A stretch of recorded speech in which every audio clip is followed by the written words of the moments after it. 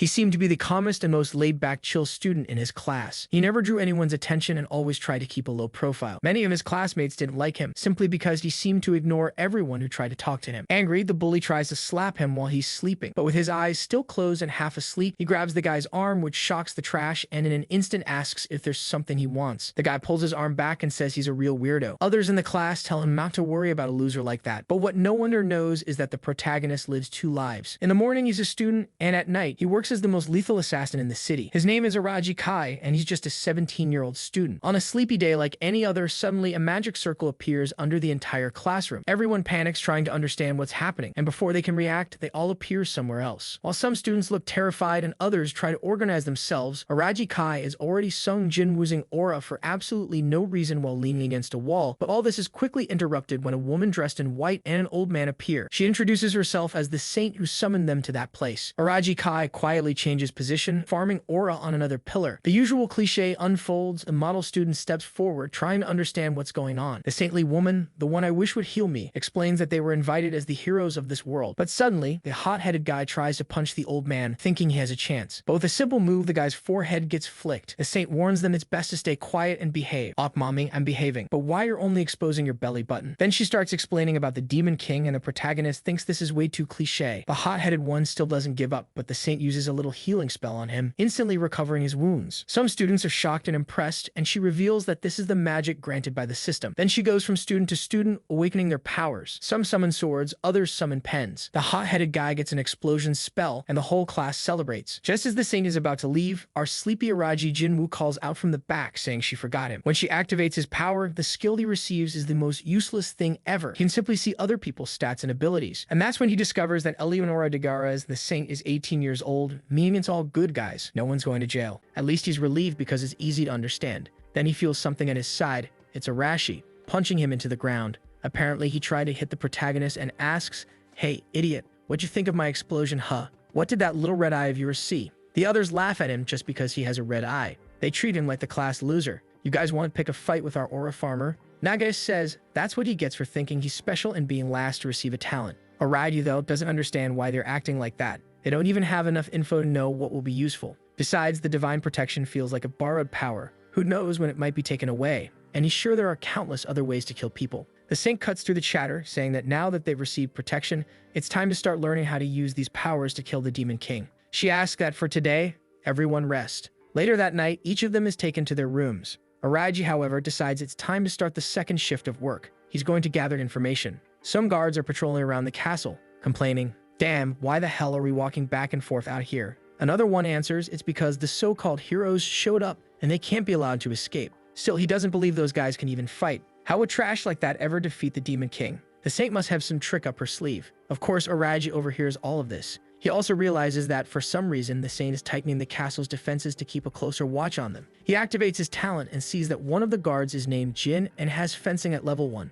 Then he bolts like Naruto, thinking they can't detect when he uses his ability. He manages to get a rough map of the castle's layout and notices how heavily fortified it is. In front of a huge gate, 2 soldiers stand guard. Escaping this place is going to be harder than he thought. While sneaking across the grass, he stumbles upon 3 girls chatting in the middle of the night. The brunette on the right says maybe they shouldn't be doing this. He'll get mad. The one on the left insists it's fine, they're only practicing a little. Nagae lifts up her flames, saying they all have to understand. Nobody's able to sleep anyway, and a bit of training will be great for strengthening their powers. Soon they're at it. Fire, plants, water, all flying around while Araji quietly watches. They're using divine protection, and he's curious to see how it works. But suddenly, something rushes past him, giving him a strange sensation. One of the girls glances sideways, wondering what that weird noise was. Before they can figure it out, a huge beast bursts out of the bushes in front of them. The 3 freeze in confusion while Araji wonders what kind of lizard this is. He's never seen this species before. He uses his power and learns it's a 4-year-old lizard Val, aggressive but without any special abilities. The problem is that its stats are way higher than the girls. The monster raises its head, inhales, and unleashes a roar. The girls start running, but the creature charges right after them, while Araji observes from a distance. Its aggressive nature drives it to attack without hesitation. It moves quickly, but its legs only carry it straight forward. No strategy, no real intelligence. Araji decides to test its skin's durability, so he throws a knife. It hits, drawing only a shallow cut. The beast halts for a moment, and Araji notes the throw was effective, though the wound wasn't deep. The trio is sprinting in panic when Nagae stumbles on a rock and falls. She's scrambling to get up, but the lizard is already closing in. Seeing how near it is, she screams desperately, but the creature is already swinging its claw. She raises her arm and cries out for help, when suddenly, boom, the beast collapses dead right in front of her. She's left shocked as the other two rush to pull her to her feet. They wonder who saved her. Either way, whoever it was, they'd better get moving before more monsters show up. Aristocrat stands off to the side, farming aura, thinking, I had no reason to save them, but I would have felt guilty ignoring it completely. So it looks like monsters really do roam this world. Things aren't going to be as easy as I thought. Just then, he senses something off and hides behind the fallen lizard, trying to figure out if someone else is there. Realizing he needs to return to his room, he slips away. But behind a pillar, a hooded figure steps forward, places a foot on the lizard's body, and mutters that he thought these heroes would be a disappointment. But one of them carries the same scent as him. Next chapter, the monster's carcass lies sprawled on the ground, and everyone is left shaken. Gaius tells everyone that this creature was found close to the castle. The group is lost in thought while another student is already crying in despair. The old knight explains that the Demon King drives monsters insane, making them crave human flesh. These are exactly the kinds of creatures they'll have to learn to fight. Then the blonde boy who was inspecting the body says it looks like some kind of magic was used to finish the creature off. Probably someone nearby was interested in the hero's powers after learning the candidates had appeared. He even uses the word sorcery, and Aristocrat wonders if that's different from magic. Mido jumps in, demanding to know what this business is about monsters being controlled by the Demon King. The blonde explains that powerful demons have servitude magic, which allows them to control weaker creatures. Basically, he's saying the Demon King is extremely strong and controls everything. But the old knight cuts him off, saying not to listen to that weirdo. Aristocrat already knows who he could ask for more information, but he's also worried about the idea of this monster having been controlled. He remembers when he saw the monster's profile earlier. It showed that condition, and now it makes sense. That murderous intent he felt must have come from a demon. He has to be careful. He barely noticed that presence, and only for a moment. Whoever it was could even be among them right now. Suddenly, he feels something watching him from behind, and a voice says that this fear will only lead him to death. Aristocrat is shaken, while Arashi loudly declares that nothing has changed. He just has to kill these demons as fast as possible and get back to his country. For once, the classmates actually agree with him. They know they have to get stronger because fighting is their only choice. The poor side characters are trembling, knowing they're just cannon fodder waiting to die. Aristocrat realizes that reality is finally sinking in for all of them. That's when Leonora steps forward and tells them not to be afraid. All they need to do is learn how to use their powers. They were chosen as hero candidates, and their growth rate is much faster compared to the people of this world. A week passes after the training begins. Flipping through a book, Aristocrat mutters, well, I can understand all the words written here. Honestly, it's already strange that we can communicate so easily. I look outside the window and see everyone having fun. It looks more like an amusement park than a group of heroes in training. At first, I thought my divine protection, the Eye of Judgment, would be useful in battle. But the truth is, it's useless so far, and I've only been allowed to stay in this library. The saint had even said, how about you read a book, boy? And of course, the whole class laughed at him. He thinks to himself he really should have let the trio of girls die back then. But something doesn't add up. This is too suspicious. If they're so worried about monsters, why is there nothing in their history or culture about demons at all? Watching the training, he notices that just like Leonora said, everyone is improving at an incredible pace. The strongest are Narumi, Arashi, Kenzaki, Hashimoto, and Nagas. But even more than them, there's one person growing at a truly insane rate. Someone attacks, a sword spins out of his hand and sticks into the ground, and the soldier immediately surrenders. Of course, it's Mido. He thanks everyone for their advice and says it's thanks to them he's growing so fast. Aristocrat checks his stats. Mido is already rank A in attack, and his divine protection is level 8. Aristocrat thinks, unbelievable. Just a week ago, this guy's stats were low. Even among us who are all growing quickly, this guy stands out as a real genius. But could it be that divine protection affects more than just power? The classmates walk up to the protagonist and sneer. Hey, look, there's the loser. Get out of here. Go read your little books. Aristocrat just thinks to himself, everyone's the same as always, looking at me like they're trying to humiliate me somehow. And now, after getting these powers, they're only getting more reckless. One guy stretches out his hand, asking why he's being ignored. But then something brushes his foot, and suddenly that fool sees himself flip upside down, while Aristocrat calmly asks, what happened, Muda? You tripped for no reason? You alright? The poor guy has no idea what just happened. That's when Arashi steps in, telling everyone to calm down, because they're coming. The Saint and Gaius appear, watching them all. She praises their work and says they've been developing faster than she expected, which is why the time has come to move forward with the plan. Narumi immediately asks, you crazy saint, don't tell me you're gonna ask us to kill the Demon King already? She replies, of course not, she wouldn't go that far yet. All she wants is for them to start training by fighting monsters. The group is hesitant. No one's eager to put their life on the line. Aristocrat, though, looks more worried than anyone else. In reality, he probably won't even have to fight, so he should just relax. Next chapter, they're explaining how the combat exercises will work in the forest. The place is full of obstacles. so they won't be able to move in big groups. That's why they'll be split into teams of 2 or 3. Right away, the eager girls jump in. Mido, can I go with you? I want to go with you too. He of course accepts. The guy's got women clinging to him, the harem practically building itself. Meanwhile, poor Arashi ends up stuck with a bunch of guys around him. Narumi uses his pre-boy charm to pair up with a purple-haired girl. Gaius beams, saying everyone's formed incredible teams. But there are still 2 people standing off to the side. The blonde girl admits it looks like no one wants to team up with her. Apparently, it's because everyone's afraid. She tells Araji they don't really have a choice, so they'll have to go together. He says he doesn't mind, while thinking it's odd that he got paired up with Kenzaki Rin of all people. She's confident that her personality feels somewhat dull. On top of that, she's prideful, the type who won't let anyone block her path. She glares at him and asks, "What are you staring at, loser?" Araji just turns his head slightly and answers, "Nothing important." She turns away too, and it already feels like they'll make a solid pair. Then the Sing announces a special mission. Whoever kills the most creatures will receive prizes. With that, the tests begin. Inside the forest, Araji trails a little behind, while Kenzaki declares her ability is superior to everyone's, so he should just stand back and not get in her way. Araji shrugs. "All right then, go ahead, strong girl. Handle it." She looks a little hurt and asks if he has no pride at all, saying something like that. But he's thinking he doesn't care about any of it. He's more interested in observing her combat skills. After all, he's already sensed 4 strange presences surrounding them. Suddenly, a shabby goblin shows up, and Kenzaki asks if that's the monster they were supposed to fight. The creature approaches, but she simply stretches out her hand and orders it to kneel. Immediately, it slams face first into the ground. Araji is impressed. Her domination ability really is powerful. Basically, any command she gives directly influences her target's actions. But Araji points out there are still others around them. She orders the goblin to drop its weapon and put its hands behind its back. Soon enough, though, sweat beads on her forehead, and Araji asks, "What's wrong? Already tired?" She admits she can't keep using her blessing for very long. Araji understands it must consume a lot of mana. Araji warns her it's better to finish that one off quickly because more creatures are coming. But Kenzaki hesitates, saying that monster, whether she likes it or not, looked almost human, and it was even crying in fear. The protagonist tells her it's strange for her to say that since the thing literally just attacked them. Clearly, it's an enemy and there's no reason to let it live. She admits she already knows that. Araji thinks that even though she has good power, she's still too weak. She's used to peace, and in dangerous moments like this, hesitation will only get her killed. And sure enough, right in front of them, 3 more appear. Calmly holding a stone, Araji tells her, "They're here, girl." She answers that she knows, uses her word magic again, and the 3 drop to the ground. Araji doesn't move. He just asks, "So, what are you going to do now? Tell me." She snaps at him to stop standing around and do something to help her.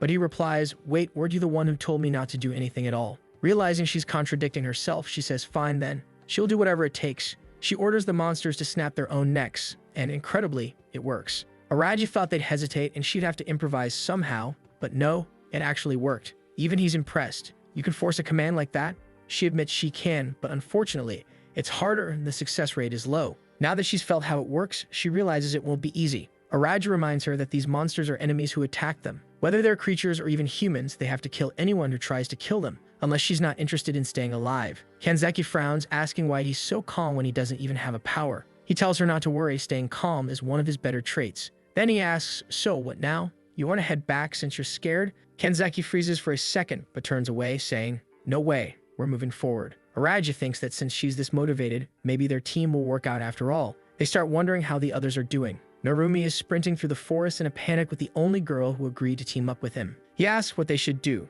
and she admits she has no idea. She thought the monsters would be weaker. Suddenly, Narumi stops and declares it's all or nothing. At the same time, he unleashes a burst of wind, she launches a rock bullet, and they combine the attacks to hurl a massive stone. But when it crashes into the creature, it doesn't do a thing. Narumi stumbles back, terrified at what they've run into. Turns out they're up against an armored bear. That's just cruel, throwing side characters against something like that. Next chapter, Kenzaki is thinking she has to give everything she has so she can return to her world and see her grandfather. She's sure he must be very sad without her right now. Araji, however, asks, "So, what's the plan, girl? Feels like we're kind of lost, don't you think?" She tells him not to worry. They're moving in a straight line, so all they need to do is keep going and then head back. But Araji responds that she's underestimating this forest. She snaps at him to shut up, and he realizes her biggest flaw is that she's overly confident and full of herself. He tells her to stop staring at him, when suddenly they both hear a scream. Kenzaki instantly recognizes it as Hashimoto's voice. When Araji asks what they should do, she says they're going to help.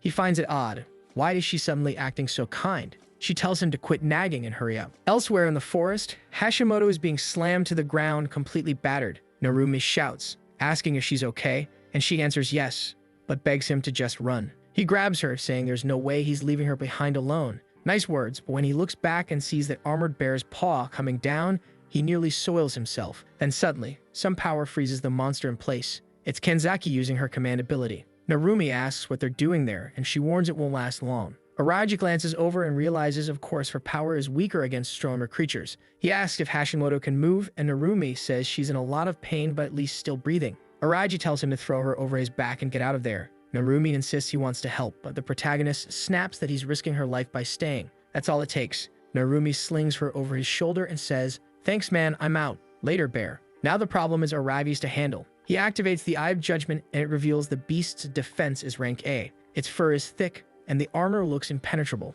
On top of that, it has the odd trait of being a mutant species. Kanzaki warns she can't hold it any longer. Arati says that's fine. It's enough. They'll run too. But as she turns, she suddenly collapses, legs trembling from overusing her energy. The bear starts lumbering closer, and Araji realizes he'll have to act. And out of nowhere, the kid pulls out a smoke grenade. Where the hell did that come from? The boy looks up his soldier. He tosses it, clouding the beast's vision, then scoops the grenade casing back up and tells her, "Relax, I'll handle this." He tells her to keep quiet. She covers her mouth, confused, asking what kind of smoke bomb that was. He explains casually, it's one he made while everyone else was training. But that's a lie. The truth is, he always came to school loaded. Weapons, knives, a smaller knife, grenades, everything. Kanzaki apologizes, calling him the stereotypical American civilian, and he asks why. She admits that she was the one talking big about saving everyone, but in the end, she was the one saved. He tells her not to worry about it, but she's blushing, saying she wants to thank him properly. He waves it off, telling her she's too soft-hearted. That's probably why so many people like her. She's about to say something else,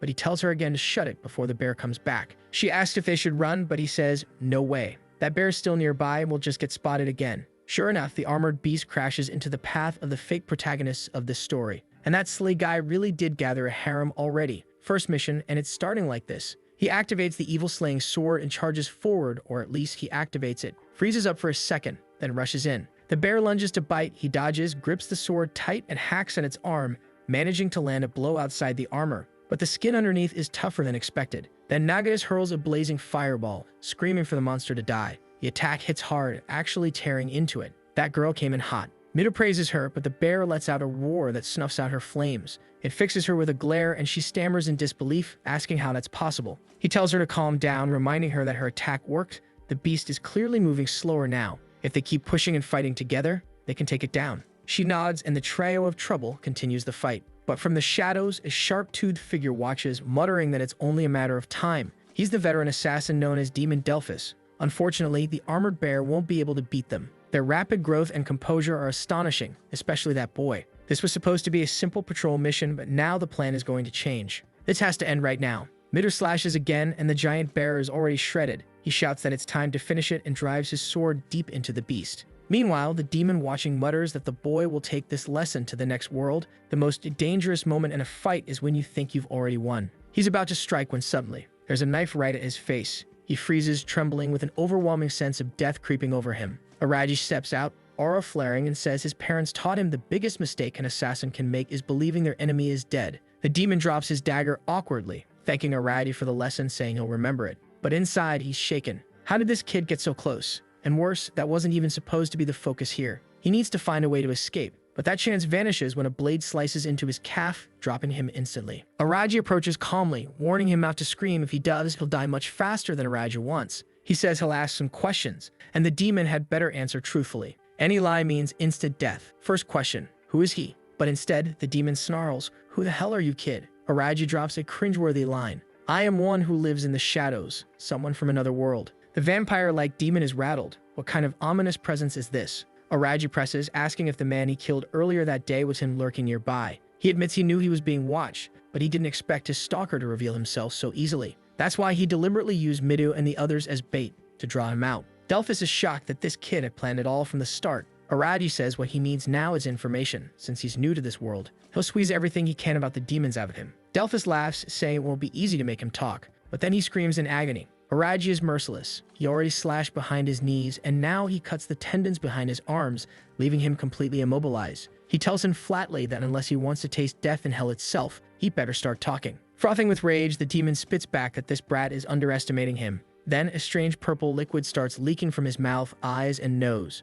Araji realizes instantly the bastard had poison ready to kill himself before revealing anything. Looks like the Demon King's army will be far more troublesome than he imagined. That's when suddenly a system general appears. Alongside her, Kanzaki steps in, spotting the scene and asking if that's a dead body on the ground. Araji clearly didn't want anyone knowing about his abilities. He immediately demands, since when rewatching. She admits she'd been there since the moment the demon hit the ground. So Araji explains the truth, that this guy was an assassin from the Demon King's army, and the strange power emanating from the bear was connected to him. Kanzaki asks if he's saying this person was trying to kill them. He answers that it's more than obvious. Of course they'd be targeted. They're the hero candidates. Did she really think they'd just live an easy life? She admits she was being naive, but asks how he noticed the assassin without being noticed himself. Strangely, Araji decides there's no reason to hide it, and reveals his family were assassins. That's why he can easily detect people in the same line of work. The claim is so outrageous that Kanzaki is stunned, blurting out that he must be insane. Araji simply replies that whether she believes it or not doesn't matter.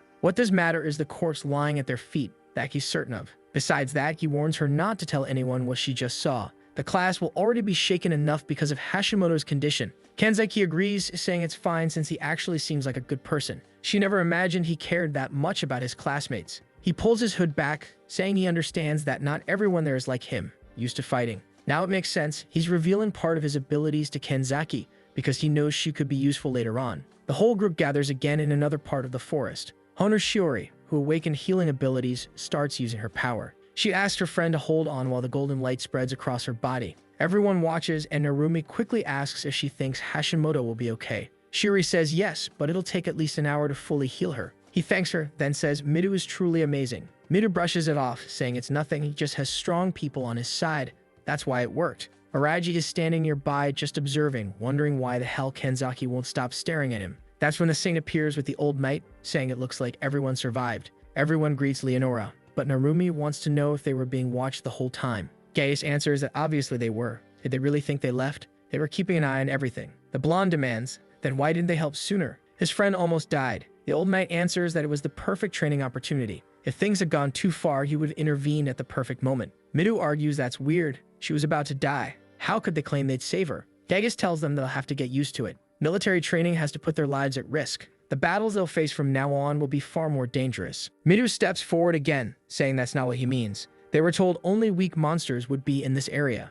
Leonora steps forward and explains that it was the work of a demonic assassin. Of course, nobody understands what that means. She clarifies that armored beasts don't normally live here, so most likely the assassin was scouting their strength as hero candidates. The old knight adds that if that's the case, then the assassin is still hiding somewhere. Leonora agrees, saying they truly need to strengthen their defenses. She urges them to understand that this is actually a good sign. They need to get stronger or soon every one of them will die. The students look uncertain. How could they possibly get stronger than this? They were already training hard every day and risking their lives. Midu tells her to stop. This is going too far. Everyone is shaken after that fight. She admits maybe it is too much, but if they don't grow stronger, they'll die. Of course, this doesn't sit well with the so-called hero, who thinks this woman clearly doesn't care about them. That's when Arashi finally reappears after so long, shouting that she summoned them here just to throw them to their deaths. In a flash, Gaius steps in front of Leonora, warning Arashi to watch how he speaks to Lady Leonora. Everyone realizes it. If they keep mouthing off, the old knight will beat them down. Midu tries to calm things, but Arashi keeps going, saying that woman must have a death wish,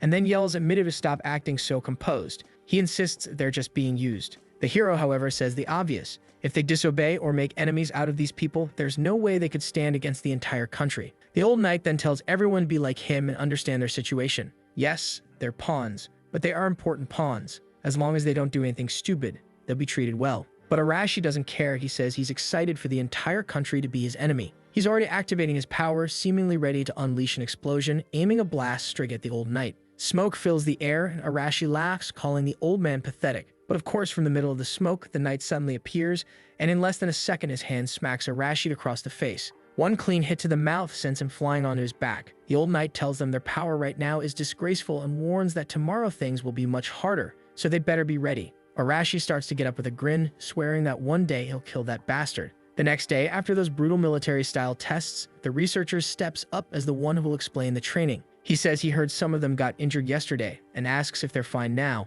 Hashimoto says yes, she was wrecked yesterday, but after being healed, she's doing okay. The blonde asks about the guy who got punched in the face. He doesn't answer, but it's clear he's fine. The blonde remarks they're lucky to have someone nearby with divine protection. Now it's time for him to explain today's training. They're standing in his research area, and he's bringing out monsters for them to practice against. Midu asks if the monsters are inside that building. The blonde just puts his hand to his eye and says it'll be easier if they take a look. The doors open, and inside the cages are tired goblins. Oh my god, put those poor things down already. They don't even deserve to live. There's also a starving lizard. And great, at least one ogre. Okay, so it's basically a whole prison full of creatures, and they're walking around observing them. The blonde explains that all of them are monsters he created himself for his experiments. And honestly, he doesn't give off good vibes at all. The saint says this is Steady's laboratory. He's supposedly perfect for training soldiers. He answers cheerfully that he's glad to help, collecting data on the monsters. But Midu already notices something feels very wrong here. Not long after, they're standing in the middle of an arena, and the monster tests begin.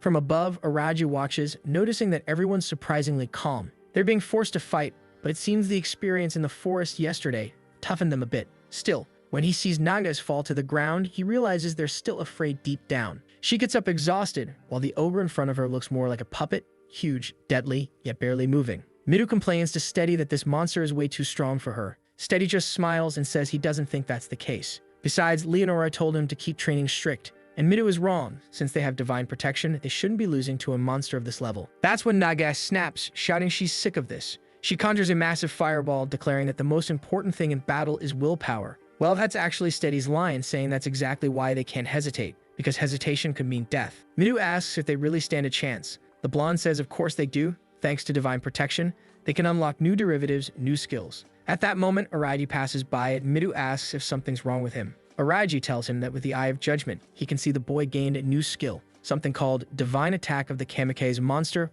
Protection Level 1. What a terrible name, he thinks. Midu, though, is eager to test it. Steady says he'll prepare something for him. Soon enough, Midu is in the arena face-to-face with an orc. He activates both his sword's ability and this new skill, and damn, the kid hasn't even started yet, and already he's forming swords the size of a building. Even the poor little orc, who's been trapped in a cage his entire life, is trembling in fear at having to face this. But Midu steps forward without hesitation, saying he can't afford to show mercy. Damn, I actually felt bad for the orc. The poor creature tried to get up, but Midu just slashed its arm. The monster writhed in agony, only for him to deliver another blow that sent its head rolling to the ground. From a distance, Araji notes that with power like that, the armored bear they faced before would have been wiped out easily. Now he's eager to see if his judgment eye will eventually grant him new abilities too. Looking around, he realizes Midu isn't the only one who got something new. Arashi has awakened the protection of the landmine. Not that Araji is thrilled to help him, but at least he now knows divine protection powers can evolve. That means everyone is only going to keep getting stronger, and he can't always rely on what he remembers from his own world. Night falls and everyone gathers in Arashi's room. Narumi asks if he's serious, and Arashi confirms. The plan is to kill Gaius. After that, they'll tie up Leonora and force her to reveal how they can return to their world. To be honest, their chances are slim to none, but it's not the worst plan since clearly this world isn't treating them well. The idiots are fired up, shouting things like, "Yeah, it'll work, let's kill them all." Arashi asks Narumi for help too, saying he must be sick of those people's attitudes. Narumi asks if he really thinks they stand a chance. Arashi admits he's not sure, but insists that if everyone works together, their chances improve. Narumi is afraid of dying, but he also realizes the missions they're being sent on are far from safe. After some thought, he agrees to join the plan. Next chapter, training continues. Midu shows off his massive sword while everyone else practices honestly. Araji can't stop watching, thinking about how hard the guy works, trains tirelessly. Midu responds that he's still weak, so he has to keep getting stronger. But Araji points out that he could probably already beat half the knights in the country. Midu, however, says that's not enough. To defeat Gaia, he needs overwhelming destructive power, the kind of strength to protect everyone, no matter what. Araji asks what he thinks of Leonora and Gaius. Midu says obviously they're using them as pawns in this war. Still, he believes they weren't lying when they promised not to harm them as long as they obey. Araji then asks, "So, you're going to risk your life to kill the Demon King for them?" Midu doesn't flinch. He says yes, he's decided. But his plan is to be the only one who fights. He'll become the nation's main hero and slay the Demon King alone. Then he'll negotiate so that everyone else can live in peace. Araji says it's an impressive, even noble idea, but doubts Leonora would ever agree. Midu answers, "Then I'll swing my sword until she does." Right in the middle of this conversation, Leonora herself shows up beside Gaius. Steady greets her immediately, and she asks him to take care of everyone while they're away. Nagas blurts out, "Wait, where are you going?" Asing answers that they're heading somewhere interesting and they'll be gone for a few days. In the meantime, Steady will handle things. Without further explanation, she excuses herself and begins to leave. But someone's smiling and the atmosphere is tense. It feels like trouble is coming. In the carriage, Gaius asks if this is really a good idea. Leonora calmly sips her tea and asks what he means. He says it's obvious. He's certain that boy Arashi is plotting something. She takes another sip, unbothered, and admits that yes, they do intend to rebel. Gagas presses for the plan, and she simply says she doesn't have one. She's just curious to see how they'll try to pull it off. Besides that, Leonora says it's perfect to let them keep training and plotting while she's away. Gaius mentions that he knows they're still developing. It's unlikely, but maybe. She cuts him off, saying nothing will happen. There's no way they could ever face her directly. Some kind of contract must be protecting her, saying. Gagas agrees, and she adds that he should see this as an opportunity. Just like an artist drawing, only needing to add a little detail, she's eager to watch the hierarchy form among them. If they start a rebellion, even better. She'll crush them completely and erase their will. Besides, she's noticed other suspicious things, so for now, she prefers to let them act freely. Back in the forest, Araji is already sprinting, dodging monsters. He whips out a knife and hurls it into a beast's head, dropping it instantly. He activates the Eye of Judgment and checks his talent list. His skills have evolved. Killing that demon before, the poor bastard who didn't see it coming,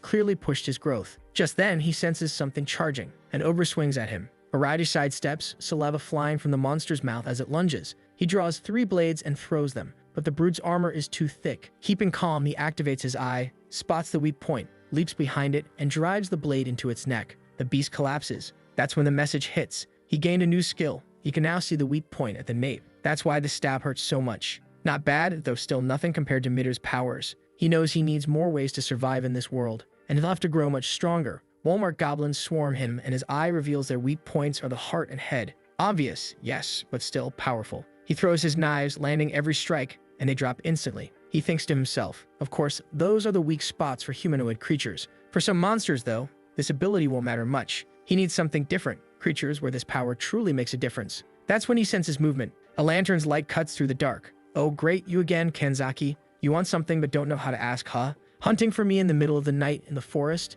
He asks what the hell she's doing here. I came to find you. You weren't in the dorms, so I figured you'd be out here hunting. Good guess. Now go. The forest's dangerous. No, that's exactly what I should be telling you. Araji reminds her he's used to the night and orders her to head back. She snaps, telling him to shut up and answer what he's really doing out here. He explains he's testing the new divine protection he just received. She looks surprised but recalls Steady mentioning such things. Curious now, she asks what protection he got. Cruel move, he reveals half a secret, which is worse than saying nothing. He refuses to tell her. She protests that he can't act like this, especially since she came out here because she was worried about him. He asks if she's really that interested in him. Blushing, she stammers that she only said it like that. He turns away, telling her to head back. He's fine and will keep testing things. She insists she'll stay with him, but then her expression suddenly changes. She sees flames rising in the forest. Through the trees, a house is burning with goblins attacking townsfolk. Or maybe other students. Could this be the first death? Someone about to be crushed? Not this time. Midori Shunju charges in, swinging his massive sword. The girl sighs in relief, thank you. But goblins close in on him immediately, only to be incinerated in a blaze. Nagas, irritated after being woken up, mutters that she was having such a nice night's sleep. So, what's going on here? Arashi says it doesn't matter. They don't have time to complain, only time to deal with it. While the fire rages, our protagonist and his partner rush forward, trying to figure out why the dorms are in flames. Monsters are everywhere, and Narumi breathes a sigh of relief seeing they're both okay too. Araji demands to know what happened. I was gone for 10 seconds and now everything's burning. What the hell went down? But no one has an answer. Araji, though, already suspects this is the work of a human. They need to track this person down fast. Suddenly, a voice remarks that his judgment is sharp. It's steady. Knew it? Could never trust that blonde. No normal person runs a lab breeding monsters for experiments. Araji asks if these creatures weren't the ones he'd been raising. Steady admits they are his little cuties he's been preparing. On top of that, he gave them medicine to toughen them up a bit. Otherwise, they'd be useless. Araji presses him, asking why he'd do this. Was he trying to kill the hero candidates? Steady explains that, unfortunately, those were orders from above. He was told to wipe out the candidates, even if it meant sacrificing his current position. He insists he has nothing against anyone there, but this was his mission, and he has to see it through. Kanzaki, confused, asks if he's saying the order came from Leonora. Steady scoffs. No, not from a viper like her. The order came directly from the Demon King. Now everyone's shaken. What kind of connection does he have with that guy? Steady says it's not hard to understand. He's been given a role as a researcher for the Demon King, which is a far better deal for him. Araji calls him out for giving himself over to darkness, betraying everyone just to run twisted experiments. But Steady spreads his arms wide, proclaiming that humanity will never understand the beauty of these creatures. He lives only to study the magnificent nature of monsters. Meanwhile, flames roar, chaos spreads, and he's standing there with arms wide open. Then he orders his creatures to attack. Goblins charge forward. Araji calls for Kanzaki, who immediately activates her power, freezing the monsters in place. She commands them to see Steady as their enemy. But Steady just laughs, saying it's useless. With a single command, her influence vanishes. Of course, he's a scientist, as if he wouldn't know how to handle rebellious monsters. The Walmart goblins rush them. Araji draws his blade, telling her to get back. One slash to the neck, another, 3 down. Steady claps, praising the scene, saying there are plenty more where those came from. Another wave of creatures comes barreling at him, but Araji stays calm. A slash across the stomach, a stab to the head, done. A golem lumbers up behind him, but Araji swings his leg in a brutal kick. The beast stiffens and collapses to the ground instantly. The kid's carrying the whole team, and now the monsters themselves are in shock. But where's that so-called hero Midu, the mighty one? Nowhere in sight. Clearly, no one knows about Araji's true power because even Steady is baffled, wondering why his monsters are falling to this boy without divine protection. Araji activates the Eye of Judgment, scanning Steady's stats. Every offensive attribute is ranked F pathetic, but then he notices the condition, half demon, and the domination skill. That's why Kanzaki's powers weren't working on the creatures. Suddenly, Steady says he didn't want to resort to this, but he has no choice. He lets out a sharp whistle. Araji narrows his eyes, asking what the hell he's doing. Steady just smiles and says, "You'll find out soon enough." Suddenly, the protagonist flinches and has to dodge to the side as a fireball slams into the ground at his feet. And just like that, damn, the guy summons a dragon. The beast immediately inhales, preparing another fiery breath, while Steady smugly declares that yes, he has a red dragon. That's his trump card. The creature charges forward, smashing through houses, sending stones flying everywhere. Kenzaki freezes in shock, saying there's no way to dodge that, but Araji reacts fast. So fast, it's almost ridiculous. Just a single step back and he's clear. He asks if she's alright and orders Narumi to take care of her while he handles this. But seriously, where's the so-called hero? Did he die? Where the hell is he? The dragon bears down on him, ready to finish him off, and that's when Araji spots it, the weak point beneath its neck. Finally, his ability has found a real purpose. As the beast shoots past, he ducks under and slashes at the spot, but his cheap dagger snaps on the first strike. The dragon barrels past, its bulk crashing down, and Araji realizes that with his current power, there's no way he can end this fight alone. Just as he wonders what to do, Arashi makes his flashy entrance. He leaps from a rooftop, smashes the dragon across the face, and lands near its knee, grinning, asking what the lizard thinks of that. The dragon answers with a fire blast to his face. Surprisingly, instead of being roasted, he just ends up singed, a little smoky but standing strong. Seeing this, Araji thinks to himself, this bastard really did get solid powers, strong and tough. Arashi smirks, saying it hurt. But before he gets carried away, Araji steps up and tells him to listen. They'll have to work together to bring this beast down. Of course, Arashi scoffs, asking why he'd ever need help from trash like him. Araji stays calm and admits it's because he can see the weak points, but he doesn't have the strength to hit them properly. Arashi sneers, saying it sounds like the rookie's begging for help, not that he's interested. But Araji just warns him an attack is coming, and sure enough, the two of them leap aside as the dragon's massive tail sweeps past. In midair, though, the beast is already preparing another breath, and this time Arashi takes the full blast. He's scorched badly, almost done for. Araji asks him flat out, "So, you think you can do this alone?" Arashi, surprisingly, doesn't hesitate. He admits he can't. He asks where the weak point is. Araji explains it's in the scales just under the neck. Strike that exact spot, and it'll take far more damage. If he combines it with his destructive explosion, the beast will fall. Arashi nods, saying fine, and he'll trust him this time. From a distance, Steady shouts, confused why the dragon has stopped moving. Then he raises his voice like it's a duel in Yu-Gi-Oh, commanding the red dragon to kill him. The beast roars, the wind alone knocking them off balance, sparks filling the air as his voice shakes the ground. Araji dashes sideways, throwing knives to draw its attention, trying to create an opening for Arashi. The dragon snaps at him, but he keeps slipping just out of reach, forcing it to follow. Meanwhile, Arashi circles toward the neck, sliding into position with a smirk, saying he knows what needs to be done. He ducks low, activates his destructive explosion, and slams the strike right into the weak point. The dragon shrieks in agony before crashing to the ground, defeated. Steady can't believe his monster has fallen. Arashi grins, boasting it was too easy. Araji, unimpressed, tells him for someone who just got roasted, he sure talks a lot. Then he turns to Steady and asks if he still wants to keep going now that his trump card is gone. Steady insists yes, he still has countless other creatures, until he realizes every last one he brought is already lying dead on the ground. And of course the missing hero Midu finally shows up, not from fighting the dragon, but surrounded by 4 girls. He smugly says, "Looks like the only one left is that bastard." Steady thinks about running, but just then Narumi appears at his side, saying he's not going anywhere. Startled, the fool stumbles like a complete idiot, nearly falls flat, but gets caught by a water spell. As soon as he lifts his head, a sword is already pressed to his face. Araji glares at him, saying this bastard wasted the whole night that should have been for resting on a pointless fight like this. Steady panics, begging for calm, promising to tell them everything if they don't kill him. But suddenly, his eyes turn red. No one understands what's happening. Then purple tears stream down his face, and just like that, he's dead. Araji comments that he must have been under some kind of curse. Mido guesses it's because he was about to spill information. Meanwhile, Arabi's mind lingers on the Demon King. The enemy never stops, always sending someone after them. A day after the incident, someone says it's unbelievable. It's the Saint Leonora looking troubled, saying she's deeply concerned that something like this happened while she was away. Narumi shoots back that she should take responsibility, since she was the one who left Steady in charge of everything. Leonora laughs softly, apologizes, calling it a misunderstanding. She explains she never thought a demon tamer that weak could cause so much trouble. That's all she meant. The meaning is obvious enough. Nagase asks if she already knew he was a spy and still allowed him to act. Leonora only repeats that she warned them training would grow harsher, and this was part of it. One of the students snaps back, calling her a witch, asking if she realizes most of them nearly died in their sleep. Gaius cuts him off, telling the child to control himself and blaming him for being careless while sleeping. Araji knows it's insane, but in a way, they're not wrong.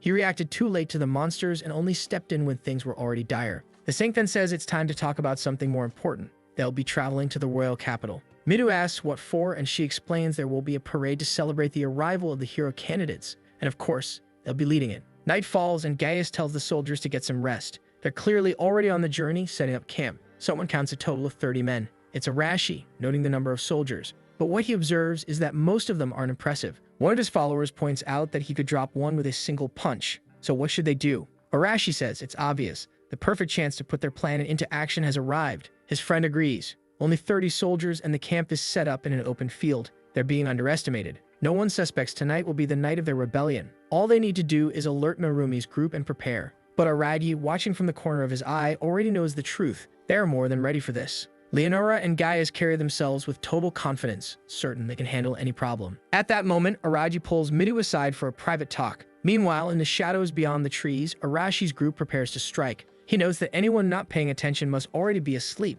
making this the perfect opportunity. Narumi agrees, giving the order to begin. But just as they move, Midu and his group step into view. He takes a step forward, declaring that he heard about their plan to kill Leonora and Gaius. Naturally, Arashi demands to know who the bastard was that revealed it. Midu just says he overheard while passing by. Nagas asks if they're really plotting something this insane. Sure, Leonora and Gaius are a pain, but this crosses the line. Arashi snaps back that the insane ones are them, for seriously thinking they keep obeying and serving as lapdogs for those two. Midu admits the situation isn't exactly good for them, but insists they need to find another solution. Arashi snaps back, telling him to come up with a better plan then. Midu says his plan is to become strong enough to defeat the Demon King alone. In exchange, he'll demand safety for everyone else. Arashi laughs, telling him to wake up like Leonora would ever listen to something that ridiculous. But Midu insists that once he has the strength to make it happen, he'll also have the strength to negotiate. Even so, Arashi responds that it's out of the question. He doesn't want some so-called hero protecting him, so Midu better step aside because he's not taking back what he said.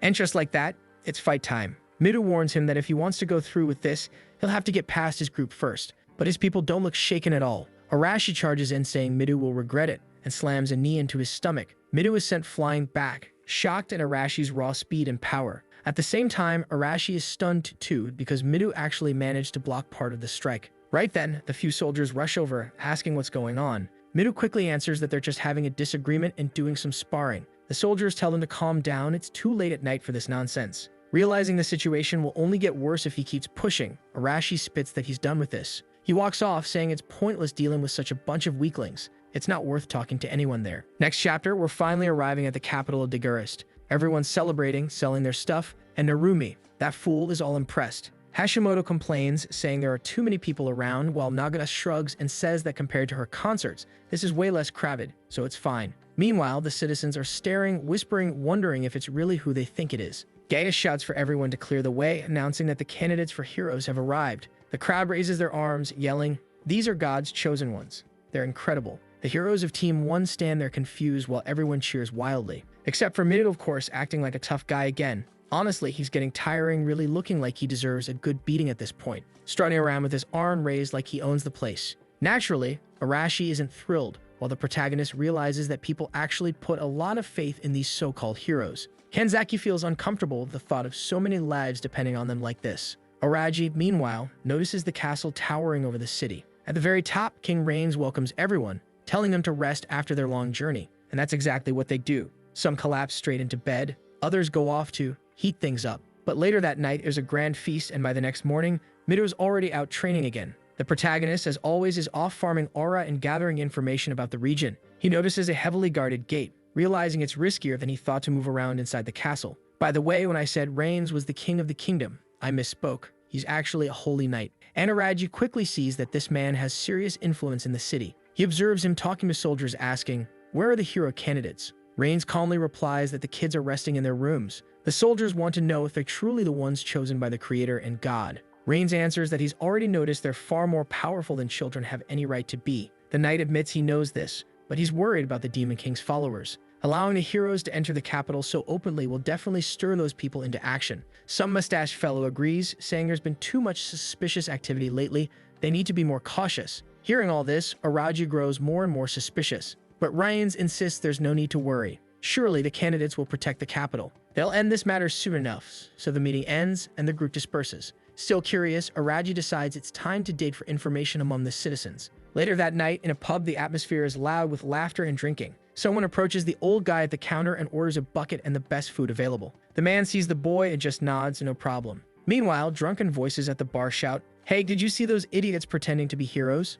Just a bunch of stupid kids." A blonde guy snaps back, "Don't trash them like that, man. We have to trust the saint. Unless you want to hear the church nagging you non-stop, right? That clears things up. The church holds real power here. It seems people fear the church even more than the king or nobles." The old man slams a mug on the counter and serves him. The boy takes the chance to say he wants to discuss a few things, like he's new to this country and doesn't know much yet. He's been hearing talk about the Demon King's followers. So who exactly are these people? The old man scratches his ear and says, "Well, you already know the country's at war with the Demon King's army, right? And from what they say, that guy is terrible. He's got powers that easily tempt greedy humans, so a lot of people end up corrupted. From the looks of it, some of those working for the Demon King are even among the nobles." Aristocrat says that's truly awful, while thinking to himself that this place feels like it has some kind of terrorist organization. Walking through the city, he realizes that everyone genuinely believes the heroes will defeat the Demon King. That faith, along with the existence of his followers, is exactly why the hero's presence makes everyone restless. Suddenly, Kanzaki shows up,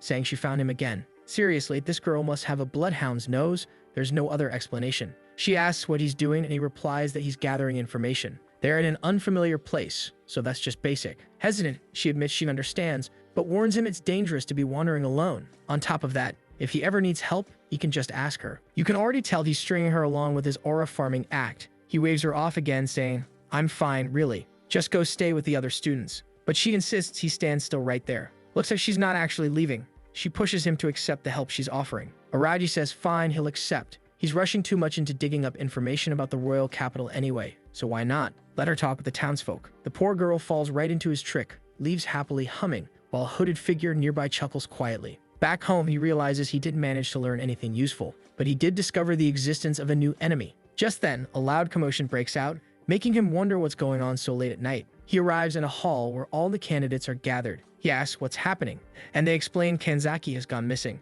Ronia was the first to notice, since they're roommates and now everyone's out searching for her. Aristocrat realizes that no one noticed he'd been gone except Kanzaki herself. Really?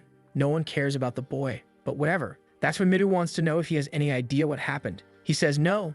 Unfortunately, he doesn't know anything. He was sleeping in his room. Mido looks downcast, then tells everyone it's obvious she isn't in the castle. With dawn about to break, they'll have to start searching for her. Honestly, they should be searching at night. The girl could be suffering all kinds of cruelty right now, and they're going to wait for the sunrise. Nivese agrees, while the protagonist thinks it'll be too late. Still, he understands that most people must be asleep at this hour, though deep down he knows delaying is the worst thing they can do. So he heads outside to search. They go back to where he had run into her earlier and find her student ID card lying on the ground. As he bends down to pick it up, 4 men suddenly appear, coming at him from all sides. The protagonist dodges the first, stares him down, startling him, then grabs his arm and pulls him into another, making them crash into each other. Spinning around, he kicks another one straight in the face, sending him to the ground. A brawl breaks out, and within seconds, the last one left is trembling. Aristocrat tells them they're poorly trained as spies and lousy soldiers on top of that. They all seem like ordinary humans, so what are they doing here? The man hesitates, but Aristocrat warns that now he'll have to spill everything.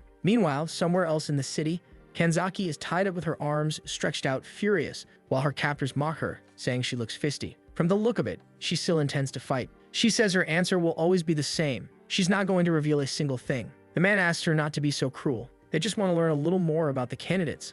And obviously, right? Villain in a Japanese story, what do? They immediately go for the cut. asking how long she can keep her mouth shut. But while they're plotting, they're already being watched by the King of the Pillar, who once again notes that these guys were just ordinary humans. Hard to believe Kanzaki was even captured. The strike comes sharp. 2 knives fly and pierce both their skulls. Their bodies drop lifeless to the floor while she's left stunned. Then the tough guy appears, saying, "Hey, are you okay?" She's still in shock, apologizing, but he just tells her to keep quiet, not make too much noise, and need to get out without drawing attention. She thanks him again, but right then, Araji feels that strange sensation once more. He stands and glances between the pillars, where something seems to be approaching. In an instant, a knight steps in and strikes the ground hard. And doesn't he look like Reigns? The man rises, saying it's impressive he managed to dodge. Of course, it's that bastard declaring that Araji needs to be killed, calling him far too dangerous a candidate. The protagonist remembers, so this bastard really is from the Knight Order. What's he doing here? Reigns admits it, yes, he is, or maybe it's better to call him a general of the Demon King's army. The protagonist prepares himself, thinking this cursed capital is crawling with enemies. Truly, this country was on the verge of collapse. Reigns tells him to give up. The end is inevitable, because all the candidates will be killed. As Reigns gets ready, Araji activates his eye. Reigns Walter, 28 years old. And as always, something feels off. He didn't have any ability suggesting demonic possession. Plus, all his stats were rank B. Definitely not someone to underestimate. Reigns glares again and charges, swinging his blade. Araji dodges, but in midair, the man locks eyes with him, activates a magic circle, and fires all 3 fireballs. The protagonist hadn't expected this bastard to use magic too. As he leaps away from the fireballs, trapped midair, Reigns rushes in, declaring that his end has come. Araji tries to throw another knife, but the man sneers that it's useless. He activates the eternal flame on his sword and says it's over for the candidate. He raises his weapon for the final cut, when suddenly bang! The silver one pulls out a Glock and shoots him right in the forehead. Reigns tries to form a magic circle, but the protagonist just formed an American circle instead. Poor guy drops dead instantly. I'd almost forgotten that bastard still had that Glock in his pocket.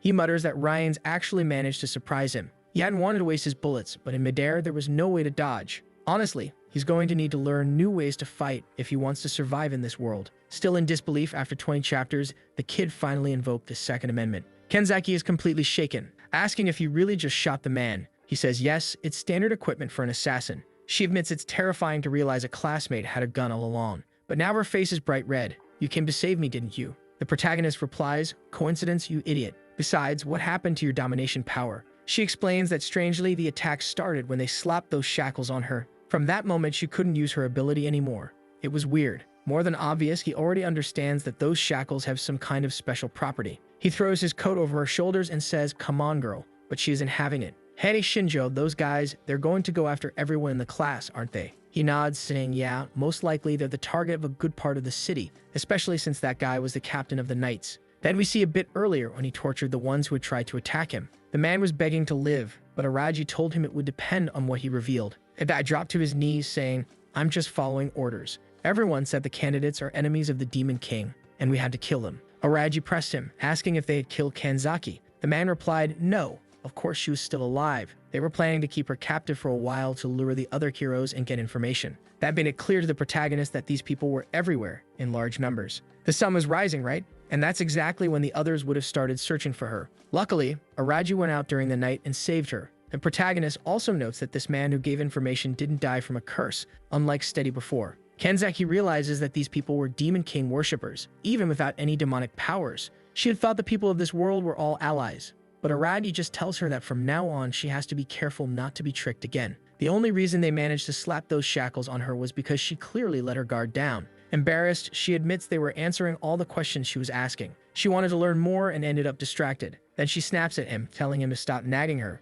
All she did was lose focus for a second. And right then, someone calls their names. It's Mido showing up late as ever. But at least he's relieved to see they're safe. He gets all cheerful and asks if it was Shinjo who found her. The protagonist says they need to talk, and Mido immediately realizes something happened. Araji explains about the Demon King's cult, this group of humans who look like worshippers of the very enemy they're supposed to kill. And obviously that makes them the targets. Mido admits that now things are complicated. Since these are humans without any magic involved, it'll be much harder to identify who they really are, unlike with monsters. Araji agrees. That's why things are about to get much more difficult. Mido says he'll have to report this to Leonora, so she can strengthen their defenses. But Kanzaki cuts in, saying she's certain that woman will just tell them to deal with it on their own like always. Mido pauses, thinks, and admits she's probably right. She won't want to help, so it'll be better if they join forces and decide for themselves how to act. Meanwhile, the entire class is still out looking for Kenzaki. But then their talk is cut short by the sound of an explosion echoing through the whole city. In the distance, smoke rises and they immediately dash toward it.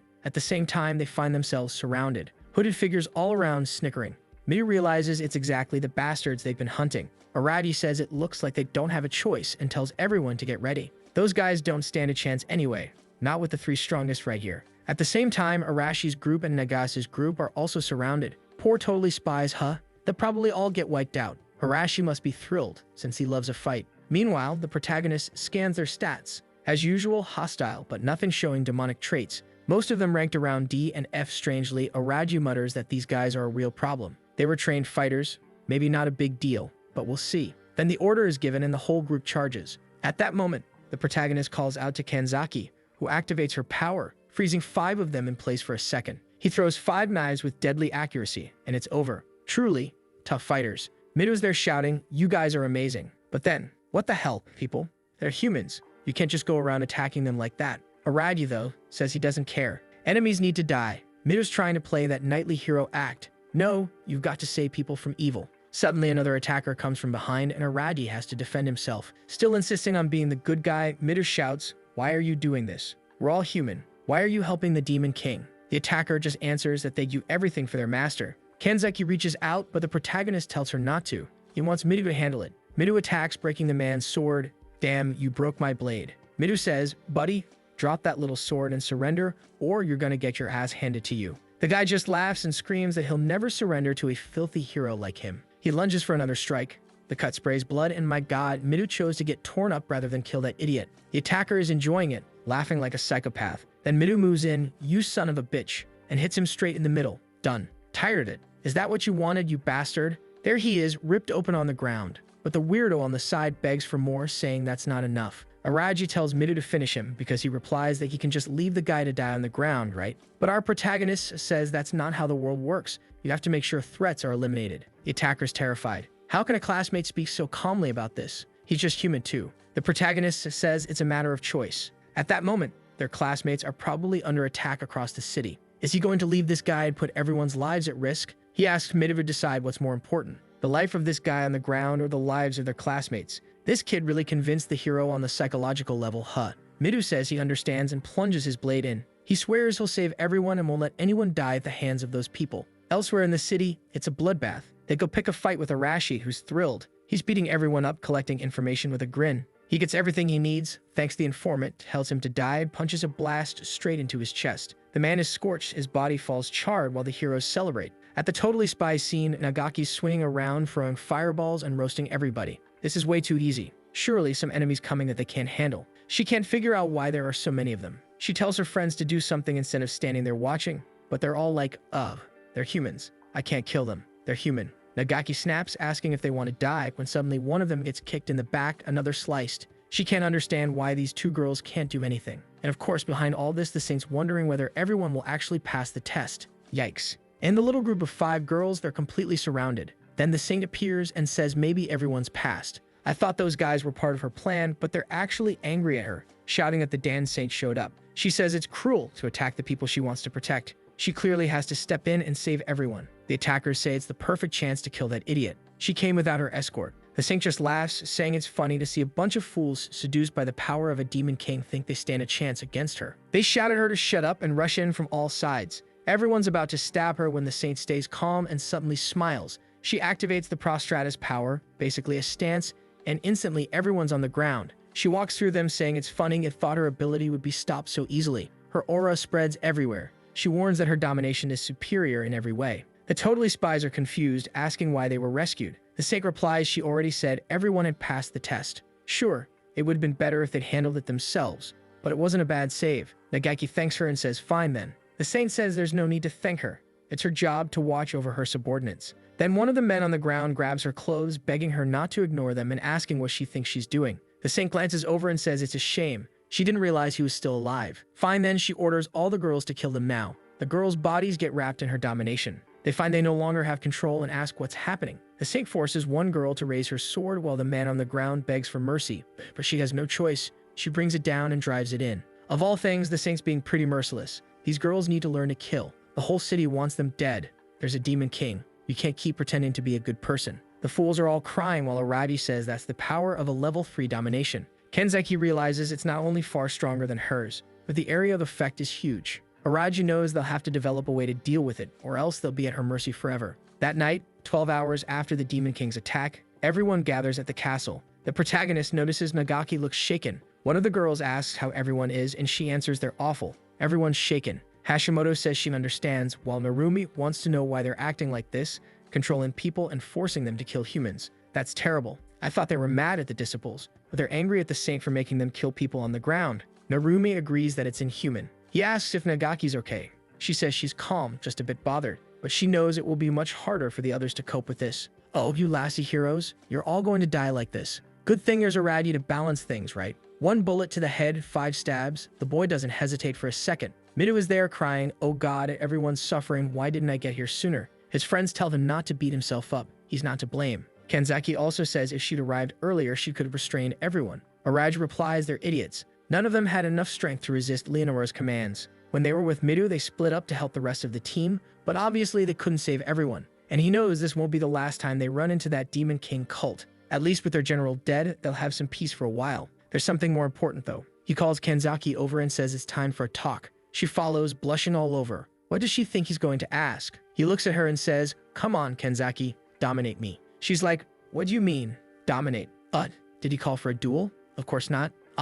What the heck? I wanted to see how that would play out, but next chapter, we're left celebrating anyway, since they killed part of the Demon King's army. The celebration was in full swing for the hero's arrival, and everyone was impressed by their power, since they had survived that last battle. Now the capital was welcoming them with open arms while the crowd cheered and stared, but Aragi found the whole thing suspicious. It seemed like what had happened was part of Leonora's plan to make the people accept them. If that was the case, then she was far more dangerous and thinking long-term in a way he hadn't imagined. Sometime later, everyone gathered in front of the castle gates. Leonora told them to return to the temple in Alpha City. Kenzeki didn't understand, but Aragi explained that was the city where they had been summoned. Midu wanted to know if Leonora would come with them. She said unfortunately she had matters to resolve from the day before, so for now they would be under Gaia's care. Nages reminded them they were being foolish. Had they forgotten that all the dormitories there had been burned down? She also noticed the other girls were still trembling. She asked Naomi if she was okay, but the girl looked completely shaken. One eye blackened, expressionless. The Saint asked if there was a problem. Naomi flinched, collapsed to the ground like an idiot, and had to be caught by her friend.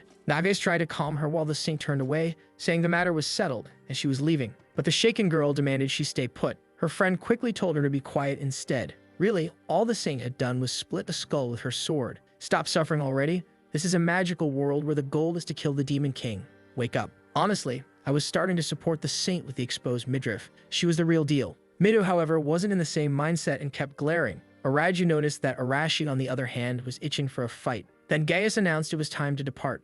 Night fell, and they camped in the forest. Once again, that little gang gathered behind the trees. As Aragi already suspected, they were planning something. Kenzeki guessed the same, but the protagonist confirmed it. Of course they were. Leonora wasn't around, and only about 30 soldiers remained, most of them weak compared to the heroes. It was the perfect chance to kill Gaius. Under those circumstances, he wasn't about to stop them. He'd just watch and see what happened. In the forest, Gaius asked if the monster that looked like a dragon was really nearby. Narumi said yes, come with him. He had seen something strange in the area. Was Gaius being tricked, or was he just playing dumb? He warned that this road led to the royal capital and would be dangerous if a dragon actually lived there. At that moment, Narumi cried out in alarm, saying the beast had appeared. Was that it? When Gaius turned to look, Arashi was already at his back. He unleashed a destructive explosion that looked like it landed full on. Narumi activated his legs and flew clear. Gaius managed to dodge, but his head was scorched and his forehead was bleeding. Arashi laughed, saying it was funny. Even his maximum explosion wasn't enough. This guy was one tough bastard. But judging by his condition, he clearly wasn't at 100%. Killing bastards was Arashi's favorite thing anyway. Gaius stumbled back right onto a landmine Arashi had planted and was consumed by flames from the ground. Arashi told him he'd been led into a trap, so he'd better realize, wherever he went, he'd end up blown apart. Even if he used mana to defend himself, the attacks were clearly hurting. Gaius admitted he hadn't expected them to use cheap tricks and tactics like this to ambush him. He really had misjudged Arashi. He spreads his arms and thanks them, saying, "Thank you very much. All I really want is to kill you." So these tactics you're seeing are all part of the plan. Right then, the rest of the Walmart adventurers show up behind him. Gaius stands, plants his sword to his forehead, and Arashi orders everyone to advance. That bastard was going to die today, and nobody was to show mercy. Gaius answers that it looks like there's no way to stop them. He reaches into his pocket, pulls out a little blue sphere and tosses it into the air. It bursts like a firework. Midu and Kanzaki are baffled while Arati thinks Arashi slipped up. The camp soldiers see the signal and start looking around, wondering if their guide has disappeared. They assume he might be under attack and run to check. But at that moment, Araji arrives and slashes a throat clean. One guy tries to fight back, but Araji gets close and tells him it's nothing personal. Unfortunately, they have to die. Damn, Araji really gets involved. The attackers curse at him, but he dodges another strike and delivers a brutal blow under a chin. He throws one body onto another, so his survivor has to grab his friend, then stabs under the armpit as he passes. The attackers can't understand why the candidates are doing this, and Arati just replies it's not the time to ask questions. It's a brutal sequence. Back in the forest, Veus is surrounded and everyone assaults him from the sides. He defends against a straight-on attack and blocks a punch from another. Narumi creates a wind spear and throws it, striking a man dead. Meanwhile, another kid channels power into his allies to make them stronger. Gaius realizes it's too dangerous and has to back off to dodge. But another kid comes in to hammer him from the side. Gaius says the kid's slow, but the attacker laughs and says that's useless. The kid's sword hits Gaius in the chest and nearly breaks. The knight can't believe these divine protections are really this strong. Then he senses something coming from his left. Arashi lands another explosive punch and hurls him back. Wow, he defended himself, but where's his arm now?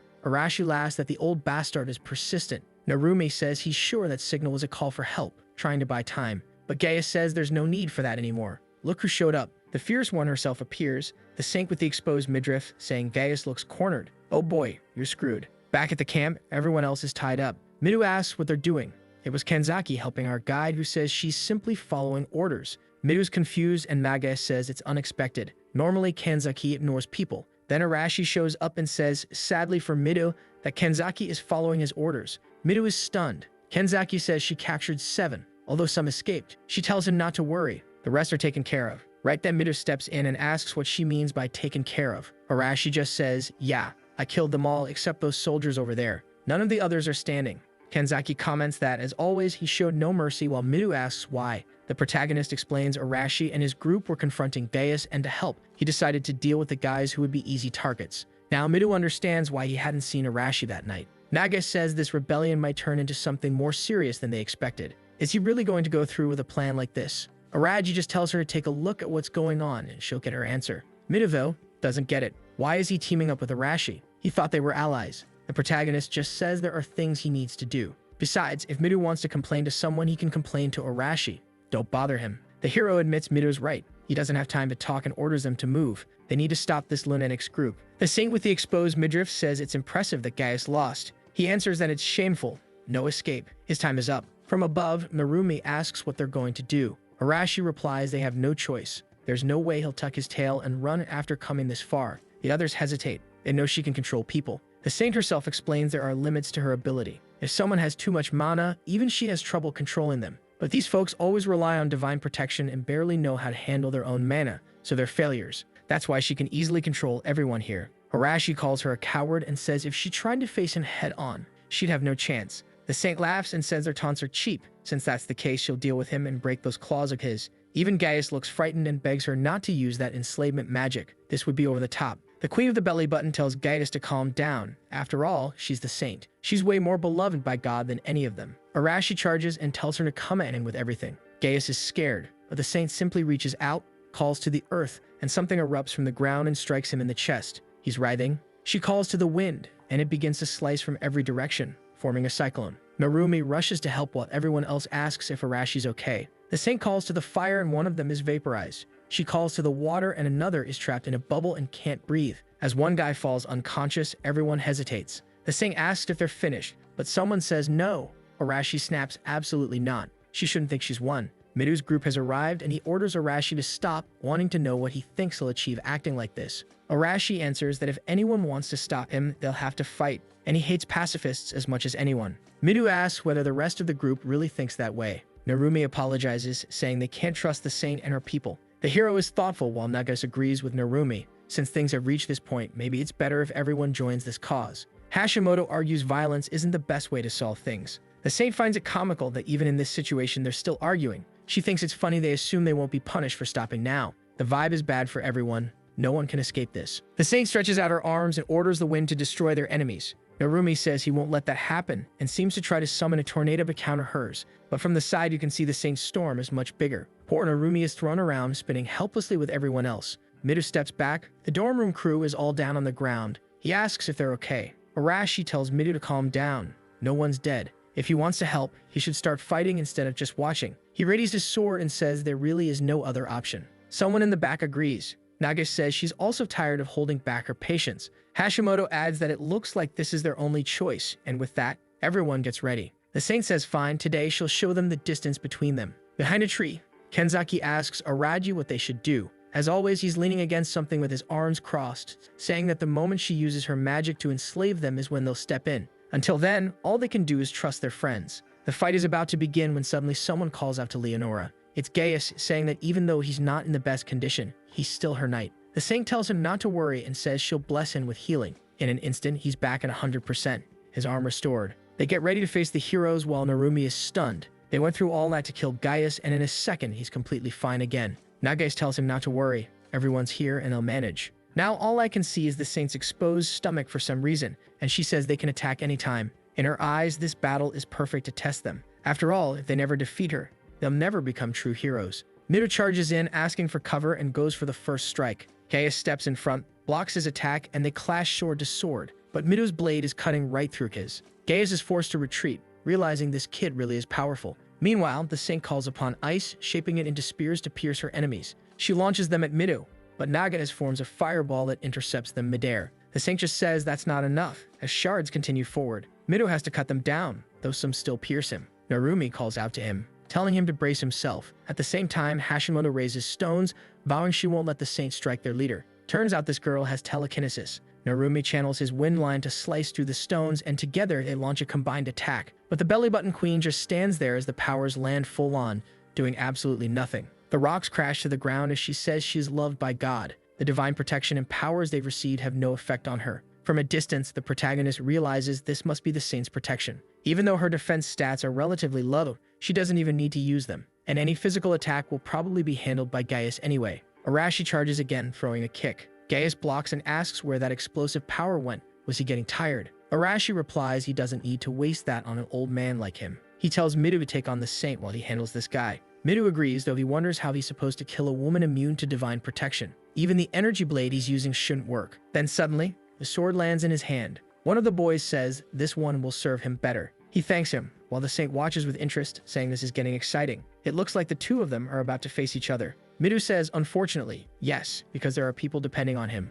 And that's why Leonora must be defeated. He charges while she keeps smiling, slashing arcs like Street Fighter half-moons. He dodges them as Nagaz, from a distance, wonders how they're supposed to help. All they can do is use their blessing powers, but they don't work. Hashimoto agrees, saying it's frustrating, but all they can do is stand and watch. No, you idiots. The saint is immune. Throw rocks at Gaius to free up Arashi so he can fight. Without meaning to, I'm pointing out plot holes here. Arashi dodges, slits past another strike, and swings a punch at the old man's face, sending him back. But the kid stays flexible, follows up with a kick that forces the old man to retreat, then drives a solid blow into his gut. The blast of force hurls him away. Arashi mocks him, asking why he's moving so slow. He thought his wounds had been healed, but clearly he hasn't regained all his strength. The old knight retorts that Arashi's at his limit too, and he can't rely on the divine protection he once had. Meanwhile, the saint launches 3 fireballs at Midu, forcing him to dive aside. He knows at this pace he can't win. None of his attacks are landing. He needs another way to defeat Leonora. After evading again and standing face to face with her, she says it's just as expected of Midu.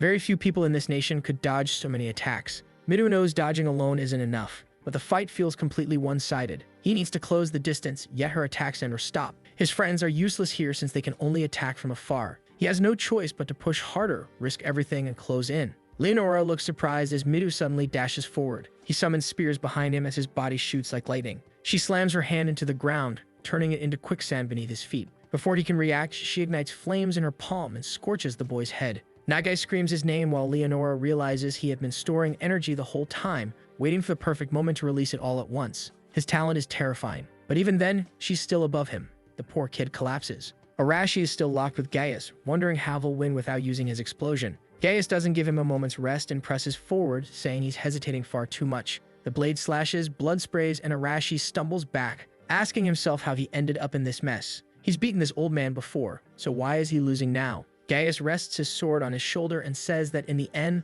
the boy's still an amateur. This is what happens when trash like him can't use divine protection anymore. But Arashi thinks differently. He was never that kind of person. He doesn't need explosions or divine power to show his strength. He forces himself upright, even with the sword embedded in his shoulder. Gaius is stunned. The blade is lodged in his collarbone, yet he's still standing. Shocked, he barely reacts before Arashi throws another punch, this one smashing square into his face. The old knight is launched back, spitting blood. Did he just get knocked out cold from that punch? Looks like it was strong enough. Arashi grins, declaring that he's finally beaten the bastard. Meanwhile, Mido thinks it shouldn't be this way. He has to be the one to protect everyone. His friends are suffering, and he refuses to watch anyone else go through that again. The boy rises once more, lightning aura crackling around him, and the saint is stunned by his resilience. He says enough. It's time to go all out. She responds that he doesn't even stand a chance of reaching her, but in a blink he's already at her side. As she turns to look, his blade strikes and sends her flying back. Blood pours from a cut on her arm, and she wonders if she really let her guard down. In another instant, Mido is already at her back. She spins, summoning an ice barrier, but his strike not only shatters it,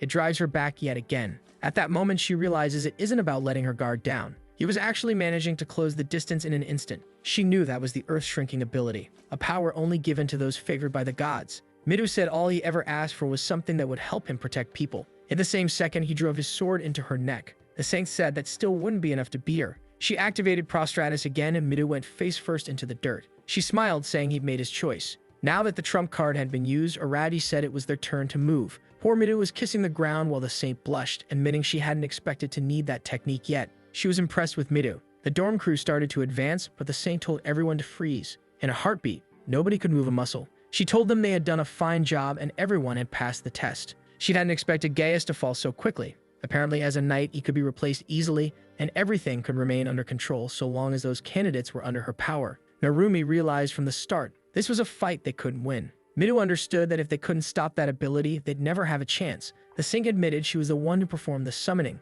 and therefore she could control them whenever she wanted. Otherwise, they'd be too large a threat to the world. Suddenly, 3 daggers flew in, and she raised an earthen barrier to defend herself. The knives clattered to the ground, and the saint said she'd been wondering where the boy had been hiding. She knew her dear subordinate had been killed by him. Araji appeared, saying he was impressed. A simple person like him had caught her attention. The saint replied that he'd been strange from the day he arrived. He'd received a worthless divine blessing like that and yet had been unnaturally calm. He didn't seem like someone without information, and she was disappointed she hadn't expected him to throw himself into a battle he could only lose. Araji said that if this was about winning or losing, he'd decide. The saint told him to prove it, and immediately froze his body. Araji stayed calm, and said this must be that subordinate type ability she used. The saint asked if now he understood how her technique worked. Boom. He takes a shot to the arm and then another. The soldier takes him down and the saint is left baffled. Araji, meanwhile, was impressed she protected her vital areas. She wanted to know how he was still moving. He'd used the subordinate technique, but the protagonist was going all out, landing another hit, another to the leg, right beside her midriff. What the heck? Wrecking the girl's look now. The saint demanded to know what power made her defenses useless. The protagonist said this was a deadly little piece from Bjork. He didn't want to use it often, so she better start obeying. The saint calmed herself and went on the offensive. Even if he didn't obey her techniques, she could still attack him. She sent a blast of fire to burn him, saying he'd let his guard down. Her expression changed when she realized the only thing left was his shirt on the ground. Araji was behind her, saying if she moved, she'd die. Classic. He'd noticed from Midu's fight that she wasn't physically strong. She relied too much on that subordinate technique, so she should give up now. The saint still wanted to know how this was possible. He told her she likely never imagined it would work, but it did. Then we go back to that moment when he asked Kenzaki for that bold favor, brought her to the room and said, "Come on, dominate me." She turned completely red. "But what do you mean? I've never done this. Are we just going to start like this?" Araji was totally confused. The truth was that he had been studying information about the techniques of this world and hadn't found anything about this subordinate business. But he did find something that looked interesting. If 2 domination-type techniques are applied to one person, the first one placed keeps working. Kenzaki understood immediately. If she dominated him, it would mean another technique couldn't control him. He replied that maybe it was a possibility, but there was a risk her divine protection was weaker, and the other would still work. She pointed out exactly that. The saint's power was far greater. Araji answered that the difference was in the skill level. Kenzaki's domination was level 1, while the saint's was level 3. Kenzaki admitted that if that's the case, she probably couldn't evolve that far. That's when Araji revealed what he'd really noticed. When they fought steady, he didn't even have divine domination at all, just a simple domination over monsters. Even so, she with her divine power couldn't take control. His technique was lower level, but because he applied it first, she couldn't break it. If her divine skill followed that logic, then maybe the saint would also be bound by it. He believed it was worth trying. Back with the saint, she said it could only be Kenzaki. The protagonist with the Glock asked if she finally figured out how it worked. That was exactly it. At that moment, he was under control. The saint bit her lip in anger, and Araji told her this was the end. Click. He cocked the Glock. But surely it must be empty, right? Actually, no. What he did was put the same shackles on her that had sealed Kanzaki's powers. Now the saint couldn't do anything, and the boy said he borrowed them from the demon cult. The saint asked what he thought he was going to do. The protagonist said she could be released if she sent them back to their world. She revealed, however, that it was impossible. The only power she had was summoning. To return to Earth required very different techniques. Araji thought she didn't seem to be lying. Nothing in her profile suggested she had such powers. He then wanted to know why she told them they would go back to Earth after killing the Demon King. She explained that bringing humans from another world consumes an absurd amount of power. All she did was pray to God using her ability, and it worked thanks to the Lord's will. She believes it's exactly because of that connection, their mission to kill the Demon King, that when they finish, they'll be sent back. Araji looked unsure and asked if she was sure. She said yes, she'd summoned countless candidates like them. The only problem was that none had ever come close to defeating the Demon King. Araji asked why he'd never heard of these people. She explained that most had died, and the few survivors were hiding somewhere. The protagonist said now he understood why no one told them anything. It really didn't look like a hopeful future. The saint then asked if they planned to stay there forever. Sooner or later, the Demon King would attack, and they'd have to fight him. This proved they had no choice in the end. She said if they wanted to survive, the only way was to help this country. She was willing to pretend nothing had happened if they would simply release her. Araji said unfortunately she would have to die, and he raised the knife. But of course Midu grabbed his arm and told him to stop. Araji wants to know why he's acting like this. As far as he knew, Midu had already abandoned those foolish ideals. Midu replies that he agreed because he thought the saint had a way to send them back home. But now he knows they can't kill her, because doing so might risk them losing their hero candidate attribute. The protagonist says they've already started a rebellion. At that moment, the saint herself says Midu is right. She let herself go too far, but they still need her to maintain their powers. Araji admits it makes sense, but there's no way he's letting such a dangerous woman escape. The plan wouldn't work twice, and all she has to do is kill Kanzaki, and then she's untouchable again. Midu, however, insists that all they need to do is force the saint to make an oath that she'll take better care of them, and then they can release her. Predictably, the rest of his group agrees, saying none of them are fighters. Plus, if they become criminals, how could they ever hope to defeat the Demon King? Even Nagas agrees, saying it's better to have her on their side than against them. Just force the oath. On the other hand, Narumi says absolutely not. He doesn't agree with trusting this woman. She's far too dangerous and should be eliminated. Midu says he knows she's dangerous, but if they kill her here, it's the end for all of them. The protagonist can only think that Midu is acting like this because he's worried about the whole class. He himself, on the other hand, is confident he can survive alone, though at the same time he knows it's reckless not to think about the future. Suddenly, his thoughts about being alone turn into action. Bang! He shoots the saint. Just like that, the belly button queen is dead, her head hitting the floor as everyone panics. Shido demands to know what Arati just did. The protagonist went full crazy, threw down a smoke grenade and told them they'd see him later. Wild. He really is insane. What a clean hit. The guy's American through and through. Of course, Midu was furious. Hashimoto said that bastard killed her when they had already decided. Nagas agreed, saying he only ever thought of himself. Narumi wanted to know why his friend did this, calling him a bastard too. Kanzaki, meanwhile, was in shock, unable to believe he really killed her. In the end, everything went exactly as he'd said. We see a little earlier when he explained how the plan would work. The main plan was to capture Leonora and figure out how to return to their world. If they discovered she had no way of doing it, then they would kill her. She agreed, and he said the moment they found out there was no way back,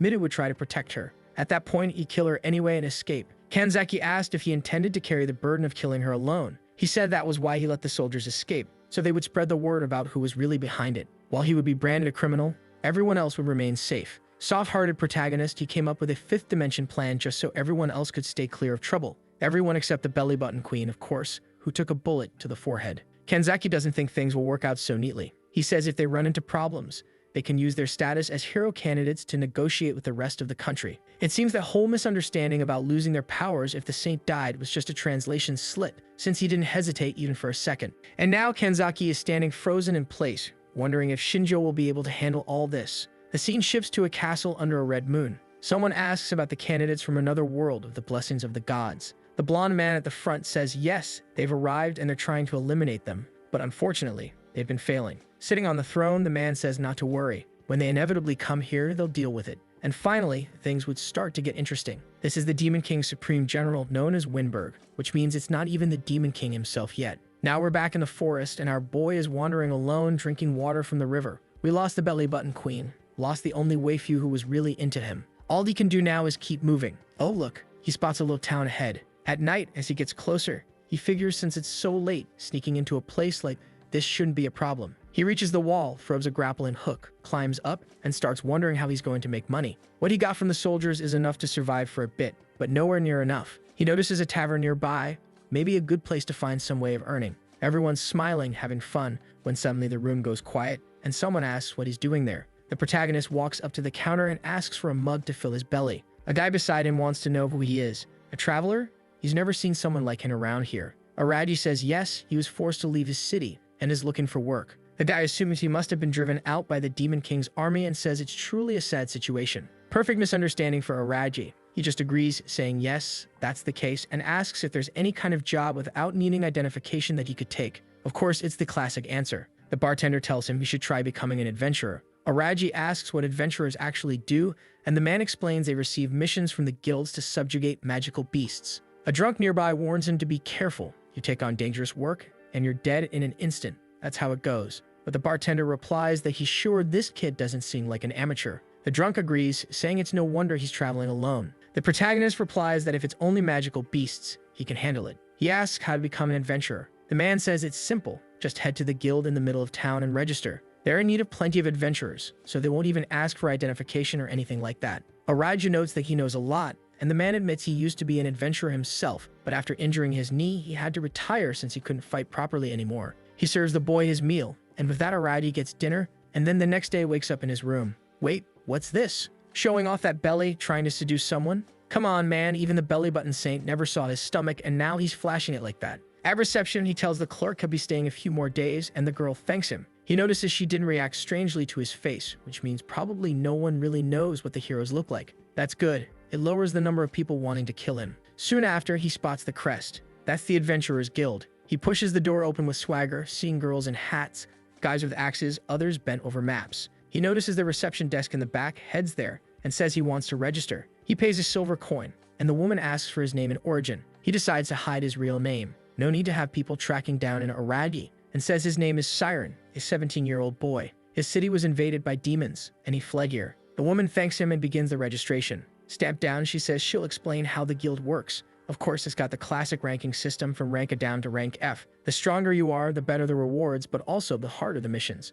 And since he just started, obviously at this moment he's rank F and can check out the mission board to see what catches his eye. He takes a look and sees that most are about gathering different kinds of medicinal herbs and plants, and only one is about subjugating kobolds. That was a type of beast he had never even heard of, but he decides to accept it. Right then, though, someone calls out to him. The Walmart gang pipes up, "Hey, old man, never seen your face around here. You're thinking of taking on kobolds? Forget it. Trash like you can't do it." Arabi's already pissed at these clowns, wondering who the hell they even are. He glances back, thanks them for the warning, but says he's not in the mood to chat. The guys get mad at being ignored, while the rest of the guild knows those bastards are always looking for trouble. One of them yells at the protagonist, saying he needs to be taught how things work around here. He swings a big fist, but Aristocrat just raises an arm and blocks it easily. The guy shouts for him to let go, but then suddenly he feels something strange and starts desperately calling for his buddies. Another one charges with a bear-like strike as the first stumbles aside. A punch comes from Arabi's left, but just a few seconds later, all of them are lying unconscious on the ground. He walks away calmly, mission paper in hand,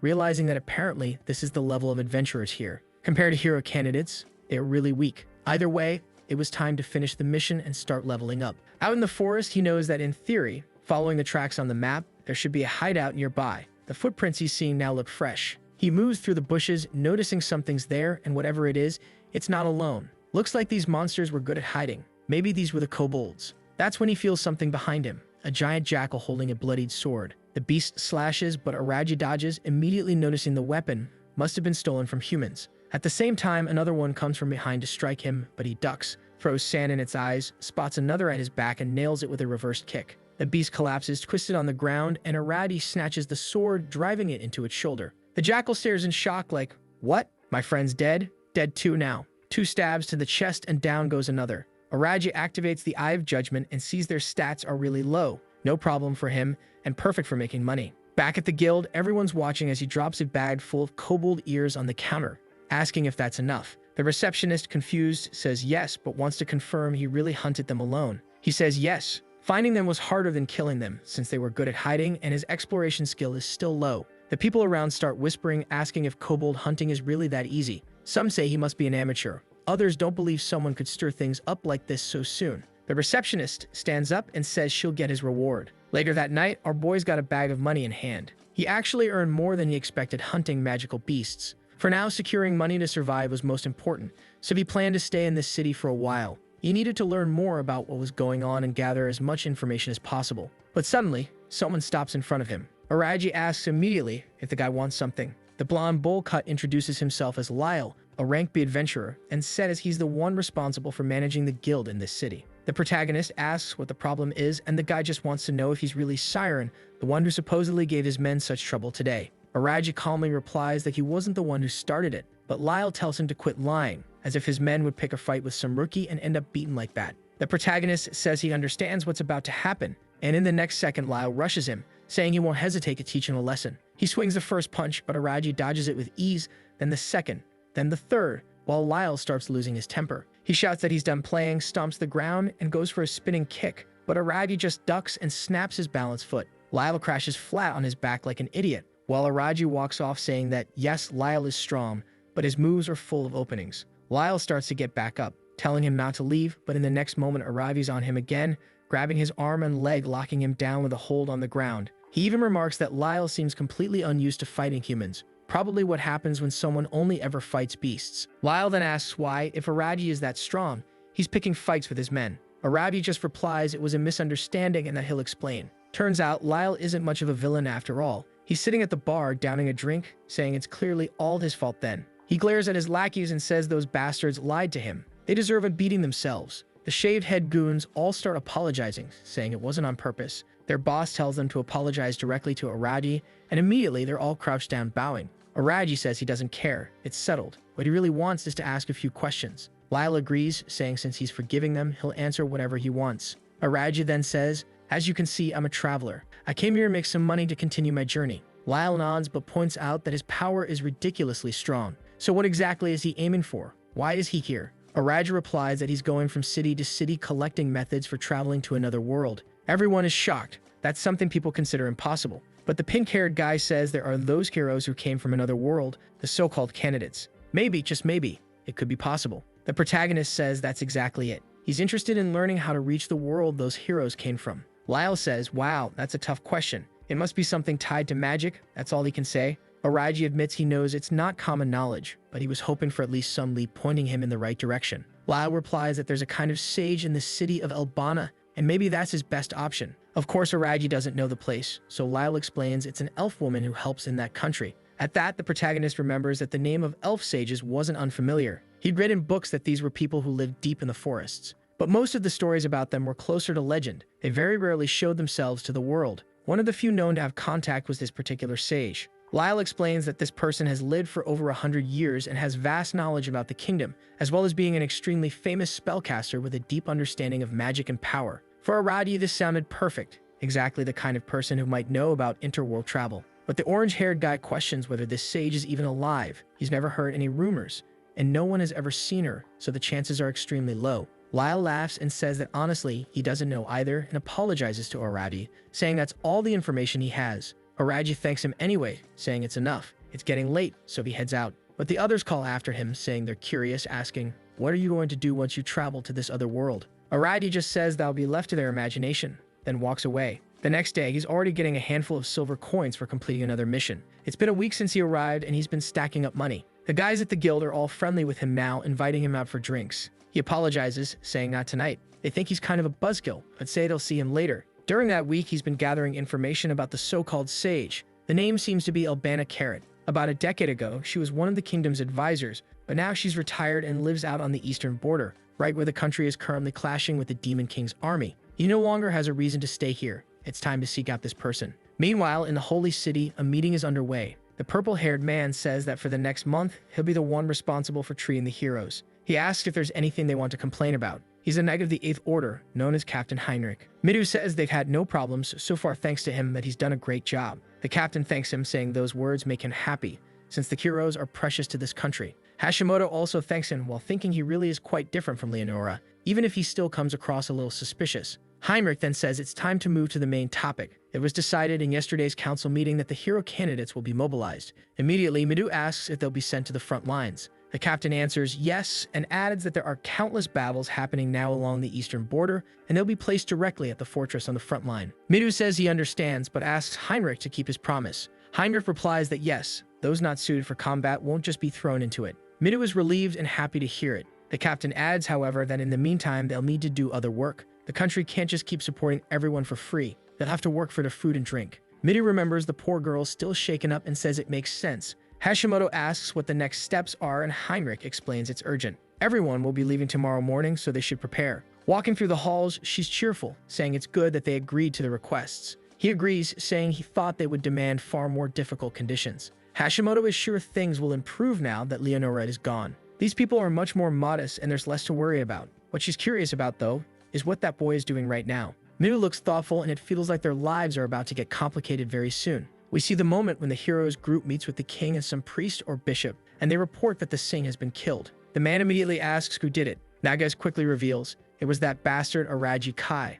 one of the hero candidates who possessed a strange power. The old man asks where that boy is now. She replies that the traitor ran away. The knights consider it, saying if that's true, they need an inquisitor to deal with the matter quickly. The old man, however, says it's an interesting story, and that it seems awfully convenient for all the heroes. Arashi immediately demanded the old man explain what he was thinking. The bishop replied that he didn't want to deny their story, but there was still the possibility that all of them together had come up with a plan to kill Leonora. One of the knights interrupted and said, "Bishop, that's not what happened. I was there and saw everything. The candidates were trying to stop the fighting, trying to protect the saint, even discussing keeping her alive when a rowdy suddenly killed her out of nowhere." Other knights nearby agreed, saying they saw the same thing. With so many voices confirming it, the bishop said that since most of her knights were reporting the same, it made sense. But then he asked, was this boy Araji really that strong? Midu answered yes, the boy was strong, and had been hiding his power the entire time. He was so strong that with just the movement of a finger, he could kill someone. The old man thanked them for their concern and led them to another room. Strangely, Kenzaki was using her ability there, and Midu thanked her, though it wasn't exactly clear what she'd done. She'd had used domination on the soldiers, but did that mean she'd have to kill them later or just erase their memories?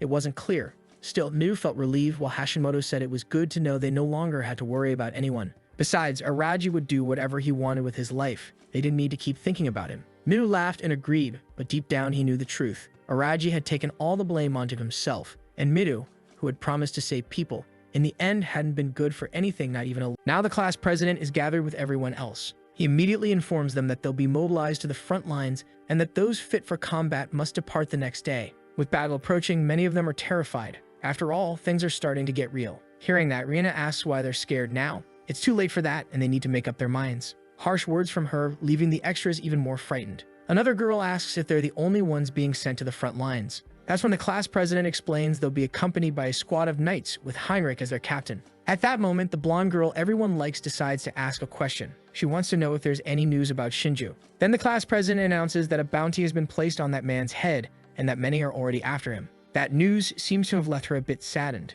But before Kanzaki can leave, the boy has something to say to her. However, he's immediately cut off by Nagasarina, who declares that it doesn't matter if he's a traitor. On the day she meets him, she'll burn him to the bone. Now, with her hands against the wall, the blonde gazes out the window, lamenting deeply, wishing she had been taken away by that criminal. The next day goes just as promised. The caravan of students heads toward the front lines. Arashi, as usual, isn't in a good mood. One of the girls complains about the march, saying it's getting way too exhausting. But she's quickly reminded by one of her classmates that their last break wasn't long ago and that they'll march until sunset. Other students begin to complain about the exhaustion too, since all they've been doing for the last 2 days is walk. Amid all the whining, the brute raises his hand, signaling everyone to stop. The extras immediately ask Arashi if something's wrong. He tells them he sensed the presence of a magical beast behind those bushes. Instantly, his classmates are gripped with deep fear. They're already worn out. But one of the mounted soldiers doesn't like that at all and demands to know why the boy stopped the march. At that moment, the class rep apologizes, explaining that he also sensed magical creatures nearby.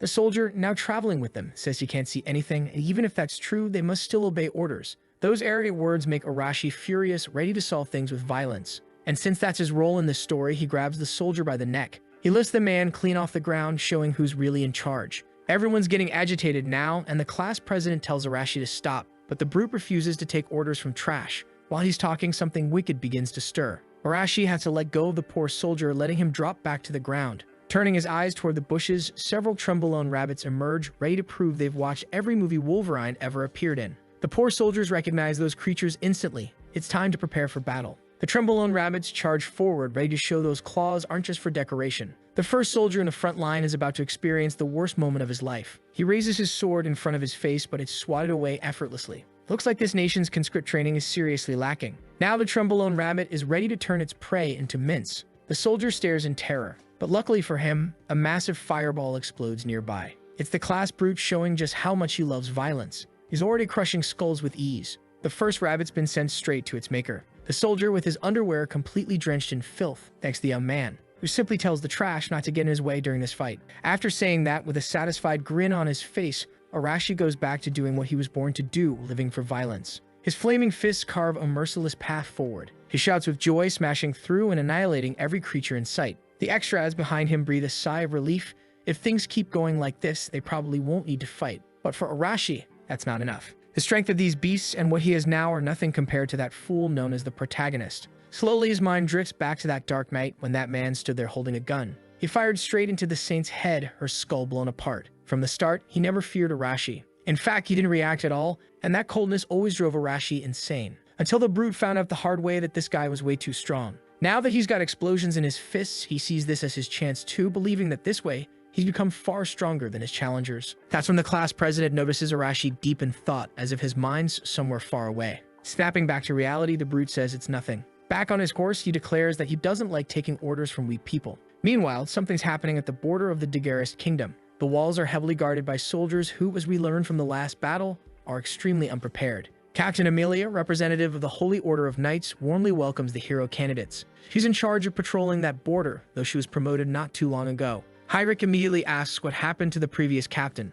To everyone's surprise, the old captain died a few weeks ago. She wishes these young ones could rest a bit after their short journey, but before she can finish speaking, she's interrupted by some alarming news. The Demon King's army is approaching at great speed. Turning her attention back to the students, the captain says they'll be tested immediately. The class president is eager for it. Looking at his classmates, he tells everyone to get ready for battle right now. Arashi, of course, loves that news. He's dying to burn creatures with his flaming fists. The fortress alarm blares through the air. The Demon King's army is closing in. Looking out to the horizon, they can see the great march of demonic creatures approaching. The class president and his friends stare in fear. Heinrich quickly orders everyone to open fire. They must annihilate the creatures while they're still at a distance. The archers are already in position, and the mages begin casting their spells. Within seconds, flaming arrows soar through the air, striking monsters that haven't yet reached the fortress. Even so, they keep advancing. Those wounds mean nothing to them. The class president is shocked by their resilience. Captain Amelia warns that they don't die easily and must never be underestimated. Now, the young man wants to know how they're supposed to defeat enemies that strong. The captain orders everyone to follow Heinrich's commands.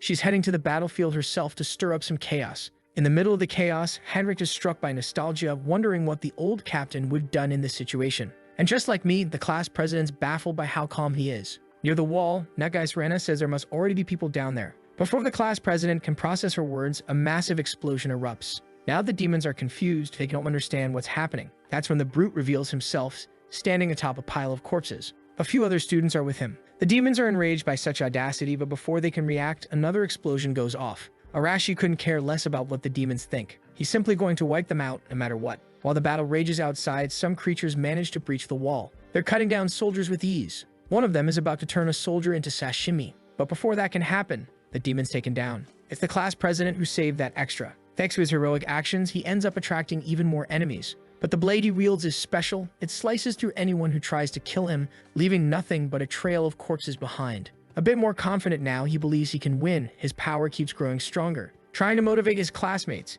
he says this is a winnable fight. They just need to let go of their fear. And indeed, those poor extras start to feel a little braver. Charging to the front lines, the class president realizes he can't hesitate. After all, if he falters, his friends will too. And as their leader, he can't afford to be naive. That's something he learned from our protagonist. Immediately, the nerdy girl joins the fight using her telekinesis, quickly followed by her classmate, who controls fire. All the students are engaged in the battle now. In no time, countless demons are finding out whether there's life after death, and those less fortunate are being torn apart while still alive. The soldiers are stunned by this display of power. At that moment, Heinrich orders his men to provide tactical cover for all the hero candidates. Following his command, they advance into the fight. Outside, the brute has already wiped out all of his enemies, yet his face shows nothing but disappointment. Before long, they manage to withstand that wave of attack. Captain Amelia raises her sword, announcing that the Demon King's army has been defeated, lifting everyone's spirits high. As the sun sets at the end of the day, the class president stands lost in thought. Heinrich approaches him. After all, this was his first battle,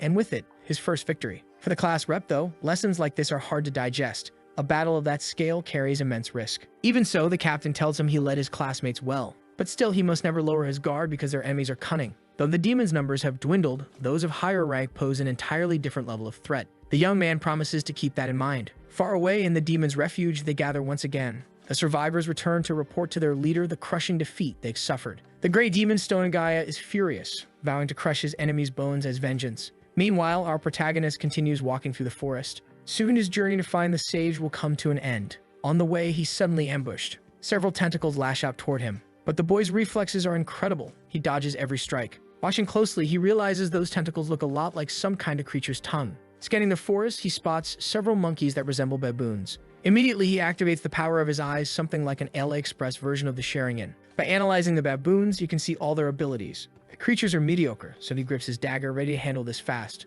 Once again, the monkey tries to strike him with its tongue. Again, the monkey whips its tongue at him. But this time, after dodging, the boy is caught off guard as the creature lunges forward, nearly slashing him with its claws. He jumps back to evade the attack. Even though they're weak, their coordination is surprisingly good. The monkey tries again with its tongue, but this time it regrets it, because the tongue gets sliced clean off. The poor beast cries in pain as our protagonist continues cutting through it with precision. The monkey, desperate, tries one last time, but fails miserably. Too slow for the boy's speed. With a swift motion of his blade, he ends its life. The lifeless body collapses to the ground. The other monkeys, seeing this, hesitate to keep fighting. Our protagonist asks if they're scared now. Proving he's someone who finishes what he starts, he wipes out the rest of the monkeys effortlessly, realizing the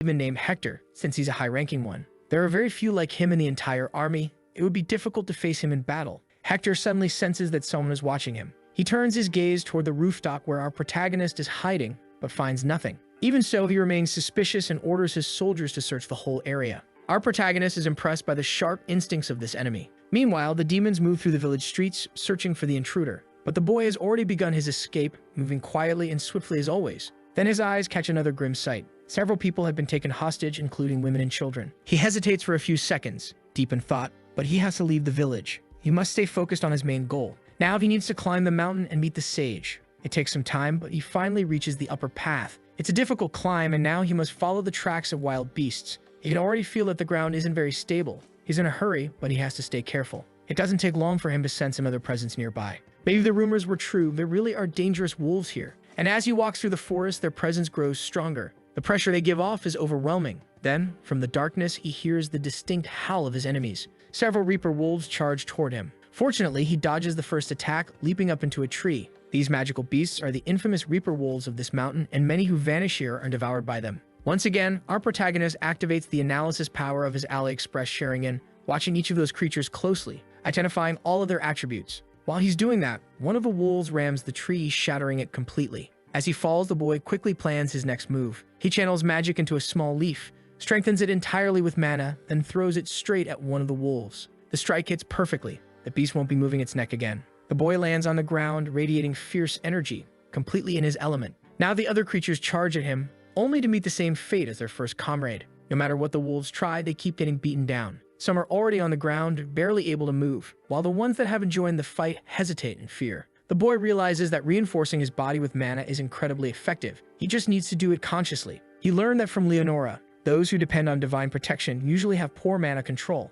That's why they couldn't resist the slavery spell she cast back then. Our protagonist decides he'll grow stronger solely to overcome his own weaknesses, and this battle is the perfect chance. It may not be as powerful as divine protection yet, but it's enough to deal with these creatures. He keeps fighting, wiping out all the violent canines. He moves swiftly through them, heading straight for the leader. The weaker wolves can't even tell what happened. Their leader lets out a desperate howl, only to be silenced by the boy's blade. When the battle ends, he hears something interesting. As soon as the leader falls, the remaining wolves retreat. It seems they possess some degree of intelligence. Despite everything, the fight was quite interesting, and the boy continues walking through the forest, realizing he's being followed by wolves, and that's not all. There's some kind of strange presence within those creatures. He's able to predict their every movement. At that very moment, an attack is about to strike, but our protagonist is completely aware of it. Dodging the first wolf and striking the second with his dagger, the poor creature is torn apart completely. With his enhanced eyes, our protagonist can see up to a second into the future. After that slaughter, the wolves that tried to flee now truly have to run for their lives, but the boy intimidates them fiercely, commanding the monsters to stay put so he can keep training. A few minutes pass and no wolves remain alive anywhere near him. After that, he uses his appraisal skill on himself, realizing that his divine protection is only at level 1. His appraisal ability, however, keeps growing stronger, and it's what allows him to glimpse flashes of the future. But after that battle and all the walking, the boy's exhausted. He sits down trying to recover, certain he's getting close to his destination. Just as he lets his guard down, something stirs in the forest. From the sound of it, he thinks the Demon King's army might be approaching. He immediately steels himself to keep moving. It's not time to rest. Near the mountain's peak, several demons have gathered. On their way to find the sage, they come across an elven girl. They assume she must be the great sage's disciple. Hearing that, the girl becomes visibly anxious. But the demon commander doesn't care. He orders his troops to eliminate her at once. The girl is badly wounded and exhausted. She can't believe her end will come that day. The demons advance toward her with wicked excitement. Certain the worst is coming, the elf closes her eyes. That's when our protagonist appears, holding her in his arms. She can't make sense of what's happening, but she's been saved by a stranger. And to her surprise, he's human. The boy, calm yet intense, is already analyzing the battlefield. The demons are shocked by the appearance of this new enemy, while our protagonist coolly assesses the situation. Aside from the leader, a high-ranking demon, there are 10 lackeys ready to fight. The elf girl doesn't understand why he saved her, but he ignores her questions completely. All he needs to know is whether she's truly the disciple of the great sage Ubana. The girl nods in confirmation. For our protagonist, that's all he needed. Meeting a sage is essential. He's already used his appraisal skill on her. She's a half-elf capable of casting enchantments. The demon captain, furious at the interruption, declares that nothing has changed. Both of them will die. Our protagonist wants to help the girl, so the sage will owe him a favor. That's why defeating all these enemies has become necessary. The demons charge at him, but the boy activates his red eyes again, seeing into the future, easily dodging their attacks. For him, this is child's play. Now it's time to show the demons that life only gives you one chance. He grabs one of the creatures by the arm, leaving the others terrified, and strikes repeatedly with his dagger, turning the demons into messy humanoid puzzles. The remaining ones, still alive, are speechless and terrified. As long as he can see the future, close combat isn't his weakness. The demon commander orders his troops to use magic and stop being idiots. Immediately, the survivors obey, launching multiple energy spheres at the boy. Seeing the attack, our protagonist is genuinely surprised. The difficulty has gone up fast.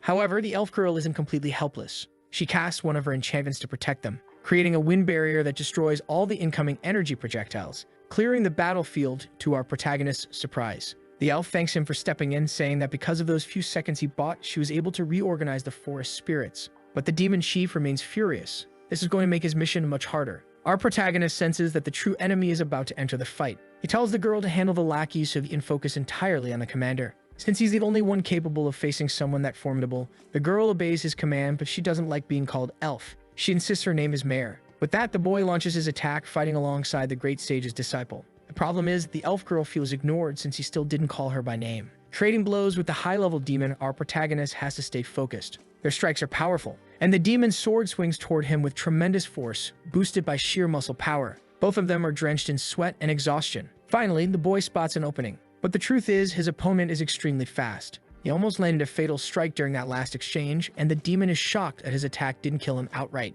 Even so, he's sure he inflicted a serious wound on the human's body. At last, our protagonist gets a taste of what it's really like to fight a high-ranking demon. The commander doesn't even look impressed, though he admits that if it were an ordinary human, he'd already be dead. Our protagonist now needs to think coldly and strategically. He appraises his enemy again, realizing the demon's swordsmanship is decent. Since he no longer holds the technical advantage, the boy decides to try something new, something that might turn things around. Seeing his hesitation, the demon assumes he's going to attack and charges forward like a speeding locomotive. Fortunately, the boy's red eyes let him see the future. He dodges the strike that would have surely killed him, but the demon keeps pressing the assault with brutal force, slashing shallow wounds across his body. That's when the protagonist realizes that seeing the future doesn't help much if he keeps getting hurt. Confident in his victory, the demon mocks him again, only to be caught off guard by the sight of a metallic object, 9mm caliber, unleashing 15 rapid shots. The bullets slice through the air toward the demon, who manages to block them using his quick reflexes. For our protagonist, that's genuinely impressive. Even so, the enemy is now badly wounded.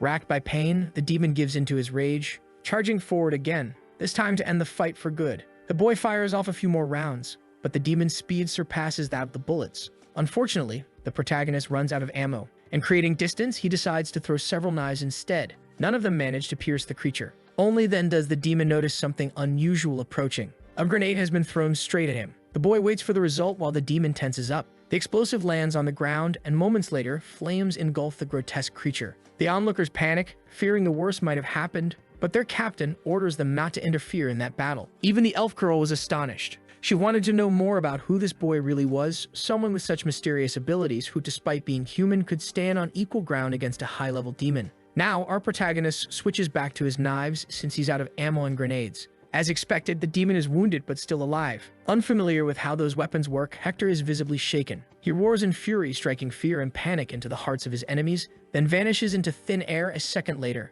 only to reappear and catch our protagonist off guard with a flurry of sword strikes. Once again, the boy realizes he has to rely on other abilities. He needs to analyze those movements with precision, and little by little his power grows sharper. That's when he unlocks weak point detection. Time feels frozen for him now. He spots a perfect opening on the demon's neck, and positions himself to strike it cleanly. In the blink of an eye, this time he's not the one being cut. Hector stands there confused, having just been promoted from demon to decorative fountain. With the battle over, our protagonist realizes that combining future sight with weak point detection is incredibly effective, but it comes at a heavy cost. His body collapses from the strain. The lesser demons are trying to figure out if their captain has really been defeated. One of them suggests finishing off the human now that he's drained of energy. The elf girl wants to help, but the spirits are disoriented again after her earlier interference. The demons charge forward in rage, but before they can reach the boy, they're engulfed in flames, completely incinerated by a mysterious power. Our protagonist, witnessing the magnitude of that attack, realizes it's far stronger than Nagasa's. At that moment, a woman appears on the battlefield, apologizing to the elf girl for arriving late.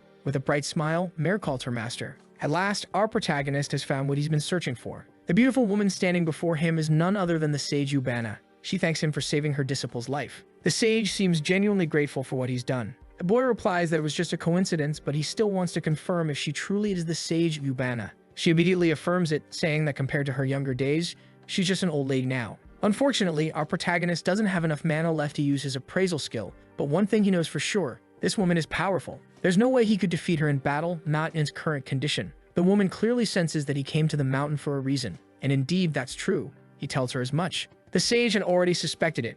After all, no one comes to a place this dangerous without a purpose. She thanks him once more for saving her disciple. The elf then suggests they return home, since the corpses could attract wolves. The sage agrees and invites the boy to come with them, saying he could use a place to rest. Clearly worn out, he accepts. Now that he's in the sage's company, he realizes the situation turned out favorably. It was worth the risk of that battle. Before long, they arrive at the women's home. There's nothing remarkable about it. It's a simple dwelling. Inside, the elf excuses herself to take a bath. Our protagonist asks why the sage lives in such a remote place. She says there are many reasons, but mainly because she enjoys being close to nature, and too many humans have tried to take advantage of her. Now the boy understands why she lives in isolation. It's nearly impossible to reach this place. Even so, the sage says few people as skilled as this young man ever managed to find her. Still, she's not heartless enough to turn away unexpected guests. Sitting together on the sofa, she asks what the boy is looking for. The truth is, he wants to find a way to return to his original world. The sage is immediately intrigued by those words, realizing he's someone summoned from another realm. He explains that he's one of the hero candidates tasked with defeating the Demon King. Setting her teacup on the table, the sage remarks that he must belong to the third generation of summoned heroes. That revelation shocks the boy. It's something Leonora had mentioned briefly before. Unfortunately, it seems the previous hero candidates didn't survive their mission to defeat the Demon King. The sage explains that the last summoning happened 4 years ago, and the first one took place 10 years prior. All of those summoned tried to defeat the Demon King, but ended up being annihilated in the process. St. Leonora had tried once more to make the summoning succeed, even though there were already people against using it again. The sage herself was one of those people. Calmly sipping her tea, our protagonist tells her that if Leonora was ever a problem, she isn't anymore, since she no longer exists in the world of the living. And soon, even if they wanted to, such a summoning ritual wouldn't be possible again. What truly shocks the sage is the realization that it was he who ended that woman's life. He explains that there are many ways to end a person's life, even when there's a huge gap in strength between them. The sage seems oddly pleased by this story, finding it poetic that Leonora was finished off by one of her own pawns. At last, she understands his true motivation for wanting to return home. Getting straight to the point, she tells him it's impossible. After the initial shock, the boy tries to come to terms with that truth. Curious and unwilling to give up, he asks if the sage knows of any clue he could investigate. But she tells him that the knowledge needed for something like that has long been lost to time. It's information he'd already heard from Leonora. Now, all that's left for him is to defeat the Demon King. Standing up and walking to her bookshelf, the sage agrees perhaps demonic arts could help him in some way. Taking that as a potential lead, our protagonist decides to pursue the subject further. As the conversation nears its end, the sage apologizes for not being able to help more. She acknowledges that she still owes him a debt for saving her disciple's life. Even so, she believes he has what it takes to defeat the Demon King. Letting out a deep sigh, the boy admits that he doesn't actually want to take on such a burdensome task. Still, if there's no other option, that's what he'll do. The sheer coldness and conviction in his tone send a chill through the sage's spine. She feels a visceral fear. She realizes this young man is unlike anyone she's ever met. Regardless, the boy stands up and thanks her for all the information. He only asks that if she discovers anything new, she contact the Adventurers Guild. In truth, the sage is torn inside. She isn't sure if she can trust him with the knowledge she still holds. After their talk, the elf girl emerges from her bath, refreshed and cheerful. She suggests that the boy take one as well, since he's covered in dirt from the journey. And honestly for him, a bath doesn't sound like a bad idea right now. Before he can head to the bathroom, the sage speaks up with a suggestion of her own. Both of them are surprised by her sudden comment. The sage proposes that her disciple accompany him on his journey. The girl, shocked, asks if she really should. But the sage reminds her she has no other disciples here, and that Mare should start thinking about her own goals in life. Faced with that request, the girl looks completely conflicted. Our protagonist, however, refuses immediately. He doesn't want the company of a loud, talkative girl. At the eastern border of Eldora, the battle rages on, and that's where the boy is headed next. The weather is good, and apparently he's not traveling alone this time. The girl explains that the territory once belonged to the Holy Kingdom, and that the climate here is quite different from that of Eldora. The protagonist immediately recalls the invasion that took place there by the Demon Kingdom's forces. The elf girl tells him that near the mountain where they are, there's a large city called Neutrat, surrounded by a few smaller villages.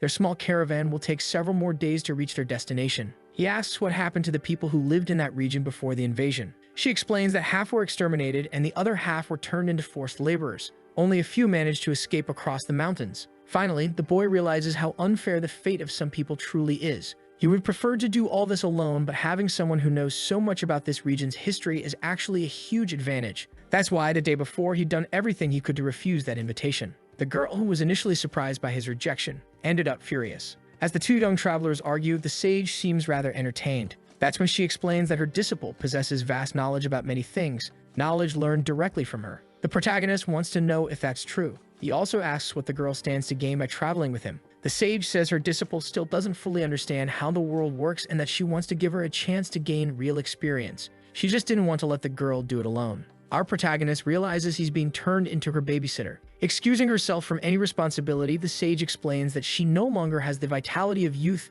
and even though she looks young, she's nearing the end of her life. And besides, a noble and heroic person has appeared to save her disciple's life, so there's no one more fitting to accompany her. Mare is genuinely grateful for what happened, but our protagonist is heading into enemy territory full of demons. It's going to be a dangerous journey. Knowing that the sage asks what Mare wants to do, it's up to her to decide. The girl's eyes fill with determination and hope. She decides right then and there that she'll follow him wherever he goes. But it doesn't take more than a few hours of travel before she starts complaining about how tired she is. The protagonist reminds her that this is only the first day. Mare doesn't have much physical endurance since her focus is spellcasting. Seeing how exhausted she is, he decides to end the day's march early. Worried, Mare recalls that he once said he'd abandon her if she became a burden. While setting up camp, the boy tells her not to be ridiculous. He's not going to leave her just because she's tired. Then he suggests she help him pitch the tent and gather wood. Before long, the sky full of stars stretches above them. The girl quietly eats by the campfire while the boy watches her closely, curious. Eventually, he speaks to her in a cold, serious tone, warning her that their journey will only grow more dangerous from here. He makes it clear that he won't hesitate if it means returning to his original world, and she doesn't need to follow him to that point.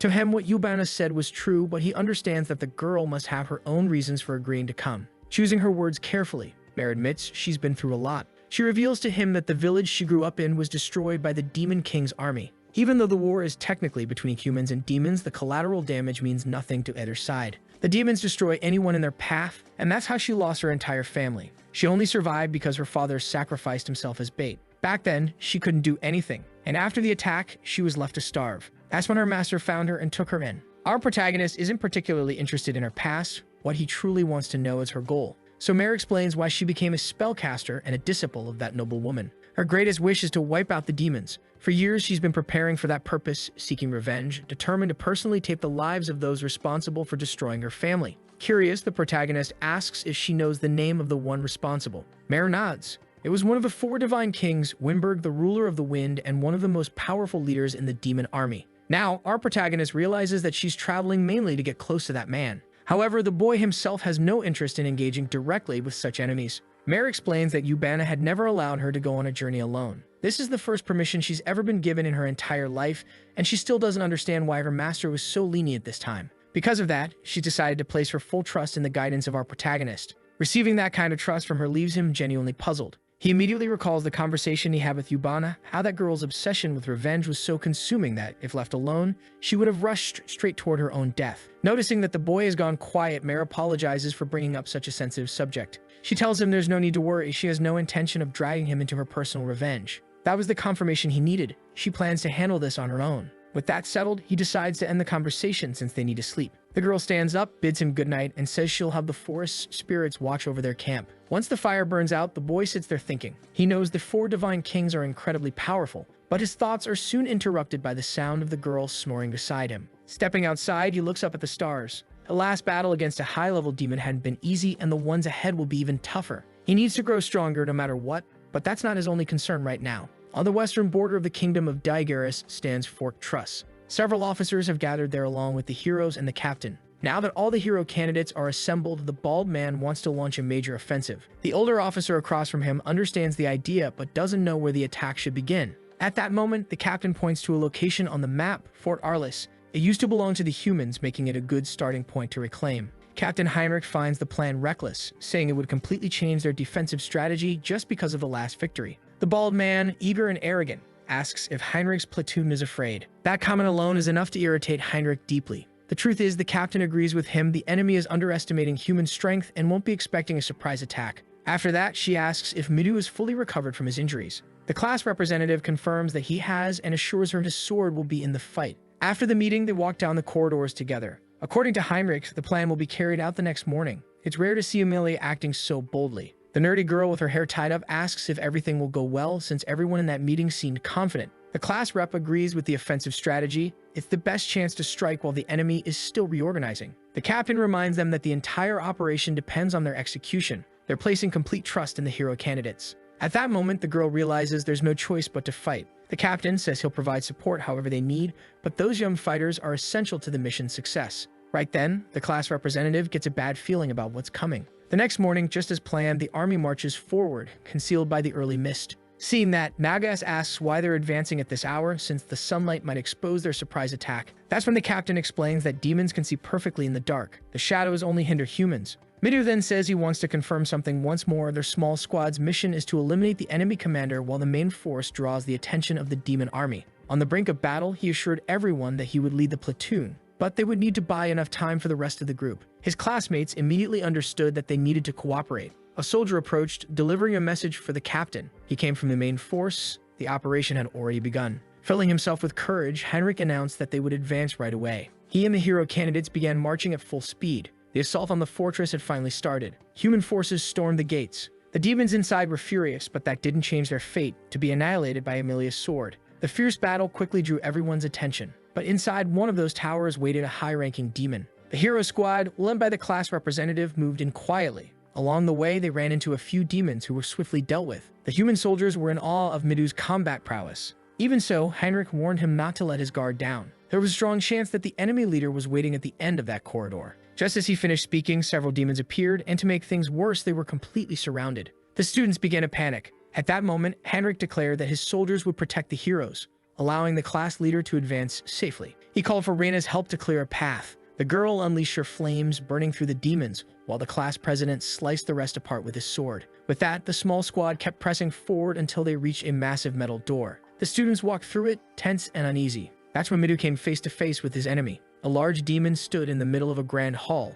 calmly waiting for his visitors. The students immediately felt something off about the situation. At that moment, Arashi asked if the old man before them was the leader of all demons. The demon, Stonagaya, replied that he was one of the 4 divine kings. The very mention of that title filled the students with terror. Midu, leading the operation, could feel that this opponent's presence was unlike anything he'd ever encountered. Slamming his massive shield into the ground, the demon showed no sign of intimidation. Instead, he looked eager to test each of their strengths. Midu raised his sword and ordered his team to prepare. He knew he couldn't afford to show fear. If they failed here, everything they'd accomplished would be for nothing. While some trembled with dread, Arashi was genuinely thrilled by the challenge. With all the heroes gathered, the demon crouched down and placed his hand on the floor, tracing a massive magic circle. Instantly, the humans grew tense as the ground beneath them began to shift. Earth rose from below, taking on humanoid form. The sight of it left the students horrified. They were golems. Dozens of them emerged, an army of living stone ready to crush everything in their path. Stonagaya grinned wickedly, commanding his summons to wipe out the arrogant young heroes.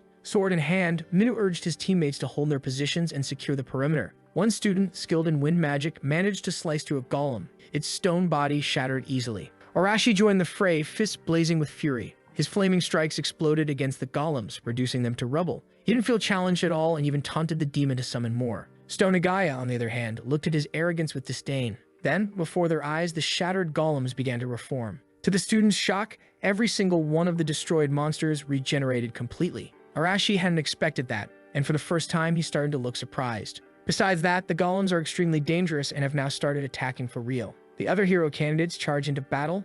They know they have to figure out a way to defeat these enemies, and to do that, they need to fight. Cutting the golems into pieces isn't that difficult, but the problem is they keep attacking even after being damaged. The poor short-haired side character is on the verge of being sent to the next Isekai. Just then, the girl with the power to create barriers protects him, completely immobilizing that golem and giving the Lancer a chance to strike. He thrusts his weapon at the creature, thinking that would finish it off, only to be brutally struck by a counterattack. Seeing that, the nerdy girl uses her ability too, hurling several stones toward the golems. This time, she manages to destroy one, but she hesitates, waiting to see what happens next, only to witness the creature regenerate completely. Arashi is growing frustrated with how repetitive the fight is. Then he and the class representative hear a voice, one of the boys who remembers reading about this kind of situation in manga. The best choice for all of them, he says, is to defeat the summoner who controls the golems. Manipulating the wind, he tells them to leave the creatures to the side characters. Midu and Arashi get the message and rush forward to strike the real leader. With his exceptional agility, Midu darts past the golems with ease.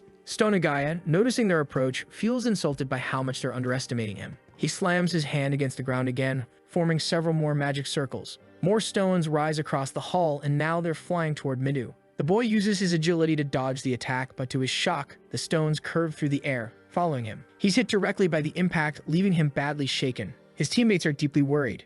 He's been thrown across the room and is visibly injured. Even so, his determination still burns strong. Arashi seizes the opportunity to get close to the demon without being noticed and prepares a devastating strike. After a massive explosion, the other students ask if they finally won. But the room is filled with dust, and when it settles, they see that the demon created a massive stone barrier for protection. He then uses that same barrier to strike Arashi in the stomach, knocking him to the ground, completely out of action. Now furious, Stonagaya demands to know if this is really all these so-called heroes have to offer. While the class representative and his friends face off against Stonagaya, our protagonist finally arrives in the city of Neutrat. He and the girl are sneaking through the city's underground sewers. The girl clearly hates the idea. It reeks down there, but the boy asks her to be patient, assuring her they'll soon reach the city center. Given the city's heavy security, entering through the underground passage turns out to be a smart decision. After walking for quite some time, they find a staircase. Climbing it, they finally emerge into the city above, which looks strangely deserted. At that moment, the boy grows alert. He senses someone approaching. They quickly hide inside a large chest. A group of demons walks by, patrolling the area. One of them seems quite pleased with the job, while his partner complains that working for the witch depends too much on personal achievements, and he's not exactly motivated. The two continue chatting casually about their work, walking right past the spot where our protagonist is hiding, completely unaware of the humans nearby. Mare notices that the demons are already moving away. Our protagonist knows exactly which witch they're talking about. She's the demon princess and the ruler of this city. Mare confirms it. Apparently, this witch holds the title of the Witch of Space, and she's their current target. That information also came from the sage, who made it clear that this witch might be capable of granting the boy's wish. All that's left now is for him to figure out how to approach her safely, since without a solid plan, he could easily end up in multiple battles. Mare doesn't know what to suggest either, and the boy decides they should gather more information first. He orders Mare not to act alone. The girl promises she'll obey. Sneaking quietly through the city, they notice the place is crawling with demons. Hiding inside a building, they can finally observe everything more closely. Mare is stunned to see how the demons seem to be living normal lives. It's almost disappointing. From the protagonist, it makes perfect sense. Since they have intelligence, it's natural that demons would live in a society similar to humans. He immediately points to something in the distance. Mare looks over and sees that among the demons are human slaves, people being treated horribly by their masters. Witnessing that shocks her deeply. The boy, on the other hand, finds her reaction strange. From a logical standpoint, anyone with common sense would expect demons to behave like that. And indeed, Mare already knew this kind of cruelty existed, but seeing it with her own eyes fills her with anger and disgust. The protagonist realizes she's losing control of herself. Before either of them can react, they're caught off guard by a mysterious girl asking whether they're demons or not. He has no idea when she appeared, he hadn't sensed her presence at all. But before he can do anything, she tells them to stay calm, assuring them she's not there to fight. Still wary, the boy demands to know what she wants and how she found them. For him, it should be impossible for anyone to approach unnoticed, which means this woman must be using demonic techniques. She explains that she's been searching for them ever since they crossed her magical barrier. Mare, shocked, insists there wasn't any trace of a barrier along the path they took. That's when the mysterious girl reveals that there's not a single place in this city untouched by her demonic art. Realizing these are spatial techniques, the protagonist immediately activates his appraisal ability. Her stats are extraordinary, and her name is Isekai'd, the 5th princess of the Demon Kingdom. At last, the protagonist realizes he's found exactly who he was looking for. Growing slightly impatient, Isekai'd warns that if they don't answer her questions, she'll summon the soldiers. She wants to know what a human and an elf are doing together, since they don't look like spies. Knowing he can't guarantee their safety if a fight breaks out here, the boy decides to negotiate. He tells Isekai'd that the story is long, but since she seems bored, she decides to listen. Within minutes, she learns that the protagonist wants to return to his original world. He came to her after discovering that demonic arts might make that possible. And indeed, Isekai'd confirms that the information he received from the sage is true. The boy becomes visibly excited and hopeful. He never imagined he'd be so lucky as to find the city's witch this quickly. What surprises him even more is how different she is from the other demons. Isekai'd explains that the technique could work, but only if she knows the coordinates of the boy's original world.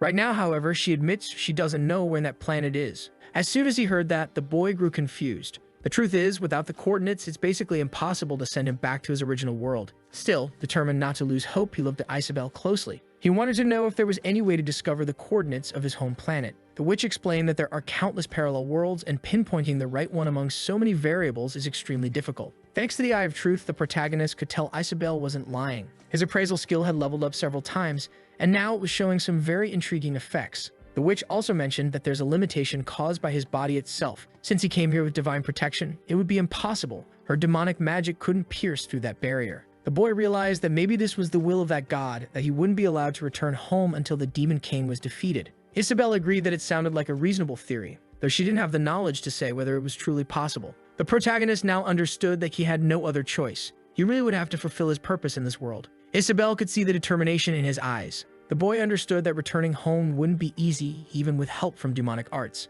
Finally, Mare decided to join the conversation, asking why the witch was being so cooperative if she was a princess of the Demon Kingdom. Isekai'd answered that the kingdom was divided into several factions, and that there was something she herself desired. Right after saying that, a wave of dark energy spread through the room, making both the boy and Mare tremble. Isekai'd opened a portal to leave, warning them to be cautious, because escaping this city would be very, very dangerous. Then she vanished, leaving the two alone again. Letting out a deep sigh, Mare admitted that she was terrified. She truly thought that might have been her last day alive. The boy realized that the Demon King's bloodline was indeed powerful, and in his current state, he had no chance against them. Mare thanked God that the witch hadn't been hostile. For the protagonist, having such unexpected luck could only mean that something worse was bound to happen next, which immediately made Mare uneasy. Moments later, they heard noises coming from outside and rushed to the window. The city was in chaos. The demons were panicking. They already knew that humans were inside their territory spying. Frightened, Mare thought they had been discovered, and the boy knew this happened right after the witch left, meaning she must have alerted her subordinates.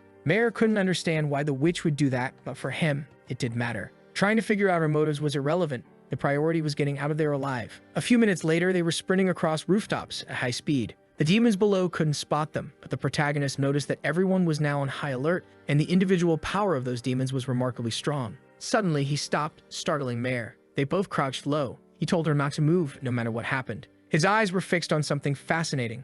The mana signature he sensed was the same as the witch's, maybe even stronger. The boy spotted a peculiar figure among several demons, someone who clearly held authority. Mayer recognized him immediately. That was Wimberg. The boy was taken aback by the name, but the girl was completely focused on that figure. She hadn't expected to find him here, and it confirmed that following the boy had been the right choice. The protagonist asked if that was the target of her revenge. Furious, Mayer confirmed it. He was one of the 4 divine kings. Upon hearing that, the boy used his appraisal skill, confirming that Wimberg was indeed an incredibly strong and formidable enemy. Right after that, he tried to calm his companion down. If they fought here, they wouldn't stand a chance. Mayer understood that perfectly well. That was the divine king of wind, and his element made him an expert at scouting and detecting enemies, so they needed to be extremely careful. Quietly, the two began climbing down from the rooftop. Leading the demons, Wimberg was searching for the intruders. Believing them to be weak, he didn't take the task too seriously. But one thing he was sure of, once he found them, he would crush them with his own hands. He also knew that the human hero candidates were fighting on the front lines, and that during moments like this, they'd be trying to stabilize their nation.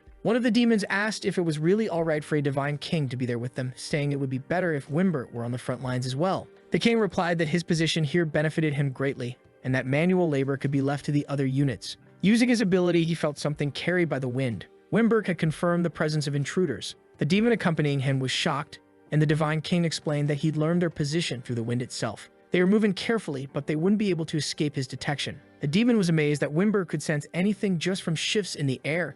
It was truly incredible. Annoyed by all the praise, Wimberg ordered his troops to prepare for pursuit, though he was quite entertained by the thought that these intruders had entered the city under the witch's permission. Trying to escape the city, the boy and Mayer ran at full speed until he suddenly ordered her to stop. Nearby, demons were searching the area with determination. The protagonist realized they had already been located. Even if the enemies couldn't pinpoint their exact position, he could feel the wind moving unnaturally for a while now. Mayer mentioned that the spirits were restless. For the boy, that could only mean an elemental tracking ability was at play. The situation was turning dangerous. Mayer could disrupt that technique with her magic, but doing so would reveal their exact location. He realized they shouldn't do that. Instead, they needed to keep moving. Demons were roaming through the city streets while the boy dashed desperately through the alleys. Unfortunately, they were found. Mayer apologized, saying it was her fault, but the protagonist told her they could still use the terrain to their advantage. For that, though, he needed her to act as bait. The girl didn't like that idea at all. While she hesitated, the boy leaped between the walls, climbing back onto the rooftops. Mayer panicked. She didn't have the agility to move like that. The boy asked if she truly wanted her revenge, because crying like a child wouldn't help in this situation. After that, he slipped back into hiding. The demons soon realized the intruders had split up. Some began searching for Mayer, while others went after the boy. With her staff in hand, Mayer understood she only needed to act once. She'd unleash a massive fire spell. The demons, seeing that, went into a frenzy. Those who had split up quickly realized their comrades had been burned alive. In the chaos that followed, the boy appeared suddenly among them. With swift, precise movements, he began cutting down his enemies. The demons didn't understand what was happening. All they could hear were the sounds of blades slicing through the air. One of the creatures turned around, wondering what the noise was, only to see all his allies already defeated, right before his own neck met the edge of the boy's blade. Desperate, the demon called him a coward, but that didn't change his fate. Mayer kept fighting, but this time she changed her spell, summoning a massive surge of water to block the advancing demons. She tried to push them back as best as she could. All she managed to do was slow them down a little, and at that rate, they'd soon catch up to her. That's when she noticed something strange. The number of demons was decreasing rapidly. One of them turned around in panic, only to be struck in the face by the knife of the boy, who had been working from the shadows to silently eliminate their pursuers. Retrieving his weapon, the protagonist thanked Mayer for her effort. She had been an excellent distraction. The girl, however, was still upset about the situation, realizing how dangerously close she'd come to death. Elsewhere, the Divine King was furious. The intruders had still not been captured. One of the demons tried to apologize, saying he would send more troops immediately. But to the Divine King, that was pointless. It would only lead to more casualties. He decided to hunt the intruders down himself. Meanwhile, the boy and Mayer continued trying to escape. They began to notice the wind growing stronger around them, and to make things worse, they could feel mana gathering in their direction. Mayer immediately summoned the Spirit of Wind. At that moment, the boy realized their enemy had arrived. Hovering above the city, the Divine King was watching them intently. To him, these intruders were nothing more than lost rats. Mayer looked up at Wimberg with hatred burning in her eyes. Her long-awaited chance for revenge had finally appeared before her. The boy asked if she was ready, and she answered that she'd been prepared for this ever since her life had changed forever. The two of them braced themselves for the battle that was about to begin. He whispered to her that they couldn't win a long-range fight. They would have to use everything they had right from the start and finish it quickly. Mayer agreed with the plan. She immediately called upon the Spirit of Wind again, sending several fierce gusts toward their enemy. The demon watched carefully as the attacks approached, thinking his opponents were foolish to use wind against him. He was completely surrounded by that energy, yet every one of Meir's attacks failed to hit. Each blast was deflected with ease. The boy noticed that the demon had partially blocked his own vision with his defense. Just as he realized this, he had to dodge an incoming strike. He couldn't understand how it had been possible for the enemy to attack while hidden within that barrier. The demon had already predicted that his enemies would try to close the distance, thinking they could find an opening in his elemental control. But with his sensitivity to the wind, he would never lose. The boy understood now how dire the situation was. Even if he managed to find his opponent's blind spot, the demon's arts would stop him. But Meir was still there, and she promised she'd fix this. She used wind again, but this time with greater force. At first, the demon wasn't alarmed, until he sensed something unusual coming from her spell. Meir knew that demonic arts relied on precise manipulation of wind. All she had to do was disrupt that control with her own techniques. The demon quickly realized that he couldn't handle the wind as finely as before. The boy could now see that Meir had been planning her revenge her entire life. He seized the opportunity to move closer, but the demon was still watching carefully. The boy rushed forward, blade in hand, yet he couldn't reach him. The enemy simply used the wind to soar through the air, leaving the boy seething with frustration. That's when someone told him he just needed to jump. Following that advice, the boy stepped onto the wind and was suddenly propelled straight toward his enemy. The demon had no idea how that was even possible, while the protagonist was determined to finish this once and for all, pouring every bit of his strength into it. Now close enough to strike, he used his eye ability to predict exactly where the demon would move next. But to his surprise, the enemy's weak points started to fade away. He didn't expect something like that, and before he could strike, a massive sword materialized in the demon's hands. The creature had never imagined he'd be forced to draw his weapon against such intruders. The boy realized that he was no longer on the offensive. He now had to focus entirely on defending himself. His agility wasn't good enough to keep his guard up against all those attacks. At that moment, the demon decided to reveal that he was the one who personally taught Hector how to wield a sword. Right after saying that, the creature had to pay attention to his surroundings as a huge boulder was suddenly hurled in his direction. That interruption forced both the demon and the protagonist to stop fighting. Reuniting with Meir, it was time to rethink their strategy. Up above, the demon stared down at the boulder and the two young fighters, trying to make sense of what just happened. Moving something that size shouldn't be easy, and now he realized that the elf girl could use more than one element. He remembered that the nearby elven village should have been wiped out long ago, and suddenly it clicked. These two must have been the ones who killed Hector. Fueled by rage, Meir confirmed it. With a faint smirk, the Divine King recognized her identity. The girl was a survivor from that same village. Meir told him that she'd spent the last 10 years training for this moment, just to destroy him. Recalling the day of the massacre, the demon said it had been quite the spectacle. His words caught Meir off guard, and he continued, saying how much he had enjoyed watching the elves suffer in their final moments. That raw emotion they displayed, their despair, was what drove him to keep killing, as he took pleasure in the hopelessness reflected in their eyes. Hearing that, Meir completely lost control. The protagonist had to remind her not to give in to the demon's provocations, since her abilities were crucial for their victory. Regaining her composure, Meir decided to listen to him. Now it was up to the boy to analyze every variable. He was the kind of person who would do whatever it took to win. The demon, on the other hand, understood that his opponents were far more troublesome than he'd expected, and that the human he fought was still standing, something that shouldn't even be possible. There was only one explanation. That boy must be one of the summoned candidates. With his eyes glowing, the protagonist said they were being underestimated in this fight. The Divine King replied that he always kept the strongest warriors of enemy nations in mind, and that red-eyed boy wasn't among them. That could only mean one thing: he wasn't from this world. Floating above them, the demon realized he still had the strategic advantage. There was no need for him to rush. The protagonist, however, knew he'd only had about 3 minutes left before the power of his eyes would fade, and once it did, victory would become impossible. Meir then told him she had an idea for how they could turn the tide of the battle. Knowing that she might actually be useful, the boy told her not to slow things down. Offended, Meir snapped back that she should have been the one saying that.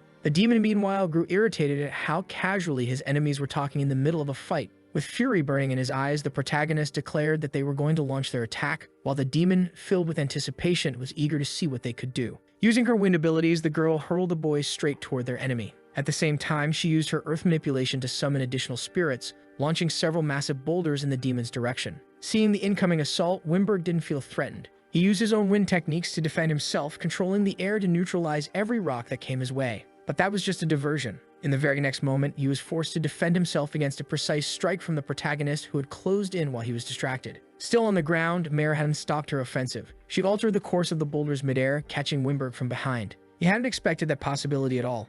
His only option was to dodge. But even then, Meir didn't let up. Wimberg's expression shifted to one of shock as his magical formation was shattered by the barrage of rocks. The protagonist finally saw an opening. He was about to drive his blade into the demon's chest. The demon had to act instantly if he wanted to survive. Blood splattered into the air as Winberg realized the strike hadn't been aimed at his heart, but at the hilt of his sword. The boy seized the moment, disarming him and claiming the weapon for himself before quickly retreating. Winberg glared at the boy in rage, only to be struck by more of Mare's boulders. The demon was surprised that their strategy had worked at all, though he made it clear that someone of his level wouldn't be defeated so easily. Mare was terrified. Their coordinated attack had been perfect, yet the enemy remained unscathed. But to the protagonist, everything was still going according to plan. Mare had mentioned that Winberg's wind technique, while powerful, had a weakness. It couldn't handle heavy attacks from the earth element. If they couldn't break through his defense, she could still use her wind magic to disrupt his control over it. The boy knew Mare had spent her entire life preparing for this moment. Even so, their combined techniques still weren't enough. Resolutely asked her for just one thing, to create another opening for him to strike. Now that he had stolen Winberg's weapon, his determination flared even stronger. With that sword in his hands, his next attacks would be far more devastating. Mare wanted to know what he intended to do. Trying to provoke him, Winberg said he wasn't a swordsman and couldn't possibly win just because he'd stolen the weapon. But the boy, completely unfazed, stated that things were going to unfold exactly as he said. He charged forward again, only to be met with a barrage of wind spears. Now armed with the demon's sword, he managed to block every single one of them. His eyes tracked the path of each attack, allowing him to close in once more. Winberg was shocked. He barely managed to defend himself, and now he could no longer follow the boy's movements. The protagonist had fully taken the offensive. He pressed the attack relentlessly, giving the demon no time to react. Seeing the chance, Mare called upon the wind spirits again, throwing Winberg off balance midair. The demon couldn't comprehend how these humans were managing to fight with such precision. And then the boy appeared right in front of him, to finish the battle once and for all. Winberg felt deeply insulted by those words. Channeling all of his remaining energy, he formed a massive wind spear to pierce his enemy. But that final act of desperation amounted to nothing. The protagonist swung his blade and severed the demon's head, ending the fight instantly. Drained of all his mana, the boy could barely stand. Winberg never imagined that he would fall that day. My god, the guy's head is gone and he's still talking. Yeah, he's definitely a demon. Only then did the protagonist reveal that his eyes allow him to copy his opponent's abilities. He'd been replicating Winberg's sword techniques all along. At first, he wasn't familiar with those moves, which made him hesitant to use them. But once Winberg understood that, he realized the hero candidates were humanity's true trump card. The protagonist explained that he'd gained this power after defeating Hector. Amused, Winberg admitted that his disciple had been a fool. He ended up helping his own enemy grow stronger by losing to him. Now that the battle was over, the boy needed time to recover. He'd just gotten a first-hand taste of the strength of one of the Demon Empire's 4 divine kings. There were still 3 others of that same rank,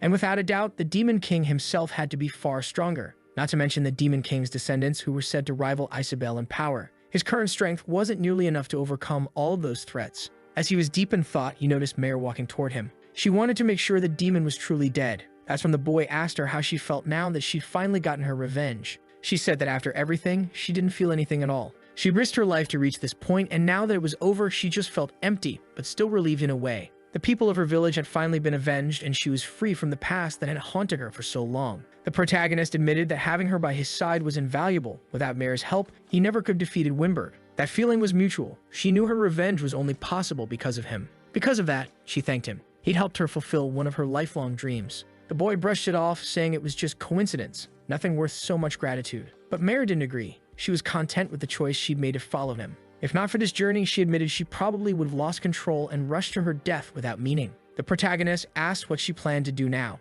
She hadn't thought about it and confessed she felt lost. He told her that she should create new goals for her life. After all, elves lived for a very long time. Still, since she was half human, she wouldn't live as long as her master. For now, she decided to continue traveling with him. He asked if she was sure about that, since his goal was to defeat the Demon King. But to her, that was exactly why she should stay. If the Demon King fell, there would be fewer people like her, fewer tragic stories born from his reign. That made her journey worth following. Even if he told her not to, she'd still stay by his side. As they set off again, the protagonist said they needed to find more clues soon. Reinforcements would arrive in the city before long, and that would become a serious problem. Mare understood what he meant. She'd been accepted by him, and now they were walking the same path. As the two made their way toward the outskirts, someone was watching them from above. It was the witch Isekai'd, surprised by how well this unlikely pair had done. Their victory over Winberg had made her next moves much easier. After that grueling battle, their journey continued. The protagonist eventually returned to Yubana. The wise woman was relieved that both of them had come back safely, admitting she hadn't expected it to happen so soon.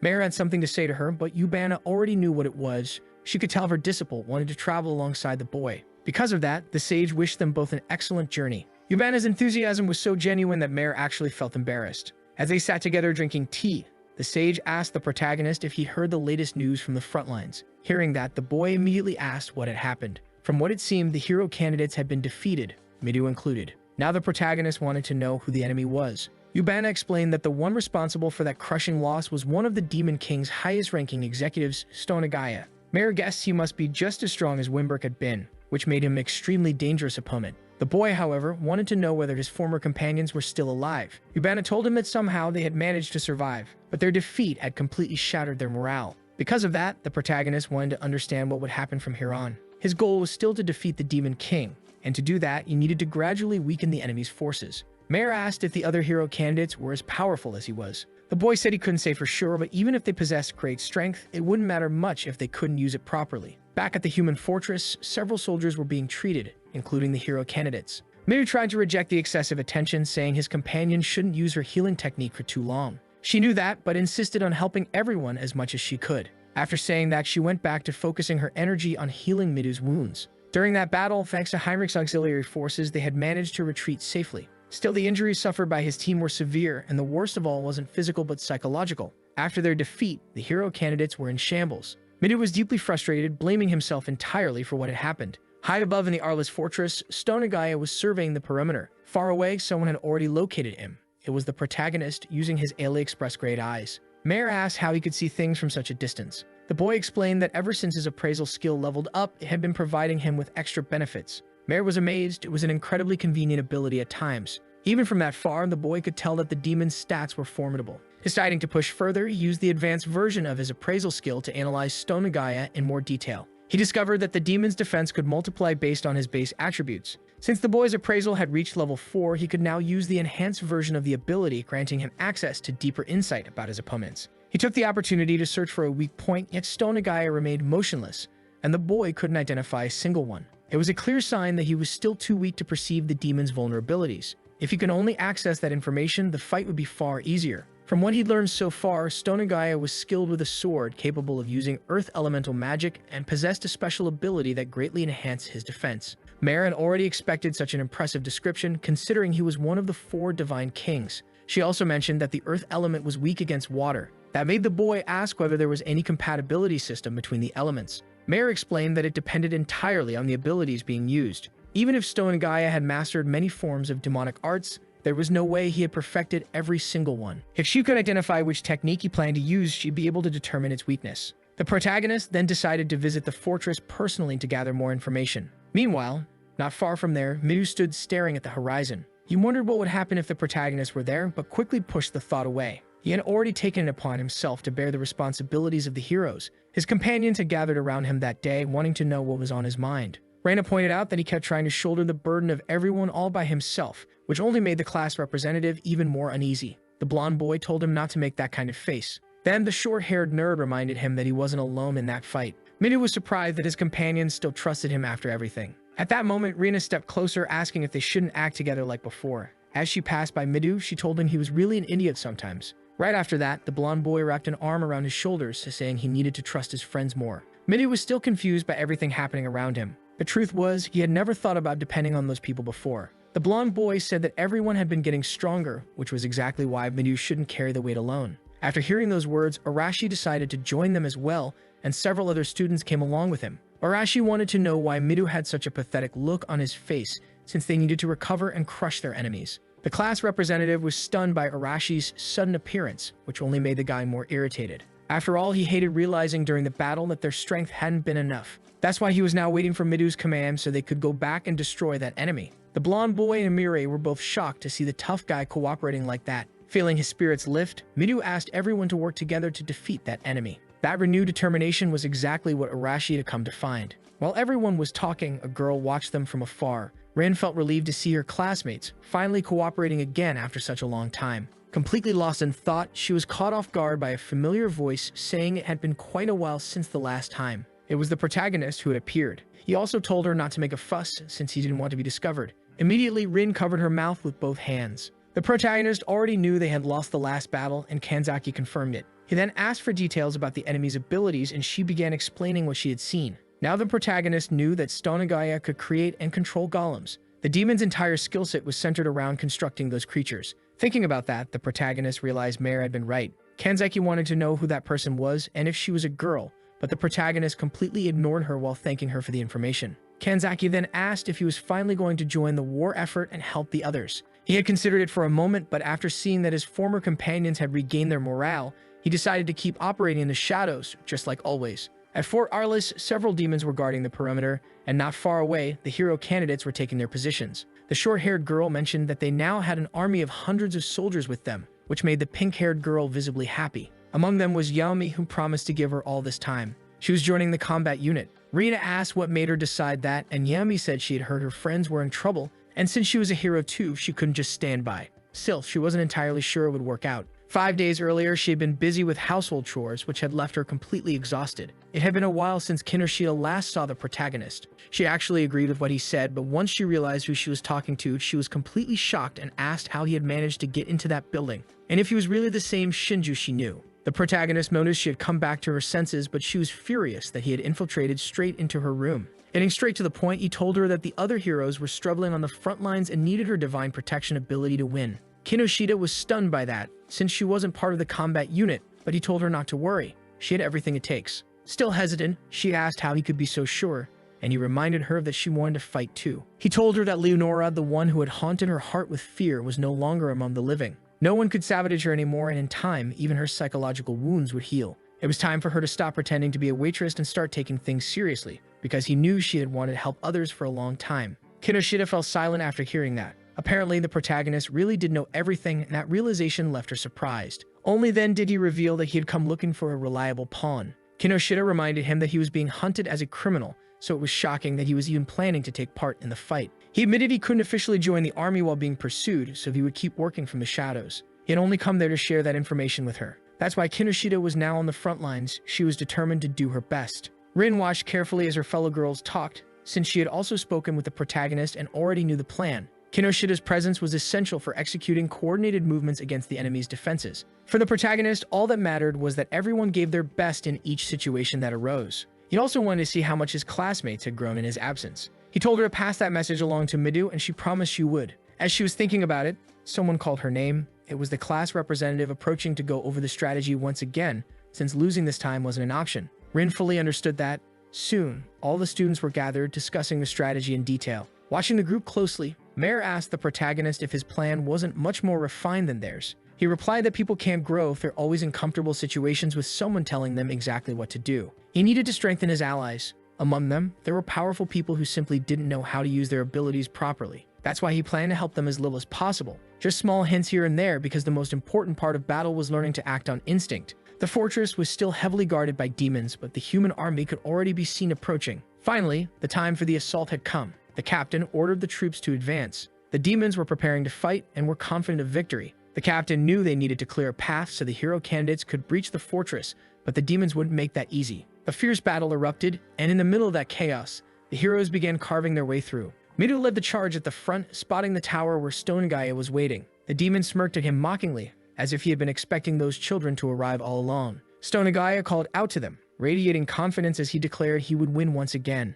The massive gate was still closed, but it was immediately blown apart by Arashi's ability. Alongside him were the other hero candidates, and Stonegaya was already waiting for them with his golems. Midu wasted no time, ordering everyone to put the plan into action. Watching everything from the shadows was the protagonist. The hero candidates were determined to win this battle. On the other side stood countless summoned golems. Midu drew his sword and commanded everyone to begin the operation. As they advanced, Rian asked Yumi if she was okay. Still uneasy, Yumi told her not to worry and immediately began summoning a massive surge of water. Her control over water was vital for defeating those golems. Stonegaya quickly noticed that someone with such an ability hadn't been part of the last attack. His golems were overwhelmed by Yumi's water. Arashi appeared right after, ready to incinerate them all. His blazing fists were devastatingly lethal. Midu showed no mercy either, striking down anything in his path. Every student fought fiercely. Even the background characters were fully engaged. In just a few seconds, all the golems were reduced to rubble, but just like before, they began to regenerate. However, those struck by water weren't able to recover.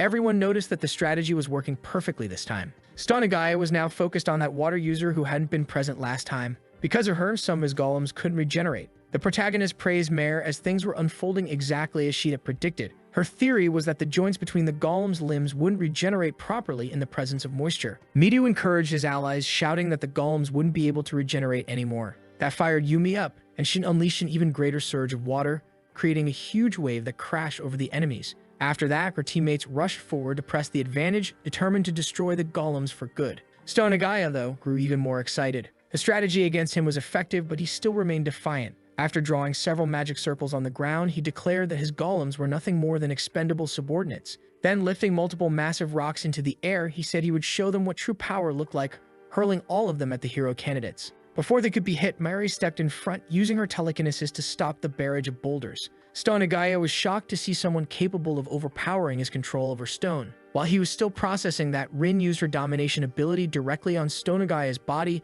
immobilizing him completely. She was a master of restraining techniques. That gave Arashi the opening to unleash his fury, but before his flames could hit, a thick wall of earth rose up, blocking his attack. Even though the strike was powerful, it wasn't enough to break through. The demon was pleasantly surprised that his defense was stronger than the boy's flames. What he didn't realize, however, was that Midu had used instant movement and now stood behind him, sword poised. He struck a lethal blow at Stonagaya's back. The demon reacted swiftly, parrying the attack with the blade in his hand. Even so, the hero candidates pressed the assault relentlessly. The nerdy girl launched the boulders back at their summoner, while Narumi used her wind manipulation to amplify the force of the counterattack. Stonagaya was completely surrounded. No matter where he looked, attacks were coming at him from every direction. Even so, none of their attacks were able to pierce his defense. Seeing that, Yami acted once again, manipulating water against the creature and striking its barrier with a massive surge of moisture. Stonagaya, now completely cut off from the outside world, felt something was wrong. Once his defense became damp, it would no longer be as resistant to attacks. Midu was determined to end that battle no matter what, and Arashi was equally resolute to finish the enemy immediately. The two attacked in perfect coordination, striking the demon's body, and for the first time, Stonagaya was actually wounded by the hero candidates. Still weakened, he believed he could withstand the damage. The real problem, though, was that with the strategy the humans were using now, his defense would eventually be shattered even further. He decided to go all in, converting all of his defensive mana into raw attack power. At that moment, a spark of light flashed in the protagonist's eyes. He saw the demon's weak point and hurled his dagger straight at Stonagaya's forehead, delivering a lethal blow. The impact was tremendous. Stonagaya fell to the ground, writhing in agony before all of the students. The creature was finally defeated, and the heroes celebrated their victory. The efforts of Midu and Arashi had brought down that vile monster. However, both of them, standing closest to the enemy, knew they weren't the ones who had landed the final blow. Something had struck the demon's head in that final instant. Arashi picked up the dagger lying on the floor and immediately recognized it. Looking around, Midu tried to spot something, noticing a small crack in the ceiling above. There was no doubt it was the work of the protagonist. Arashi grew irritated, realizing they'd been helped by someone like him. Narumi approached the two with an excited grin, thrilled that their plan had worked. Midu agreed, forcing a faint smile, knowing deep down that they had only succeeded thanks to Kinoshi's support, and that, in the final moment when the demon was about to unleash a devastating power against them, the battle had ended before it could happen. If not for the protagonist's interference, they would have been wiped out again. Miri asked why the class representative still had that expression on his face when they should all be celebrating. Midu tried to say something, but she ignored him completely, saying she'd listen later. The students had just defeated one of the 4 divine kings. They'd been through enough stress for one day, and all they wanted now was to enjoy the victory. Midu looked at his teammates' excitement, taking a moment before finally letting himself feel something positive. Eventually, he gave in to that sense of relief. Still, the representative remained calm and distant. His companions called out, urging him to celebrate too, but he ignored them, quietly revealing that he hadn't been the one to finish off their enemy. They apologized for getting carried away. One of the boys, someone who clearly admired Arashi, already suspected why his friend's mood had soured. Since he'd been close enough to witness everything, he knew the truth, but even then, he told Arashi not to worry about it. All the protagonists had done was steal the last strike from their team. The ones who had truly cornered the enemy until the very end were Arashi and Midu, and they should be proud of that. Now holding the creature's severed head, Midu lifted it high and announced their victory to everyone outside. The demons who witnessed it were devastated, while the human army erupted into celebration over their great triumph. Amid the battlefield stood Heinrich, bruised, battered, but still alive. The fortress had finally been taken. From the outside, the protagonist watched the battle's conclusion. Even though Stonagaya was dead, the number of soldiers on each side remained nearly the same. Our protagonist knows that the demon army is usually led by someone with high charisma. When their leader is defeated, the rest of the army can't hold their ground the same way. Mayer noticed that the same thing happened after they defeated Wimberg. No demon tried to chase them after that victory. While pouring himself a cup of tea, the protagonist said that this is the greatest weakness of the demon army. Concerned, Mayer asked if it was really alright for him to have done that. After all, he was the one truly responsible for the victory, and she believes his real goal is to train his companions. He explained that he sensed an intense killing intent coming from that creature in its final moments, and he couldn't allow his allies to get hurt. The The primary duty of an assassin, after all, is to prevent the worst from happening. Mayor thought he was being overly protective of his comrades, which slightly irritated him. He asked her to start calling him by his name. Embarrassed by the sudden closeness, she hesitated and asked if she could just call him K, a shortened form of his long full name. He told her that was fine, but then asked why her face was turning so red. After that, he started reflecting on their recent victory. 2 of the celestial kings had already been defeated. Even so, there were still powerful enemies remaining like Isekai'd. His journey to defeat the demon king was only just beginning. Meanwhile, somewhere else, a girl seemed to have been defeated, and someone commented that she had done it on purpose. She stood up furiously, while the demon responsible for her downfall was impressed that her willpower still had been broken. He ordered one of his soldiers to deliver a message to the auxiliary forces. The princess had been captured. From that point forward, the Beastmen Federation had finally fallen. A week passed since the hero candidates' last battle. Thanks to their recent victories, morale throughout the empire had risen greatly. Even the soldiers were now more enthusiastic about their military duties. The popularity of the hero candidates continued to soar. They had become the symbol of hope for the people. Because of that, they were summoned to the presence of the king, who had already heard about the defeat of one of the 4 celestial kings of the demon army. He granted Midu the title of Knight of the Realm. After the ceremony, when he gathered with his companions, the class representative said the whole thing had been exhausting. Mary was surprised by that, as she had never imagined he'd get nervous or tired. Captain Amelia joked that if he was feeling like that, then he must have gotten older. That's when Heinrich reminded everyone that, unlike them, Midu never received a noble's education, and he handled everything very well. Midu admitted the situation had been a bit nerve-wracking. He was worried about being rude in front of the king. Heinrich reassured him that nothing bad would happen. Now that Midu had been promoted to a knight, he would soon have new responsibilities to fulfill. Midu realized that being a noble wasn't easy. Heinrich said he wouldn't complain about his own position and assured Midu there was no need to worry about where he stood now. Amelia added that the church also held great power within the kingdom. After the ceremony, Midu officially became part of the Royal Knight Order and was appointed to lead the 11th Division, also known as the Hero Battalion, currently the strongest force in the entire kingdom. When people asked whether the knights were under the church's control and what his new title truly meant, Heinrich explained that the situation was complex. There were many political ties within the state. Even so, Midu now shared the same standing as those nobles, and with authority always comes responsibility. Outside, our protagonist heard about Midu's promotion. Rin was the one who told him everything. Mayor didn't fully understand the situation yet, but believed that the promotion was something very positive. Surely, the kingdom wanted to turn Midu into a symbol for everyone. Giving him authority was the path to achieving that goal. Mayor couldn't see how that could be anything but beneficial. However, our protagonist reminded her that after they defeat the Demon King, they'll have to return to their original world. They're only being used by the kingdom. In the end, they're being treated the same way Leonora once treated them, just as expendable tools. Mayor said she'd be more cautious from now on, but had another question. She wanted to know who the girl accompanying him was. He finally introduced her, explaining that Mayor was a half-elf and a spellcaster. But Rin wasn't asking for her qualifications.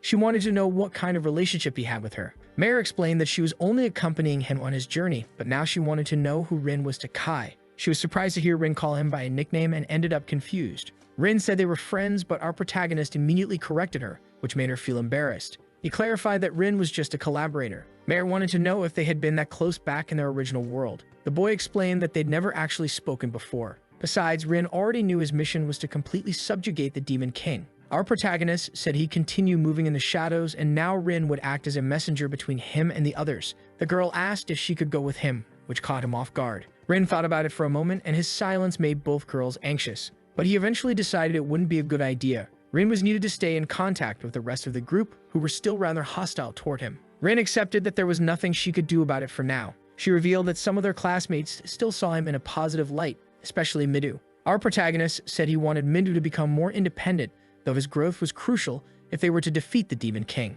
Rin asked if he truly intended to make each of his classmates stronger. He told her he had already defeated one of the Celestial Kings, though it had been an incredibly difficult battle. Rin was stunned when she learned he had done it with only Mayor by his side. Mayor added that the fight had been extremely close, and had barely won. Rin was astonished by this, knowing that their victory over Stone and Gaia had taken the combined effort of everyone. The half-elf girl traveling with the protagonist definitely didn't seem ordinary, and it made Rin feel increasingly useless. Our protagonist said there were still beings far more powerful than the Celestial Kings, ones they couldn't possibly defeat right now. That's why he asked Rin to closely observe her classmates' progress. He'd contact her again soon. The girl accepted his orders. As he turned to leave, he told her he was refining his own way to defeat the Demon King, and that it would be her job to relay that information to Midu. After that, he called for Mayor to follow him, leaving Rin alone in the forest. With her current strength, she couldn't do anything, and in that moment, a new determination began to grow inside her heart, the will to become stronger. Now that one of the celestial kings has been defeated, the humans have launched a full-scale offensive. With the collaboration of the hero candidates, now part of the 11th Division, the army's morale has risen greatly. As a result of this campaign, several fortresses have been reclaimed, and the city of Neutrate has finally been liberated. All of this was made possible not only by the fall of Stone Gaia, one of the demon commanders, but also by the defeat of Wimberg, who had been responsible for the Demon King's army logistics. However, this last part remains completely unknown to the army of the Holy Kingdom. Thanks to their string of victories, celebrations have become routine. The hero candidates are taking full advantage of the chance to drink alcohol in this new world. Since the legal age there is 15, it's perfectly acceptable. Even so, Murray keeps scolding her teammates, warning them that if they return to their original world, this kind of behavior would be unacceptable. She even went as far as snatching a beer mug right out of Narumi's hands, poor guy. Midu saw that and couldn't help but laugh. Reina, dressed elegantly for the occasion, noticed that her friends still looked tense despite the celebration. At that moment, Murray realized Reina was drinking too, but the girls swore it was just grape juice, a claim none of them believed. Amid the festivities, Midu began to overhear rumors. It seemed the enemy's chain of command was collapsing. Something wasn't right, and there were still things they didn't know. Midu agreed. He had his doubts. No matter how he looked at it, the enemy appeared weakened. He even wondered if it might be a trap. Hearing that, Reina said they were all being too cautious, claiming that demons were just a bunch of idiots. For Midu, the answer was obvious. Our protagonist was moving in the shadows. Reina refused to believe that he could pull off something like that. That's when Rin joined the conversation, confirming exactly what Midu had said. While they fought at the front lines, someone else was attacking deep within enemy territory. Everyone was shocked when they heard that. Rin revealed that our protagonist had defeated another celestial king, which explained why the borders were so weak now. The background characters were stunned to hear it. Midu, on the other hand, wasn't surprised at all. He expected something like this from that guy. Narumi, after processing the information, realized just how much of a monster the protagonist really was. Rina, however, refused to believe any of it, calling it slander. She asked Arashi for his opinion, but he was too busy enjoying the banquet food. Even so, he remembered the dagger he found during the last battle. With that in mind, he simply said he didn't care how the discussion ended. Mary was also frustrated. Even if it were true, she still couldn't forgive him. Now she joined Rina in badmouthing the guy, while Midu moved closer to Rin to gather more details. Rin didn't have much more to share. All she knew was that he was using his own methods to infiltrate enemy territory and get closer to the Demon King. Our protagonist had been doing this every single day, fighting deadly creatures that all wanted to tear him apart. He was skilled and ruthless. A monstrous hand lunged toward his face, and under such relentless attacks, it seemed like he wouldn't make it. But fortunately, a fire spell erupted, burning his enemies to the bone. He told Mare not to do anything reckless, but she had only intervened because he'd been in danger. He thought he'd already learned to control his mana, but the truth was he still couldn't properly use even basic magic. Mare explained that his element was extremely rare. Very few people could master lightning, and it was one of the hardest to perfect. If he had divine protection like his classmates, things would have been much easier. Even so, through relentless training, he managed to wield that power barely. Mare pointed out that he hadn't been able to unleash it with full intensity because he was distracted by the enemies surrounding them. That's why magic shouldn't be used in close-range combat. It requires far too much focus. But our boy is an assassin, so he has to fight up close. Mare suggested that he first learn how to use magic properly in the traditional way before trying to perfect his own methods. Our protagonist knows he has to grow stronger because, in his current state, he has no chance of defeating the Demon King. Still, he complimented Mare on her skill as a teacher. She really absorbed a lot of knowledge from Yubana. The girl became embarrassed by the praise, but a moment later, our protagonist suddenly went on alert. They were completely surrounded by dangerous creatures, all eager to tear off a piece of him. And instead of fear, excitement flashed across his face. Training was about to begin sooner than expected. Since this was a training session, he began gathering lightning in one of his hands. Using his new attack, he unleashed it on the monsters around him. Bolts of electricity struck the beasts, but the result wasn't fatal. It only disoriented them for a few seconds. He realized he still needed to refine his technique. The damage output was too low. As he was thinking that, one of the creatures lunged at him, but its strike hit nothing but air. Taking advantage of the opening, he moved swiftly and threw multiple daggers, each one finding a vital point. The remaining monsters were now terrified. Given the situation, it was more effective for him to channel mana into his daggers and throw them. That approach was deadly. Suddenly, one of the monsters tried to attack from behind. With his incredible agility, he spun around and sliced off its head. Grabbing onto a tree branch, he took a brief moment to collect his thoughts, only to notice more creatures rushing toward him with killing intent. He let mana flow through his entire body, and the moment they reached him, their bodies were turned into a scattered mess of limbs. Still watching carefully, he noticed one monster trying to topple the tree he was on, slamming its trunk repeatedly. Unfortunately, there were too many of them. The tree came crashing down, forcing him to move fast. Before him stood a massive army of monsters, all focused on tearing him apart. But among them, one stood taller than the rest and immediately caught his attention. That one must be the leader. With his dark eyes glowing, he decided that this creature would be his next test subject. Mare, exhausted, summoned her flames, realizing there was no end to the onslaught. The poor monsters were completely obliterated by her fiery spells. Panting, she told him they needed to leave, that it was impossible to stay here any longer. He agreed. That was more than enough training for one day. The path ahead of them was littered with bodies and broken pieces. Both he and Mare pushed forward, trying to escape. The girl complained about her exhaustion while he noted that beyond their overwhelming numbers, those creatures were also at a very high level. Clearly, this was not a place where humans could survive. Mare explained that the demon folk were capable of controlling monsters with low intelligence, which made this region perfect for them. Finally, our protagonist understood why humans had never settled here. As they moved deeper through the forest, something caught his eye. Beyond the trees, he could see the true demon territory. The air itself was thick with a dangerous mist and crawling with monsters. Meanwhile, elsewhere, his companions were pressing deeper across the enemy borders. They had finally reached that perilous land, a land filled with monsters. For the first time since the offensive campaign began, the situation had taken a turn. The creatures here were truly dangerous. For the knights and hero candidates, they weren't much of a threat, but for the regular soldiers, it was a massacre. They were being completely wiped out. The captain tried her best to keep everyone's spirits up, while Heinrich already knew it was only a matter of time before they were completely surrounded. They were under attack from both demons and monsters.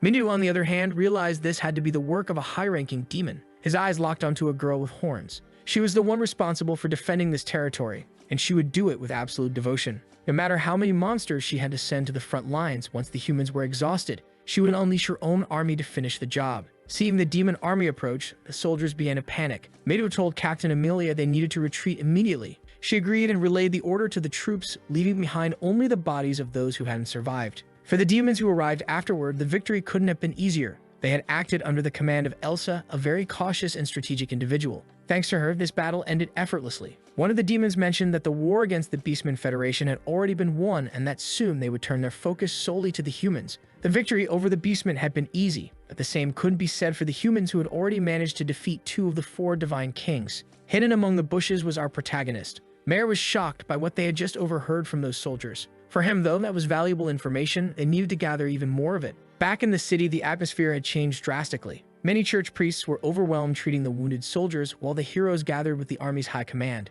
Since their last defeat, every territory they had reclaimed had been lost again, according to Captain Amelia. Now, she wanted to know if any of the knights had suggestions. None did. An elderly man pointed out that they needed to deal with the approaching monster hordes. Another officer said he never imagined demons could resort to such deceitful tactics. He suspected this had to be the doing of a powerful, high-ranking demon. Heinrich noted that recently the enemy forces had shown no real strategy in battle, until now. Something had changed and they'd started delivering heavy losses. Someone very clever was clearly orchestrating this. Mighty was certain it was the work of a demon. One of the knights reported that his men had gathered intel suggesting there was a commander within that forest leading the enemy troops. If they could force them out of the forest, the battle might turn back in their favor. Captain Amelia understood that advancing the entire army through dense forest terrain was nearly impossible. The other knights agreed that reorganizing their forces was the best option for now. Although they'd seen success reclaiming certain territories, the recent defeats had been devastating. Initially, their primary goal to retake lost lands had been achieved, but now that morale was crumbling, maintaining that pace of victory would be difficult.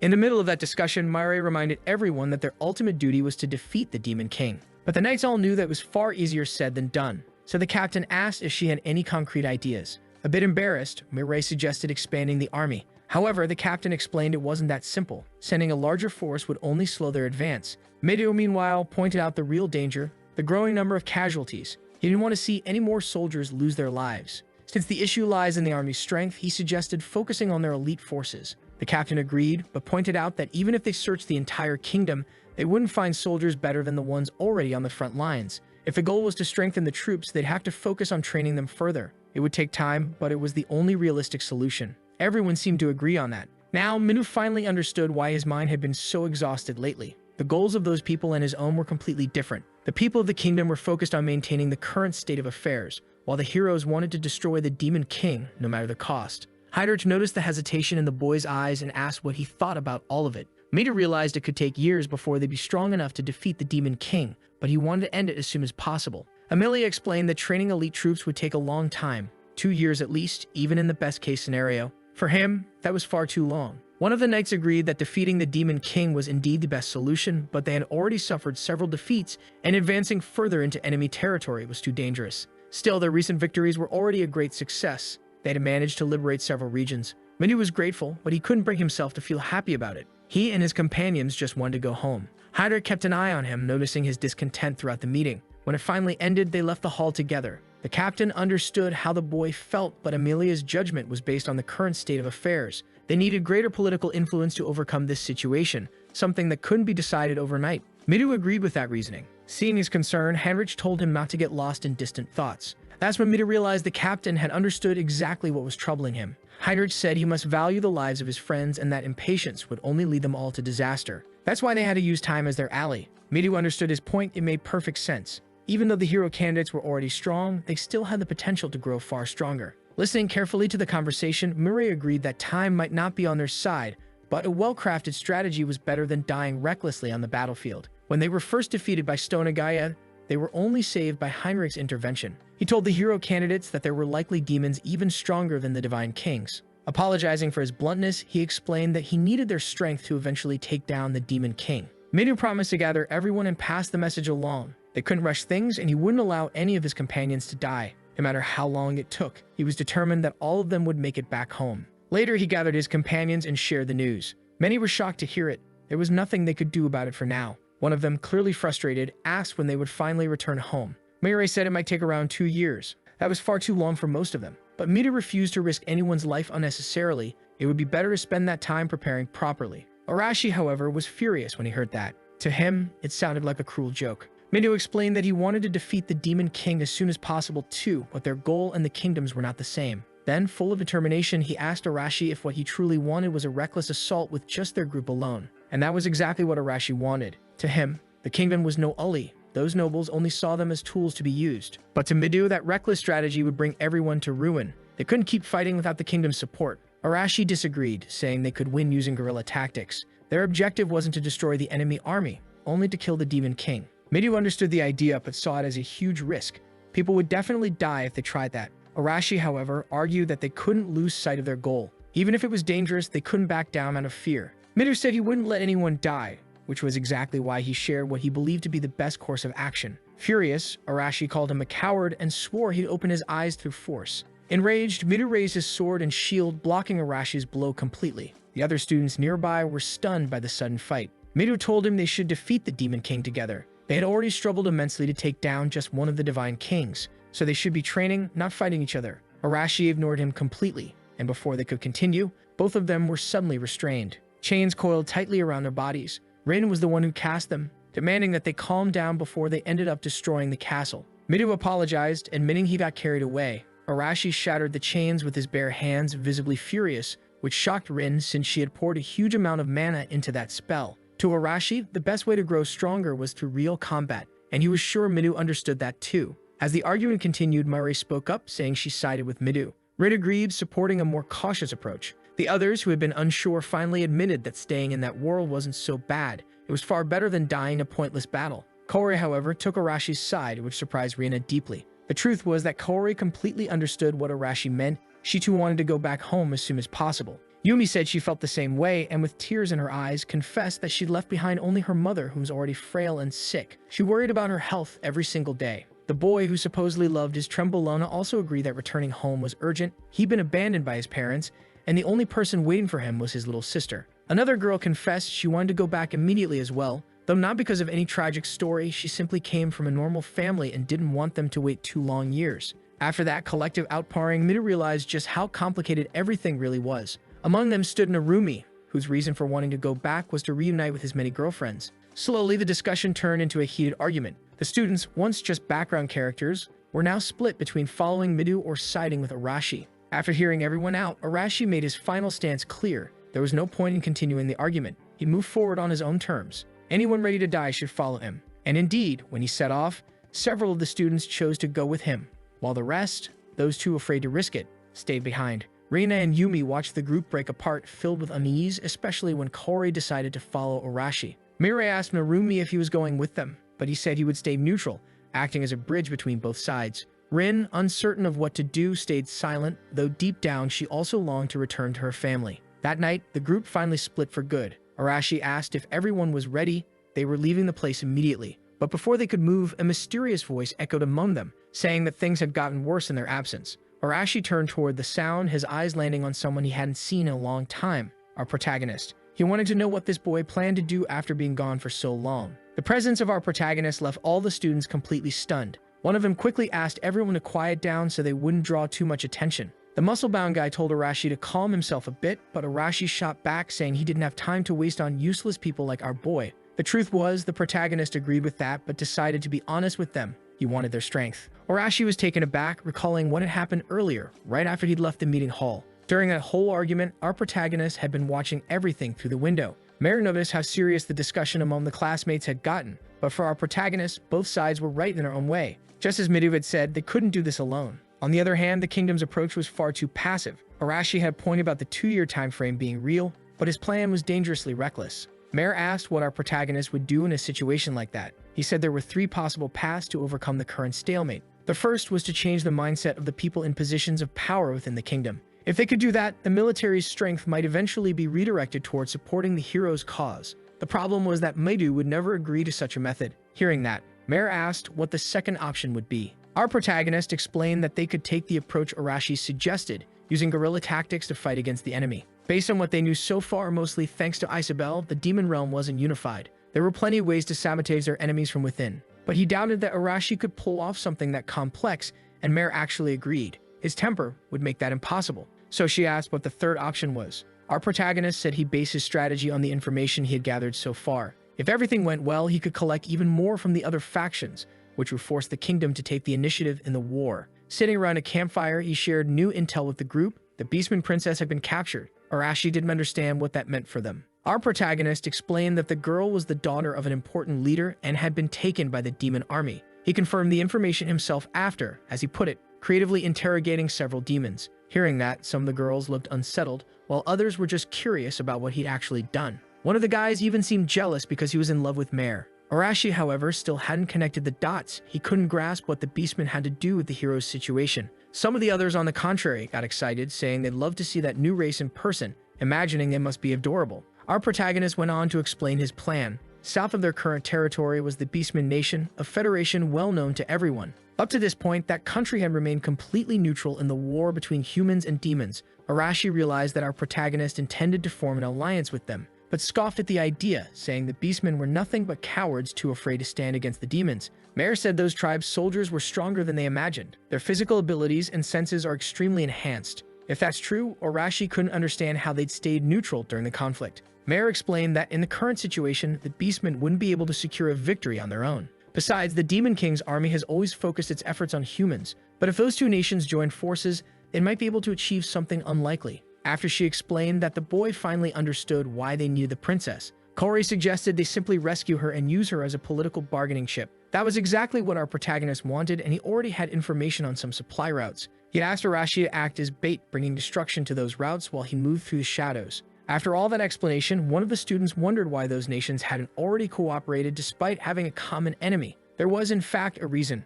Mare said the Beastman Federation also hated the demons because of repeated invasions. Unfortunately, humans refused to accept the Beastmen, calling them a lower subspecies. Because of that disdain, there's no alliance between those nations. He realized getting their cooperation wouldn't be easy, which is why they needed a bargaining chip. Our protagonist knew the princess was being held hostage, and that situation could work in their favor. Mare added that the Beastman's word was rock solid. If they were helped, they'd be willing to cooperate. When the discussion ended, the clearing fell silent. For the protagonist, the plan was worth trying. He was sure Arashi hadn't come up with anything to execute right now. Furious, Arashi complained that the protagonist's sudden appearance brought a lot of demands. Before he could keep being rude, another student asked him to consider the plan. This decision would affect everyone's lives. The others watched Arashi closely, and he finally sat down, still furious. With no other option, he asked what they should do. The hero candidate's caravan began to move out. One girl asked if it was really okay. They'd been heading south for a while, but the protagonist assured her the Beastman territory lay exactly in that region. Meanwhile, the demons were moving prisoners along a northern route whose final stretch cut through the heart of the forest. Because none of the countries had real trade treaties, there were only a few roads in that area, which actually made the plan easier to pull off. The boy knew they were infiltrating demon territory and worried they might be found in ambush, but he also knew exactly what he was capable of, so that possibility didn't concern him too much. Even if the journey would be harsh and full of monsters, their carriage and caravan would pass, and the boy could hardly believe it. They could also rely on Sorero Tomoko's ability, a spatial protection that stores equipment and items. For heaven's sake, now even the background characters were getting names, patience required. Approaching the protagonist, one of the extras said it'd been a while since they'd seen each other. He remembered her ability. The protagonist said it's hard to forget the good things, and the girl lit up at the comment. The burly kid who only wears sleeveless shirts now had a few questions. He wanted to know how the protagonist had managed to infiltrate enemy territory. Answering him, the boy said he hadn't always been in that region. He'd been searching for clues about another way to get back home. Curious, his companions asked what conclusion he'd reached. Getting straight to the point, the protagonist said the only chance was to defeat the Demon King, and since then he'd been gathering information on how to make that a reality. That's how he learned about the kidnapping of the Beastman Princess, which was actually quite interesting. Annoyed by how slow things were going, Arashi asked if they were really fine moving at that pace since they needed to ambush the enemy. In response, our protagonist agreed they should move faster and said they'd rely on Sorero's ability to store supplies in her virtual space. It was already nighttime, and the group of students kept moving through the forest. Arashi suddenly sensed monsters nearby and ordered everyone to get ready. Several wolves were surrounding them now. One of them lunged toward a terrified girl, but the muscle-bound guy finally proved those muscles weren't just for show. He punched the creature right in the mouth, shattering its teeth. A hit like that would never pierce the kind of physique sculpted through countless gym sessions and a solid dose of testosterone menanthate. He immediately finished off the beast afterward. Another student shouted that they were surrounded and needed to fight back. He used a support skill to strengthen everyone, and now the group was ready for some action. The students charged the wolves, slashing and striking with their weapons. Even the usually useless girl managed to pull off a few decent moves. The students were actually winning until one wolf thought it'd be smart to go after Arashi. Before it could even reach him, he grabbed it by the throat. Arashi hated being targeted by weak creatures, so he burned the wolf alive with his bare hands, tossing its charred corpse away. Once the fight was over, he asked if any of his weak companions were hurt, but it looked like everyone had come out fine. After all, our protagonist had been watching the whole thing, but there was still one problem left. A massive beast suddenly charged at them. The attack caught Arashi completely off guard, but Mare wasn't there just for decoration. She unleashed a powerful flame spell, incinerating the creature and turning it into a pile of burnt remains. The other heroes were amazed by her firepower. Arashi, on the other hand, didn't like being saved and complained to the wife of our protagonist. But since she obviously wasn't his wife, Mare got flustered and snapped back that she'd never marry someone who couldn't even take his hood off at night. Arashi had only said that to get under her skin, and it clearly worked. Mare was waiting for some kind of compliment given she just saved him. But our protagonist completely ignored the topic and changed the subject. The other students were irritated by how much special treatment he seemed to get, thinking he was still insufferable even with a beautiful girl by his side. The other girls went over to Mare to get closer to her. She glanced at our protagonist as if waiting for some kind of permission, but he didn't care either way. It was entirely up to her. That little gesture made Mare genuinely happy, and she went off to chat with them, leaving the protagonist by himself, which was honestly a relief for him. The place they were in now seemed ideal. Arashi asked if the enemy caravan would pass through there, saying he didn't want to wait too long. But with his AliExpress eyes, our protagonist assured him that the action would start soon. He could already see the demons approaching from the distance.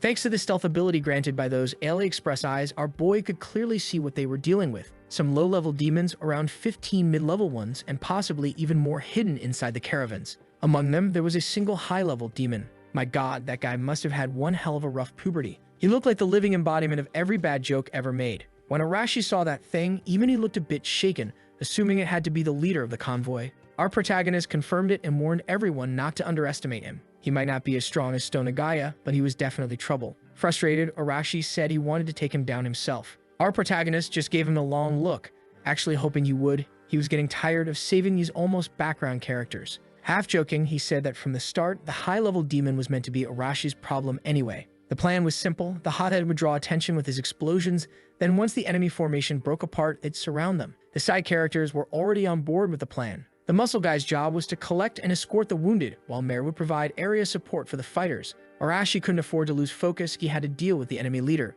While everyone else fought, our protagonist would sneak in and rescue the princess. Once that was done, he'd give the signal. As for the rest, every person for themselves. Whoever wanted to live better fight, and whoever wanted to die, well, just stand still. Arashi told our boy not to worry, promising the mission would be a success. Hearing that, the protagonist couldn't wait to see if those words would actually turn out true. After all, everyone was there because of Arashi's big motivation. Some of the others were offended and said he should be more humble, but Arashi snapped back, telling those idiots to shut up. It was time to start the operation, and they needed to focus. Meanwhile, the demon Zaganda, with his intimidating stare, was keeping a close eye on the forest. He probably spent more time judging people's outfits than strategizing. His troops were whining about exhaustion. They'd been marching all day, but Zaganda barked that they'd reach their destination soon and ordered them to keep moving. The truth was, even he was dead tired, riding his prized horse imported from Dubai. His back hurt like hell, and the saddle felt made for torture. What he really wanted was to sip tea at 5 o'clock while a famous podiatrist pampered his feet. As he daydreamed about his ideal evening, maybe a soak in the hot tub, followed by an acupuncture session,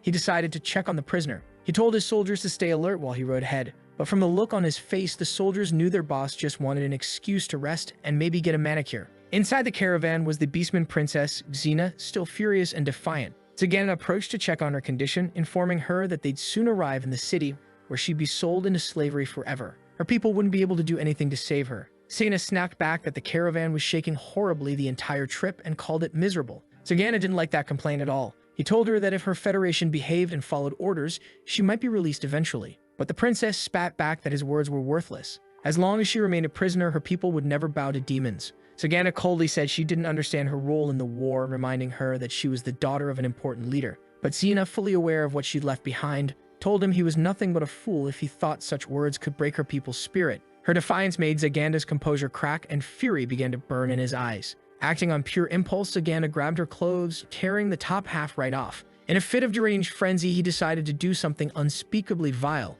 but even facing that danger, the princess didn't flinch. She watched his fat, stubby fingers reaching toward her body, and before he could touch her, a blinding flash lit up the night outside. Zaganda froze, his panic rising as he tried to make sense of what was happening. When he saw his soldiers panicking, he realized they were under attack by humans, a shocking turn of events. He never imagined enemy forces could be lurking here. More explosions followed, tearing through his troops and wiping out the weaker ones instantly. Zaganda scrambled onto his horse to save himself, barking orders for his men to counterattack at once. Soon the forest was engulfed in chaos. The candidates for hero status were proving their worth. They completely overwhelmed the demon forces. Even though Zaganda's unit was supposed to be elite, they were being crushed. Calmly stepping forward, Arashi approached him and asked if he was really a high-level demon. Drawing his weapon, Zaganda sneered and demanded to know who this red-haired brat was. Arashi refused to answer, saying his opponent wouldn't live long enough for that to matter. Furious, the fat demon shouted that humans were always so arrogant, then unleashed a massive destructive attack that blew up everything around them.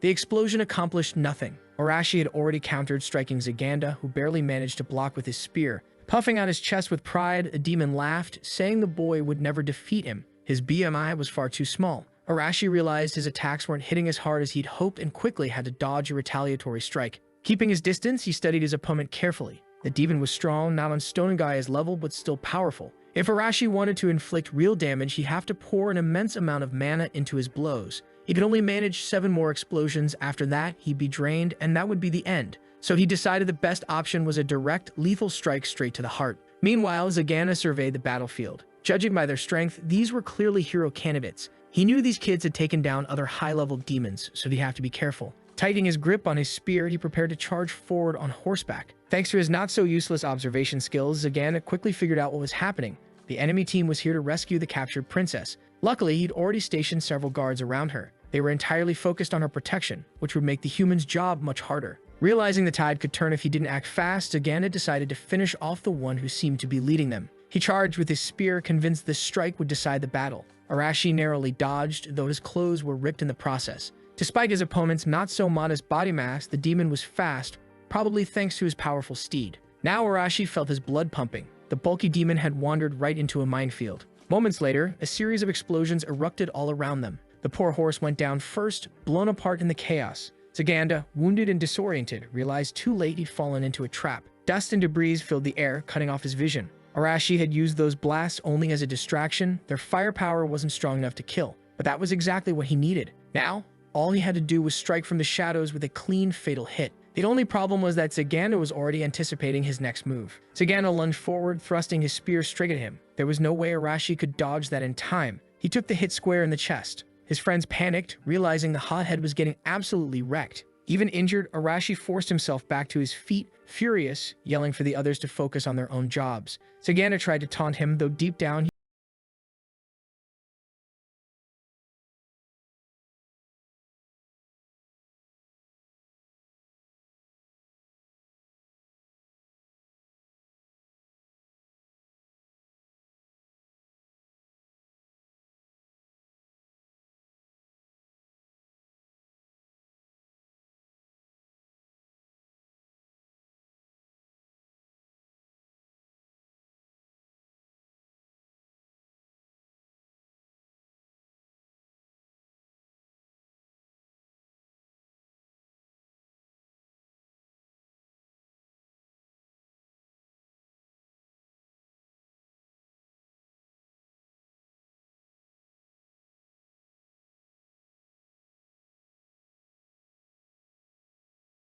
being dumb beasts. The extras celebrated wildly, morale shooting through the roof. Those without names charged ahead, leaving nothing but bodies in their wake. Meanwhile, working unseen in the shadows, our protagonist had already made his move. He slipped into the caravan, where the princess was held, spotting her with her hands bound. Sina was startled to see a human appear out of nowhere. She had asked if he'd come to save her, and he casually replied, something like that. After a short exchange, he drew his knife and cut her free. Finally, able to move again, she demanded to know what he wanted. He told her plainly he wanted the same thing the demons did, to use her for his own goals. His blunt honesty left her stunned, but lying wouldn't help anyone. Given that, the princess decided she'd rather fight than play along. In an instant, her hand morphed completely. That was partial beastification. She was about to slash his throat when he darted out of the carriage like lightning, ready to fight back. The princess lunged at him with her clawed hands, fast and fierce. Luckily, his agility outclassed hers, though her speed still caught him off guard. He was witnessing firsthand the power of a beastkin, but once he unleashed his lightning, the poor princess froze on the spot, her body stiff with electricity.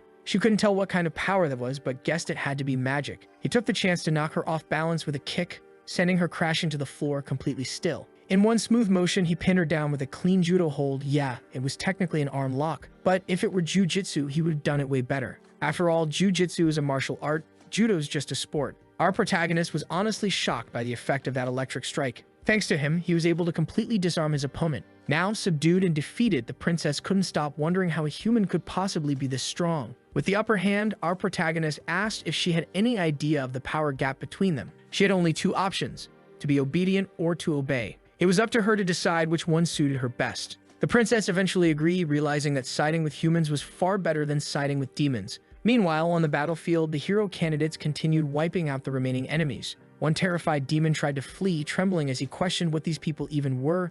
They were worse than monsters. Arashi gave a simple order to his companion, who made the vines of a nearby tree glow and lash out, wrapping tightly around the demon's leg to stop his escape. Now completely terrified, he was caught by Arashi, who told him to deliver a message to the Demon King. Nothing personal, Arashi said coldly, but your time's up. Later that night, everyone gathered around the small campfire. The demon caravan had plenty of food, which got the group excited. After pulling off the ambush, some of them joked they were starting to feel like bandits. The princess, on the other hand, was shocked by how well she was being treated. Our protagonist noticed she hadn't eaten yet and asked why. Clearly starving, she didn't understand why they were treating her so decently. Arashi mentioned that finding good food in this world was rare and nothing compared to what they used to have back home. Our protagonist reminded her that he still needed something from her, and it'd be a real problem if she suddenly decided to die. Hearing that, the princess cautiously took a bite of the food and was immediately amazed by how delicious it was. Everything cooked by the black-haired girl tasted incredible, or so the hero candidates claimed. Mayor then asked if the princess's name was really Sina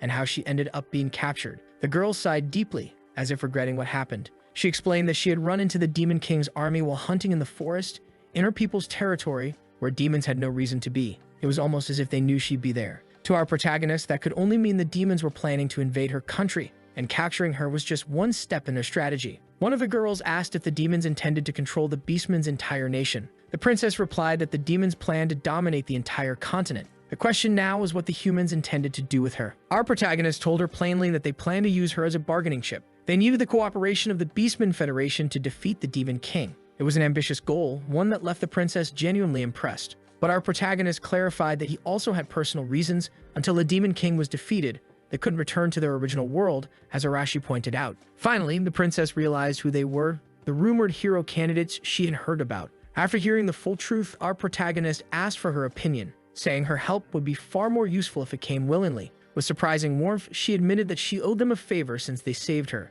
Though, as our protagonist pointed out, it had all been a coincidence. Even so, she insisted that a favor was a favor, and to purge the demons from her federation, she needed the backing of another faction. She suspected there was already a spy among her kingdom's officials. Accompanied by our heroes, Princess Sina finally managed to escape demon territory. They made their way back to the city of Neutrat. Inside the training grounds, Midi was in the middle of an intense session, pushing himself to become stronger when a familiar voice interrupted him. It was Rina. Curious and a bit annoyed, he asked what she wanted. Clearly excited, she told him that Arashi's team had finally returned and were now at the city gates. Midu froze for a moment, completely shocked by the news. At first, the soldiers didn't take their return well. To them, Arashi's team were deserters, and they demanded to know what those runaways were doing back after abandoning the kingdom. Arashi said he couldn't care less about those rules. They were never made to benefit the hero candidates anyway. Seeing that he was visibly irritated, the generic background soldiers decided to ease up a bit. Arashi told them he had no time to waste with extras and needed to speak directly with Captain Amelia. The soldier in charge refused, ordering his men to arrest the deserters immediately. Arashi really didn't want to resort to violence, but things were heading that way fast. The muscle head of the group complained that Arashi's lack of manners was exactly what caused problems like this. Before the situation could escalate further, several chains appeared out of thin air, binding the soldiers in place. Rin had stepped in, surprised that Arashi's group had returned so soon. The soldiers couldn't move under her power, and one of them asked if she planned on becoming a traitor too. Then, the most charismatic of the bunch, good old Narumi, spoke up, telling everyone to calm down a bit. With that, Rin's chains vanished. It was no surprise, Narumi's special power was pure charisma, and just by speaking, he managed to diffuse the tension. Arashi was baffled that the soldiers listened to Narumi's voice instead of his own orders. Narumi said he was sure they had come back with something important for the city, and Arashi replied that they would discuss it soon. What mattered now was preparing a proper place for a meeting. Later that same day, Arashi finally met with the army's officials. He wasn't exactly thrilled about it, though Heinrich, ever the diplomat, stayed as friendly as usual. Some of the other knights were visibly upset. Meirei asked Arashi to tone down his attitude a bit, pointing out that his arrogance was making the atmosphere heavy. But Arashi had long since stopped caring about the customs of that kingdom. Even so, Meirei insisted he at least try to be polite, since she had gone through the trouble of gathering everyone he wanted to speak with. With an exaggerated sigh, Arashi lifted his feet off the table. It was time to start. A random soldier walked into the room, escorting the princess of the beastmen. The moment the humans saw her, they were stunned. Captain Amelia demanded to know what the girl was doing there. Sienna confirmed her identity as the daughter of one of the Beastmen Federation's great leaders. She explained that she'd been captured by demons but was rescued by these brave young men. Minyu couldn't believe it. His classmates had fought demons and survived. Sienna revealed that the demons had been lurking near her nation's borders for some time. When she was captured and taken into enemy territory, Arashi's team saved her. Arashi then explained his plan to use the princess as leverage for an alliance with the Beastmen Federation, since waiting 2 years was simply too long. Captain Amelia immediately understood the strategy. She admitted they were already in the early stages of considering such an alliance but would need to consult her superiors now that the princess was in their custody. Arashi appreciated her honesty, but Amelia was clear. She wouldn't risk losing half the hero candidates over this. Heinrich stepped in, reminding everyone that these heroes were the kingdom's greatest trump card and their presence alone kept the army's morale high. Even so, Amelia agreed that forming an alliance would greatly improve their odds of winning the war. And that was exactly what Arashi wanted, an end to this conflict as soon as possible. Even so, it wasn't a bad deal for the kingdom, since the will of the people was for the Demon King to be defeated. The captain said she had been rescued and well treated by the humans and hoped they would also help her people wipe out the demons still occupying the Federation's lands. Maida promised he would do his best to make that happen. But then Heinrich raised a question. He wanted to know how those kids even found out the princess had been kidnapped. Arashi explained that they'd interrogated a few demons in a rather creative way on their journey, and that answer seemed to ease the captain's mind. A week passed since that event, and fortunately, the kingdom had managed to open a line of communication with the Beastmen Nation. The news filled everyone with excitement. Our protagonists, still working from the shadows, wanted to know how things were progressing. One of the nameless soldiers told him everything was going according to plan. A small caravan of 4 students was heading to the Federation to establish diplomatic relations. The leader of this expedition was, of course, Heinrich. Alongside him were a few soldiers and some administrative staff. Our protagonist asked about Arashi, how he was handling all this. Apparently, Arashi preferred staying near the front lines, since diplomacy wasn't exactly his thing. In Miru's absence, the temporary leadership of the heroes group was handed to Marin. After delivering his report, the soldier wanted to know what our protagonist planned to do next. That's when it was revealed that he would also be heading toward the Federation, but not alongside the caravan. Once the group was ready, Heinrich ordered his men to set off. The journey officially began. Reina was already exhausted, even though they had only been traveling for a short while. Miru told her they'd stay on horseback for a few more hours. Narumi, amused, said he never imagined she'd be part of this trip too, which made Rena snap at him immediately. She didn't like sounding lazy, especially in front of everyone. Then she pointed at someone, saying that if he were left alone, he'd end up doing something reckless. Mighty was surprised to realize she was talking about him, which of course made Narumi grin from ear to ear. Rena didn't stop there. She added that Narumi wasn't exactly reliable company for something this serious. That comment hit his pride hard. Farther back in the caravan, Rin muttered to herself about how noisy her classmates were. She knew that our protagonist was also heading toward the Federation, and she couldn't help wondering if he was nearby. Heinrich noticed her distant look and started to grow suspicious. The truth was, the little caravan was being watched. Hidden among the tall grass, our protagonist observed everything alongside Mare. Even though maps of the region existed, he chose to tail the caravan since he wasn't familiar with the terrain. It was a safer approach. After several hours of travel, the group entered a dense forest. Rin was still on edge, scanning her surroundings constantly. Seeing this, Heinrich asked why she kept looking around so nervously. She didn't have a clear answer, saying only that she was worried about possible monsters nearby. Narubi tried to reassure her, reminding her that he and Midu were there to protect everyone, which seemed to calm her a little. Heinrich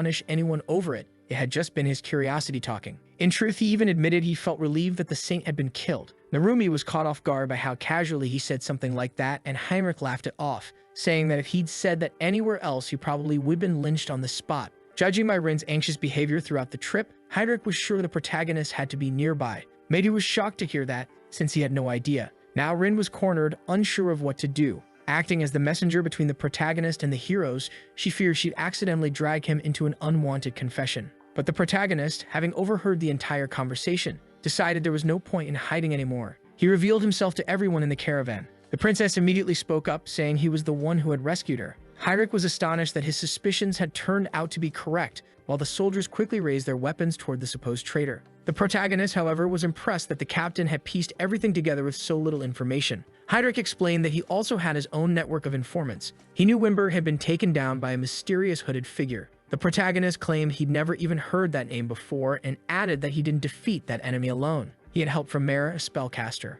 The moment Rina laid eyes on the girl, she exploded with anger. She demanded to know how the protagonist even had the nerve to come back to them. Midu tried to calm her down, but she was furious, accusing him of being too lenient and reminding everyone that they were standing in front of a traitor. Outraged, she asked the protagonist what he had to say in his defense, but he made no attempt to deny it. He admitted outright that he had betrayed them. Narumi tried to diffuse the tension with his charisma, but Rana shouted for him to shut up, then conjured a massive ball of fire aimed directly at her enemy. The protagonist hadn't expected things to escalate so fast. He glanced at Merv and noticed Rin preparing to support him as well. The fiery orb came flying his way, but he told everyone not to interfere. The moment it struck, a deafening explosion filled the area. Narumi panicked, thinking the protagonist had been reduced to ashes. But Rina was certain that if something like that had been enough to finish him off, he wouldn't have been such a problem for them in the first place. While she was still watching the smoke from the explosion, Rina was suddenly caught off guard. Our protagonist grabbed her by the clothes and yanked her down from her horse. As soon as she hit the ground, she scrambled back defensively,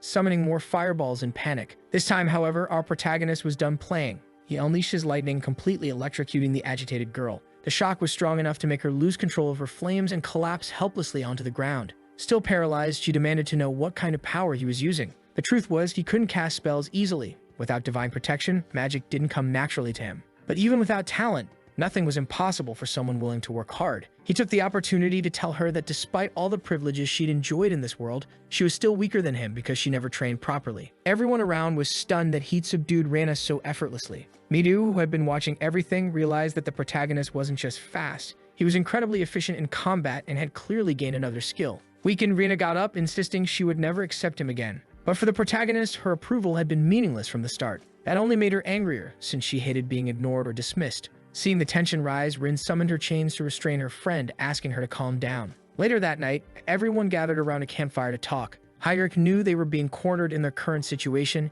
and he finally understood why the protagonist had decided to eliminate Leonora back then. He was forced into an impossible position. Midu also understood his reasoning, admitting that the protagonist had taken the blame on himself to protect everyone else. Rena, however, still couldn't accept that explanation. She argued that the protagonist hadn't acted out of friendship, and he admitted that was true. Keeping the saint alive would cause endless problems. The simplest option was to end her life quickly. The more he explained, the more defiant Reina became, saying she refused to believe a word from that so-called criminal. Still, she had a few other questions, ones that actually mattered. She wanted to know if the protagonist really was searching for a way for everyone to return home safely. And of course, she wanted to know who the elf girl beside him was. The protagonist admitted he hadn't found any clue about returning home yet, and that the elf had chosen to accompany him of her own free will. Either way, Midu pointed out that to catch the spies infiltrating the Beastmen Federation, they would need everyone's cooperation. Heinrich didn't mind working with the protagonist, since he was the one responsible for reporting back to the kingdom. All he had to do was omit a few details from his reports. Everyone turned toward Reina, worried she might stir up more trouble, but she stayed silent this time, realizing it wouldn't change anything. The truth was, despite everything, their goal was still the same. As the fire crackled, the group continued talking quietly. A short distance away, Manu had gone into the forest to speak privately with the protagonist. He wanted to know if it was really okay to share this information with the captain. What had happened with St. Leonora was a serious matter, but Midu still believed Heinrich was trustworthy. Even so, the protagonist warned him that there were some things that should never be entrusted to anyone. Midu replied that he'd take full responsibility for whatever came next. After all, Heinrich had already been reaching that conclusion on his own. Hiding it any longer would have been pointless. To the protagonist, that was simply Midu's way of handling information. The next morning, the delegation continued on their journey. Heinrich informed everyone that they had officially crossed into the Federation's borders. The princess suggested they head straight to the nearest tower, but just as she spoke, our protagonist sensed someone approaching to greet them. A single arrow struck the ground right in front of Midu's course. The boy instantly tensed, looking around only to realize they were completely surrounded. One of the beastmen demanded to know what humans were doing in their territory. Now, every word mattered. One wrong move and they'd be wiped out in the blink of an eye. Desperate, Midu stepped in front of everyone, explaining that they hadn't come to fight but to form an alliance. The woman leading the ambush didn't believe a single word, and the beastmen around her scoffed, calling humans deceitful and vile. Reina quickly realized this negotiation was going to be far more difficult than expected, while Narumi, ever the optimist, tried to cheer everyone up by saying they should stay positive. Then the princess finally revealed herself, stepping down from the carriage. The beastmen froze in shock upon seeing Sheena again. She explained that the humans had rescued her, but her words were ignored. The beastmen believed the humans had taken her hostage and decided they had to reclaim their princess at any cost. The blonde beastwoman leading the group lunged forward to attack. Heinrich, understanding there was no avoiding a fight, ordered his soldiers to defend themselves but not to use lethal force. Within seconds, the battlefield erupted in chaos as humans and beastmen clashed. Our protagonist turned to Sheena and asked if she couldn't stop this before things got worse, but the princess explained that the blonde warrior wouldn't listen to anyone in her current state. She just asked that they disable her without killing her, since most of the beastmen's soldiers there were inexperienced. Knowing that, our protagonist called out to Midu, telling him it was his time to shine. The boy, sword in hand, had been waiting for that signal. With just a few swift movements, he disarmed his first opponent and turned his focus on the ones nearby. Thanks to his agility, he outmaneuvered several enemies, striking with precise and fluid blows. His eyes gleamed with intensity, lightning surging through his body like raw energy. One by one, he knocked his opponents unconscious, leaving the beastmen terrified. From across the battlefield, our protagonist shouted for Rin to focus on the archers at the back line. Immediately, she sent her chains flying through the air, ensnaring the archers before they could retaliate. More beastmen dropped from the trees, charging forward to rescue the princess. That's when our protagonist ordered Mare to join the fight. She unleashed her wind magic, non-lethal but powerful enough to send approaching enemies tumbling through the air. Narumi watched in awe, realizing the elf girl wielded the same element as him. Our protagonist noticed Reina's flames flaring up and immediately told her to stand down. Annoyed, she protested, but he reminded her that if she hit anyone with fire magic, the result would be fatal, and that would make things much worse. Realizing he was right, she grudgingly kept quiet. Finally, the blonde beastwoman noticed that her unit was being overwhelmed by the humans. Midu told her they had only come to talk and that they had no intention of killing anyone, but she was stubborn and refused to listen. She charged at him, slashing with her sword. Midu stopped her blade with his bare fingers. The woman stared in disbelief. She couldn't even pull her weapon free from his grip. And then, to her utter confusion, she saw the princess calmly walking through the middle of the battlefield. Looking at the blonde girl, Sheena asked her to be patient and listen to what the humans had to say. Once the misunderstanding was cleared up, the beastmen bowed deeply, apologizing for what they had done. Midu, clearly embarrassed, urged them to stand, insisting that such formalities weren't necessary. The blonde warrior hadn't realized she was attacking the very people who had rescued the princess, and now she felt humiliated for her foolishness. Considering the delicate relationship between the two nations, Heinrich understood why she was acting this way. The poor girl seemed desperate to punish herself just to find some peace of mind. But our protagonist calmly suggested that if she truly wanted to make amends, she could start by becoming their guide through the region, since it was time for the two races to discuss an alliance immediately. After all, Sheena owed her rescuers a favor, and the princess confirmed that before her people, asking them to treat the humans with respect. The blonde girl accepted her words, promising to guide them to the capital. Tears welled up in her eyes as she confessed how relieved she was to see Sheena safely back in the Beastman's lands. The princess, too, was happy to have returned home unharmed. After that brief clash and tense exchange, the caravan continued toward the capital. Their mission was to establish an alliance with the Beastmen. The Federation was ruled by several tribal chiefs, and all important matters were discussed and approved by the parliament located in the capital city, Mainslaya. Midu couldn't help but be impressed by the stunning architecture surrounding them. The blonde warrior apologized once more, explaining that she could only escort them this far. As much as she wanted to express her gratitude further, she couldn't go against the Empire's laws. For Midu, that was already more than enough. From there, it was up to them to make it to the capital on their own. When the human caravan finally entered the Beastman's city, their presence immediately drew attention. It was an extremely rare sight. The citizens stopped to stare, visibly irritated by the unexpected visitors. Midu tried to stay calm, taking in all that hostility around them. To our protagonist, the reception wasn't as bad as he'd expected. There was more than hatred in those stares. You could feel fear, curiosity, and tension mixed together. Mayor noticed the same thing. The people weren't just angry, they were afraid. Narumi, ever the charmer, tried to use his charisma to ease the tension, but Heinrich pointed out that the people here weren't warriors. They were just ordinary citizens unprepared for conflict. As he said that, someone suddenly shouted the princess's name at the top of their lungs. A man in royal attire came sprinting toward her, panic written all over his face. It was her father, the chieftain of the feline tribe. Shanna quickly reassured him that she wasn't hurt. Overcome with relief, he embraced his daughter tightly, saying his heart had been heavy with worry ever since she'd gone missing. The princess laughed softly, telling him he was squeezing her too hard, and the man immediately let go, apologizing for losing control of his emotions. Once he had calmed himself, his eyes turned to the group of strangers standing nearby. He quickly realized these must be the humans who had rescued his daughter, something Sheena confirmed right away. Grateful beyond words, he invited them to stay in his mansion as honored guests. Introducing himself properly, the chieftain said his name was Alto, father of Sheena and leader of the feline tribe. Speaking with formal dignity, he expressed his deep gratitude to the humans and promised to repay their kindness. Heinrich then introduced himself as a captain from the Holy Kingdom and said there was something he wished to ask. With great enthusiasm, Alto told him he could request whatever he wished. And just like that, everyone was escorted to a grand meeting room. Because of course in this story, no matter what happens, it always ends with people sitting around a table. Heinrich presented the human kingdom's proposal to form an alliance between the two nations. Alto said he owed them a favor for saving his daughter, so he agreed to the proposal. Edgar, chief of the wolves, acknowledged that the demon threat was growing and the attacks were becoming more frequent. Camilla, representative of the birdfolk, still believed an alliance with humans was absolute madness, saying they were forgetting who they really were. Max, leader of the fishfolk, agreed with her. His father had been enslaved and killed by prejudiced humans. The dog tribe's leader admitted that they owed gratitude for the princess's rescue and said they would repay that properly, but they still couldn't ignore what had happened in the past. Confused by that stance, Alto hesitated, and the dog chieftain reminded everyone it was the humans who started the discrimination, separating beast folk from those considered normal, a point Camilla and Max immediately endorsed since they also dislike humans. Heinrich said the past absolutely couldn't be forgotten, but right now they shared the same goal, defeating the demons. Max erupted, declaring he would never cooperate with bigots. At that, Edgar called for silence. He'd already received word that the war's momentum was shifting. He wanted to know what kind of cooperation the humans were actually asking for. Hire drew a long breath to lay out the terms, but Midu answered first, stating their intent was to eradicate the demon realm completely and take the demon king's head. His words were so firm and unflinching that the beast folk fell silent. Edgar then began to smile. He saw truth in Midu's eyes and found it very interesting. Camilla asked what he meant. He revealed his information. The humans already held the advantage in this war. In other words, they weren't timid or desperate in proposing this alliance. Midu said slaying the demon king was the highest objective and they needed every ally they could get,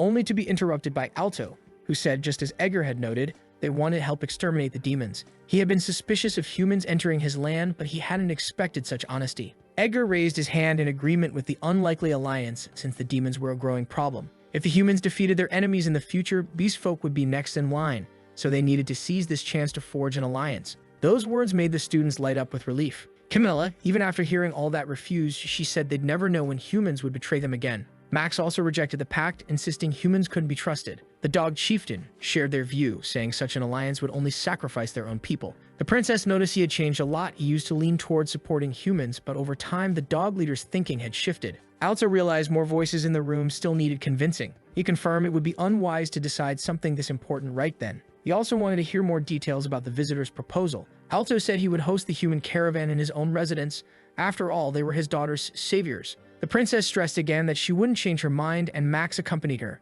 Our protagonist used his gaze at that table to search for the traitor. He coolly analyzed the dog chieftain, as if he particularly suspected him. After that intense meeting, the group of humans was at the princess's father's house enjoying a hearty meal. Completely drunk, Alto said it was his way of repaying their good deed. Midu, speaking for everyone, expressed his gratitude while the girls curiously asked what kind of food they were eating. It looked like arthropods. Without a second thought, our protagonist cracked open the shell of the first one and ate it like it was nothing out of the ordinary. Mare was eating some fruit instead. Apparently, elves in this world don't eat meat either. The beast folk present were already getting along with Narumi, urging him to drink more since he was such a fun person. The princess, keeping her composure, told her father to get straight to the main point. He explained to his daughter that the politics regarding their future needed to be discussed, which immediately caught everyone's attention at the table. According to the princess, the demons were getting dangerously close to the capital, something that should never have been possible. They had even pinpointed her location with uncanny precision. She was certain she'd been ambushed. One of the men might have understood if it had happened at the borders, but near the capital, that couldn't be a coincidence, or so she wanted everyone to understand. Someone insisted that if demons had infiltrated their territory, they would have noticed it long ago. But the princess quickly silenced him with a cold glare. Alto explained that the beast folk had an extremely sharp sense of smell, making it almost impossible for demons to go unnoticed. That meant the presence of a spy was all but certain. Our protagonist said there must be someone collaborating with the enemy, feeding them valuable information while covering their own tracks. Because he said it so assertively, a few of the beast folk took offense, their fur practically bristling. Alto immediately ordered everyone to calm down, reminding them they were only discussing possibilities. After witnessing his authority, the bystanders apologized. In truth, Alto didn't want to suspect his own people either, but if not for the humans' efforts to find his daughter, none of this would have happened. He hadn't been able to find a single trace of her in the forest. On the day she didn't return, he'd had a terrible feeling, as if someone inside the Federation had been leaking information. Heinrich realized how dangerous the situation was. The informant might have already exposed them. Understanding that, Rin grew worried, remembering how important their meeting earlier that day had been. Narumi then asked if any of the tribal chiefs themselves could be the traitors. Alto dismissed the idea. The chiefs were responsible for discussing the nation's future, and he didn't want to cause unnecessary chaos with the little information they had. Hearing that, the lesser members of the group understood they needed to stay quiet. For now, Alto's main concern was that the princess should not leave the mansion. She found it very frustrating, especially after just returning home. Midu quickly reminded everyone they still needed to decide the fate of the alliance. A heavy silence filled the room. Alto ran a hand through his hair and apologized. He had expected his peers to be a bit more receptive. So far, only he and Edgar were in favor of the alliance. That worried Midu deeply. Without a majority of votes, they couldn't establish it. Negotiations would have to continue, persuading the other tribal leaders. Heinrich understood this perfectly and planned to use every bit of his diplomatic skill to make it happen. Later that night, our protagonist stood quietly, gazing over the city lost in thought. He was surprised when the princess approached him, asking if he wasn't tired at that hour. But our protagonist was deep in thought. He wanted to gather more information, yet he couldn't move freely in a foreign nation. The princess agreed. His scent alone would give him away immediately. So he had a favor to ask of Xena. Earlier, he had used the power of his red eyes to observe the canine leader closely and discovered that the man had fallen victim to brainwashing. When he shared this with the princess, she was immediately shocked. Our hero explained that his crimson eyes allowed him to see the status of any individual, and unlike demons or humans, beast folk weren't as accustomed to the use of magic. It was clear that what had happened to that man was the work of a demon. Only then did the princess realize that the canine leader's manner of speaking had changed slightly. He had always been in favor of an alliance with humans, so now she wanted to know if she should tell her father about this discovery. However, our protagonist relied solely on his own ability to prove his words, so it was better to keep everything secret for now. Sitting down, the princess said her father was already much more open to the idea of an alliance after being saved by the humans. Hearing that, our protagonist agreed to eventually speak with Alto himself. During their talk, his sharp ears caught something unusual. Alto had overheard the entire conversation and commented that the boy was underestimating the beast folks' sense of hearing. Now that he had been completely exposed, the protagonist asked if he could just get straight to the point. Alto didn't mind. It wasn't every day he got to negotiate with his daughter's savior. Besides, he had also noticed the strange behavior of the canine leader. Because of that, he entrusted our protagonist with uncovering the truth, promising to provide him with full support. In return, the protagonist vowed to start gathering all the necessary information beginning the next morning, while Midu and Alto would focus on persuading the other tribal leaders. That was the agreement they reached that night. Night fell over the city and everything outside was calm. Meanwhile, the canine leader secretly met with someone of authority, the demon Bright, to deliver information. Now aware of everything, Bright realized the situation was becoming troublesome. Just when he thought the Federation's chiefs were under control, everything had changed overnight. Slamming his fist on the table, Bright growled that he hadn't expected humans to interfere with his plans. Zaganda was nothing but a worm. He had failed at the simplest task and was a disgrace to his entire race. The canine leader growled back that the humans in their territory were shameless. They'd even proposed an alliance, something he would never accept. Bright seemed pleased to see that attitude from his subordinate. They needed to stop that alliance from happening at all costs. Standing up, the canine leader declared the humans were mortal enemies of their people. The next day, something happened in the aquatic tribe's domain. The fisherman chief sat on his throne, surrounded by guards, ready to hear what Alto had to say. But from the start, he made it clear, no matter what was said, he wouldn't change his mind. Midiv already knew that, but he still asked to be heard. Showing at least a bit of respect, the fisherman motioned for him to begin, which made Midiv visibly happy. Then Henrik stepped forward to explain the situation of the Holy Kingdom. Afterward, they went to the home of the birdfolk leader. The guards there were openly hostile, saying humans would not be allowed to enter. Narumi was frustrated by that response, but the refusal stood firm. Even if the request came directly from Alto, they would not grant the humans access. Rin watched the entire scene quietly. She knew she could use her technique to control that man, but there was a risk. He might realize it. In the end, Narumi accepted the refusal and said they'd try again another day, which left Rin genuinely surprised. The boy knew that any complications could turn them into enemies of an entire nation, and that simply couldn't be allowed to happen. After hearing his calm reasoning, Rin felt a bit more at ease. Later that same day, the princess returned to speak with our protagonist, and things were exactly as he had predicted the night before. He wanted to know what she had found out. The girl had visited the canine territory, and the atmosphere there was disturbingly tense. They were clearly far more hostile toward humans now, and the soldiers seemed restless and on edge. It was obvious they were plotting something against the human visitors. Our protagonist wasn't about to sit still in the face of danger. They needed to gather crucial information and change the situation immediately. That night, he decided to leave alongside the princess to conduct a proper investigation. The girl only asked him to be careful. Finally, under the cover of darkness, they slipped out to begin their search. At first, none of the guards sensed their presence. The steps of the silent assassin were nearly weightless, his movements precise and stealthy. Leading the way, the princess whispered that the chief's chambers were just ahead. She opened the door, realizing no one was inside. The canine leader must have been in his personal quarters. Conveniently, that gave them time to search freely for any evidence. As she approached the throne, her expression froze. She caught the same scent as the one from the person who had kidnapped her in the first place. Moments later, shouts echoed through the mansion, and the princess panicked. She immediately found the canine leader, who was furious after discovering an intruder in his room. Still shaken, the princess begged him to come to his senses, but the man didn't seem to understand a word. She told him he was being controlled by demons, that he wasn't even aware of what was happening. Thinking it was a lie, he warned her to watch her words, because he was going to arrest her himself. Within seconds of his shout, several guards burst into the chamber. The leader raged at the sight of intruders, and his soldiers were determined to capture the princess no matter what. Trying to avoid being caught, she bolted, diving through a window and landing in freedom while angry guards yelled behind her. Somewhere else in a hidden chamber, a demon calmly sipped wine. He hadn't expected any intruders and now wondered whether the humans had discovered his presence. He had been moving carefully in the shadows, managing to infiltrate the capital undetected. It was possible he was already under investigation, but he didn't think it would happen this soon. To him, everything still seemed under control until our protagonist appeared right behind him, ready to offer him an involuntary haircut. The demon barely had time to react before feeling his underwear shredded apart by the sudden flash of that blade, and a moment later, the carpet beneath them was stained. Back in the mansion, the canine leader was still furious about the intruders, but the princess managed to escape easily across the rooftops. She also realized that our protagonist had already vanished. Now she wondered if he had managed to find the demons. Suddenly, she heard a familiar voice. Among the soldiers stood the blonde girl, the same one who had first encountered the human caravan in the forest. The princess hurried over to her, asking what she was doing there. The blonde explained she had been assigned by Alto to keep watch and prevent anything worse from happening. Seeing the feline tribe's soldiers there made the canines even angrier. They still wanted to capture the intruder. Faced with their outrage, the blonde girl turned to the princess and asked what they should do next. The princess told them to fight back, but without taking anyone's life, since they were only confused by what was happening. Meanwhile, our protagonist hadn't managed to finish off the demon.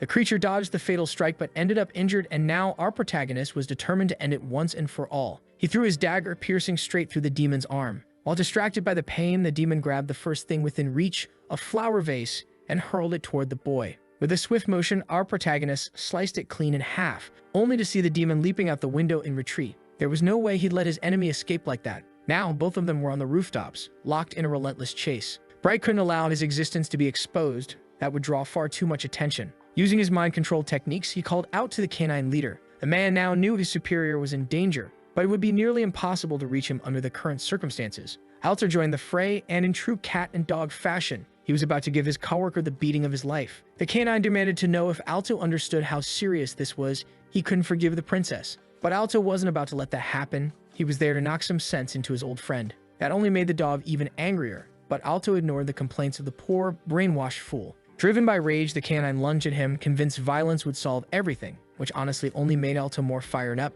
The two began trading blows in the middle of the plaza, and a surge of raw power spread across the city. Watching all this unfold, Narumi realized that things were finally heating up. Still, they couldn't interfere in an internal dispute. It could easily create more problems for the Alliance. Rin, however, was deeply worried about our protagonist's safety. Narumi tried to reassure her, saying he was probably carrying out his mission with full focus, searching for demonic traces and clues. To Rin, it would be better if they helped him, since that task couldn't be easy. But Narumi knew that even if they tried, they'd only slow him down. So the poor side characters could do nothing but wait for the story to play out. Even so, late that night, someone was still out searching for our protagonist. Running through the dimly lit streets, Bright was trying to escape his pursuer. The boy realized they were being drawn toward a deserted area. Bright knew his wound was deep, he could barely move his arm properly, and fighting might not even be possible anymore. As he fled, a group of women caught sight of him, terrified. Not wanting to leave witnesses, he silenced them in cold blood. Our protagonist knew he had to stop the demon before more innocent people got hurt. Channeling mana into his legs, he drastically increased his speed.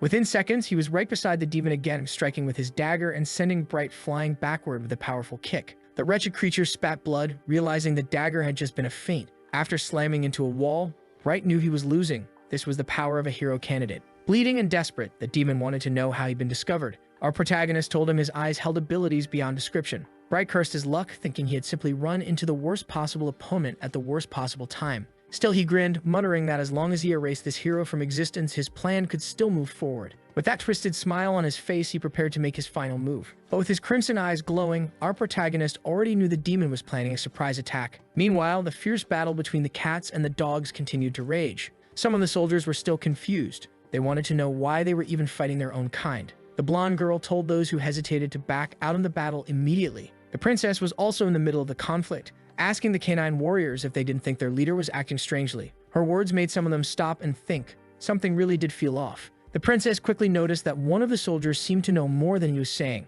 He admitted he didn't understand what his chief was thinking, but the job remained the same. Then the princess asked what he would do if the canine chief had become a puppet of a demon through mind control. The other soldiers who heard that were shaken, but the first man barked an order to his troops, telling them not to be fooled by lies. Seeing that persuasion wouldn't work, the princess braced herself. Before the fighting could resume, a brilliant blue flash erupted between the two armies. It was a human who caused it. It was none other than our boy Midu. He descended into the field accompanied by the wolf leader. It was time to put an end to this pointless battle. Edgar's presence immediately brought a sense of reason back to the scene. Far from there, Bright had finally been defeated, or at least, that's what it looked like. His body was riddled with injuries and he'd lost a lot of blood. Our protagonist took a closer look at him, using his eyes to analyze the demon's technique in detail. He discovered that Bright's brainwashing only activated when both of his hands touched the victim's head. The guy was dangerous, but not exactly hard to take down. Just as he thought that, our protagonist's crimson eyes caught a sudden glint, a spear flying straight at him. Several demons had joined the party. Barely standing, Bright grinned.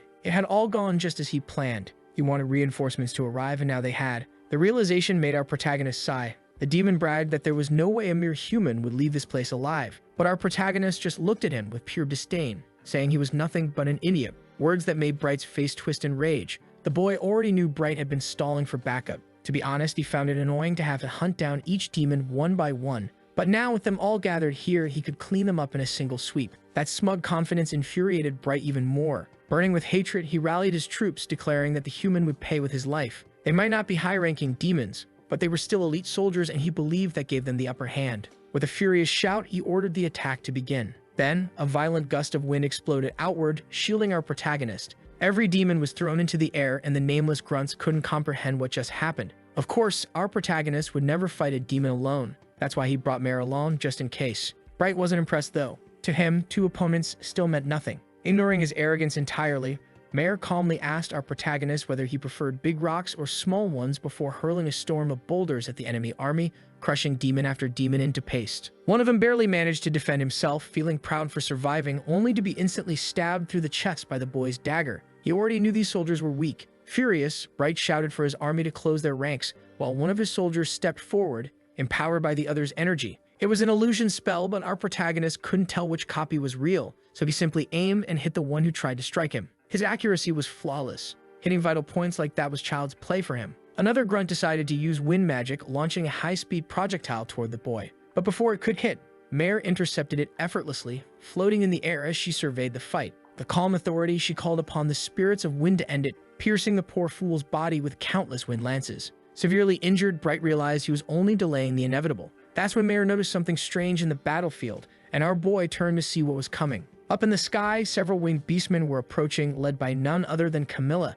He hadn't expected her to show up, and immediately suspected that she might be collaborating with the demons. Camilla admitted she hated humans. To tell the truth, I despise them, she said. Concerned, Mare wondered if she had also fallen victim to brainwashing, but our protagonist wasn't sure since he hadn't used his appraisal on her yet. It could very well be that she was willingly working with their enemies, which would make the situation even worse. The demons believed the Federation would soon fall completely under their control, which would tip the war against humanity in their favor. Bright, relieved, chuckled when Camilla arrived late to the fight. She mocked him, saying that demons could never win on their own. Bleeding and exhausted, he admitted he wouldn't complain about getting help. With a sly grin, Camilla flexed her claws and said he was awfully needy for a supposed demon commander. Now our protagonist was facing 30 flying enemies and things were about to get messy. Back on the ground, Mare looked worried, but he simply said they had to defeat every single one of them. Camilla ordered her troops to attack at once. The other tribes couldn't find out what happened here. The winged beastmen dove toward him with their claws, ready to tear him apart, but before they could reach him,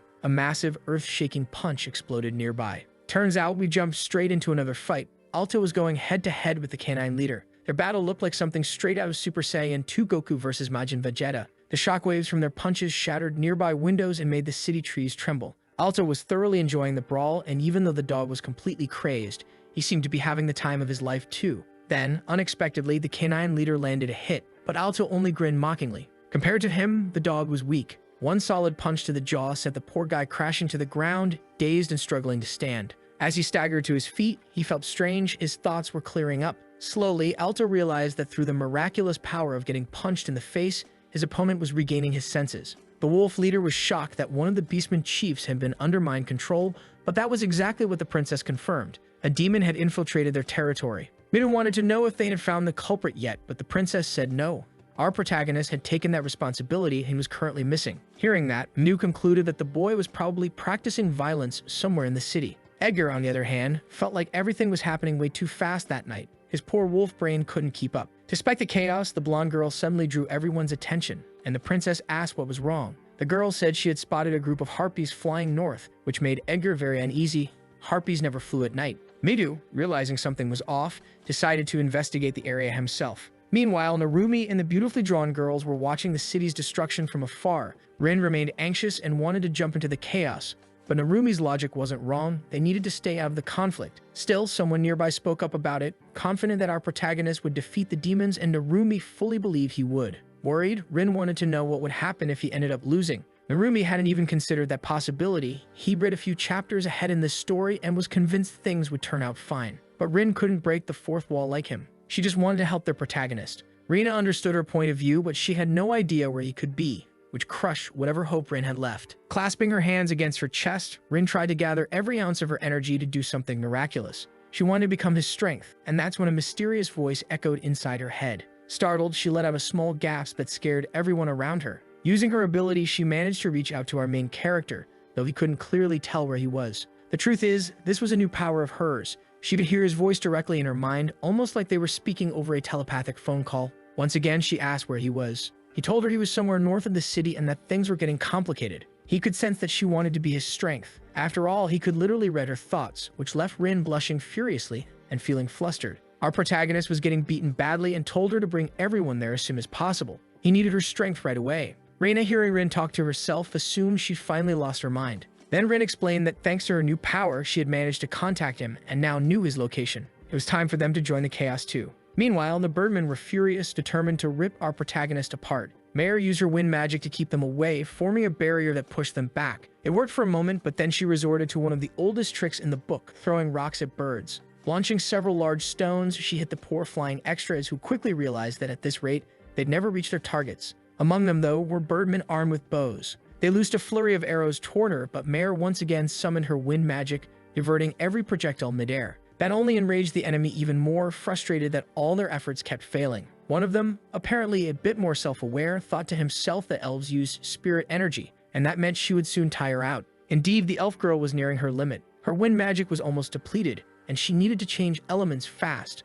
The birdman realized the battle might drag on, but Mare's goal wasn't to win, it was to hold them off until her allies arrived. On the ground below, demons were being wiped out mercilessly. The terrified ones could only watch as their comrades were torn apart, but our protagonist didn't care in the slightest. He just provoked them further, feeding their rage with his brutal efficiency. Some tried to counter with dark magic, but it was useless. Camilla decided to unleash one of her secret techniques, steel feathers slicing through the air, but our boy blocked them with his dagger. Unfortunately, one of them still managed to graze him, and it hurt like hell. He had to think fast now. Worrying about Mare's safety left him momentarily distracted, and Bright tried to take advantage of it. But the boy called upon his lightning, electrocuting the demon in a sudden surge of power. The elemental strike completely caught Bright off guard. With the demon now paralyzed, our protagonist shifted focus to another enemy charging toward him. In a flash, he vanished like lightning itself and reappeared behind the target, cutting the demon down at the exact moment the fool tried to attack his own general. Bright hit the ground, even more battered than before. That was a close one. Our boy could feel his mind almost being completely shattered,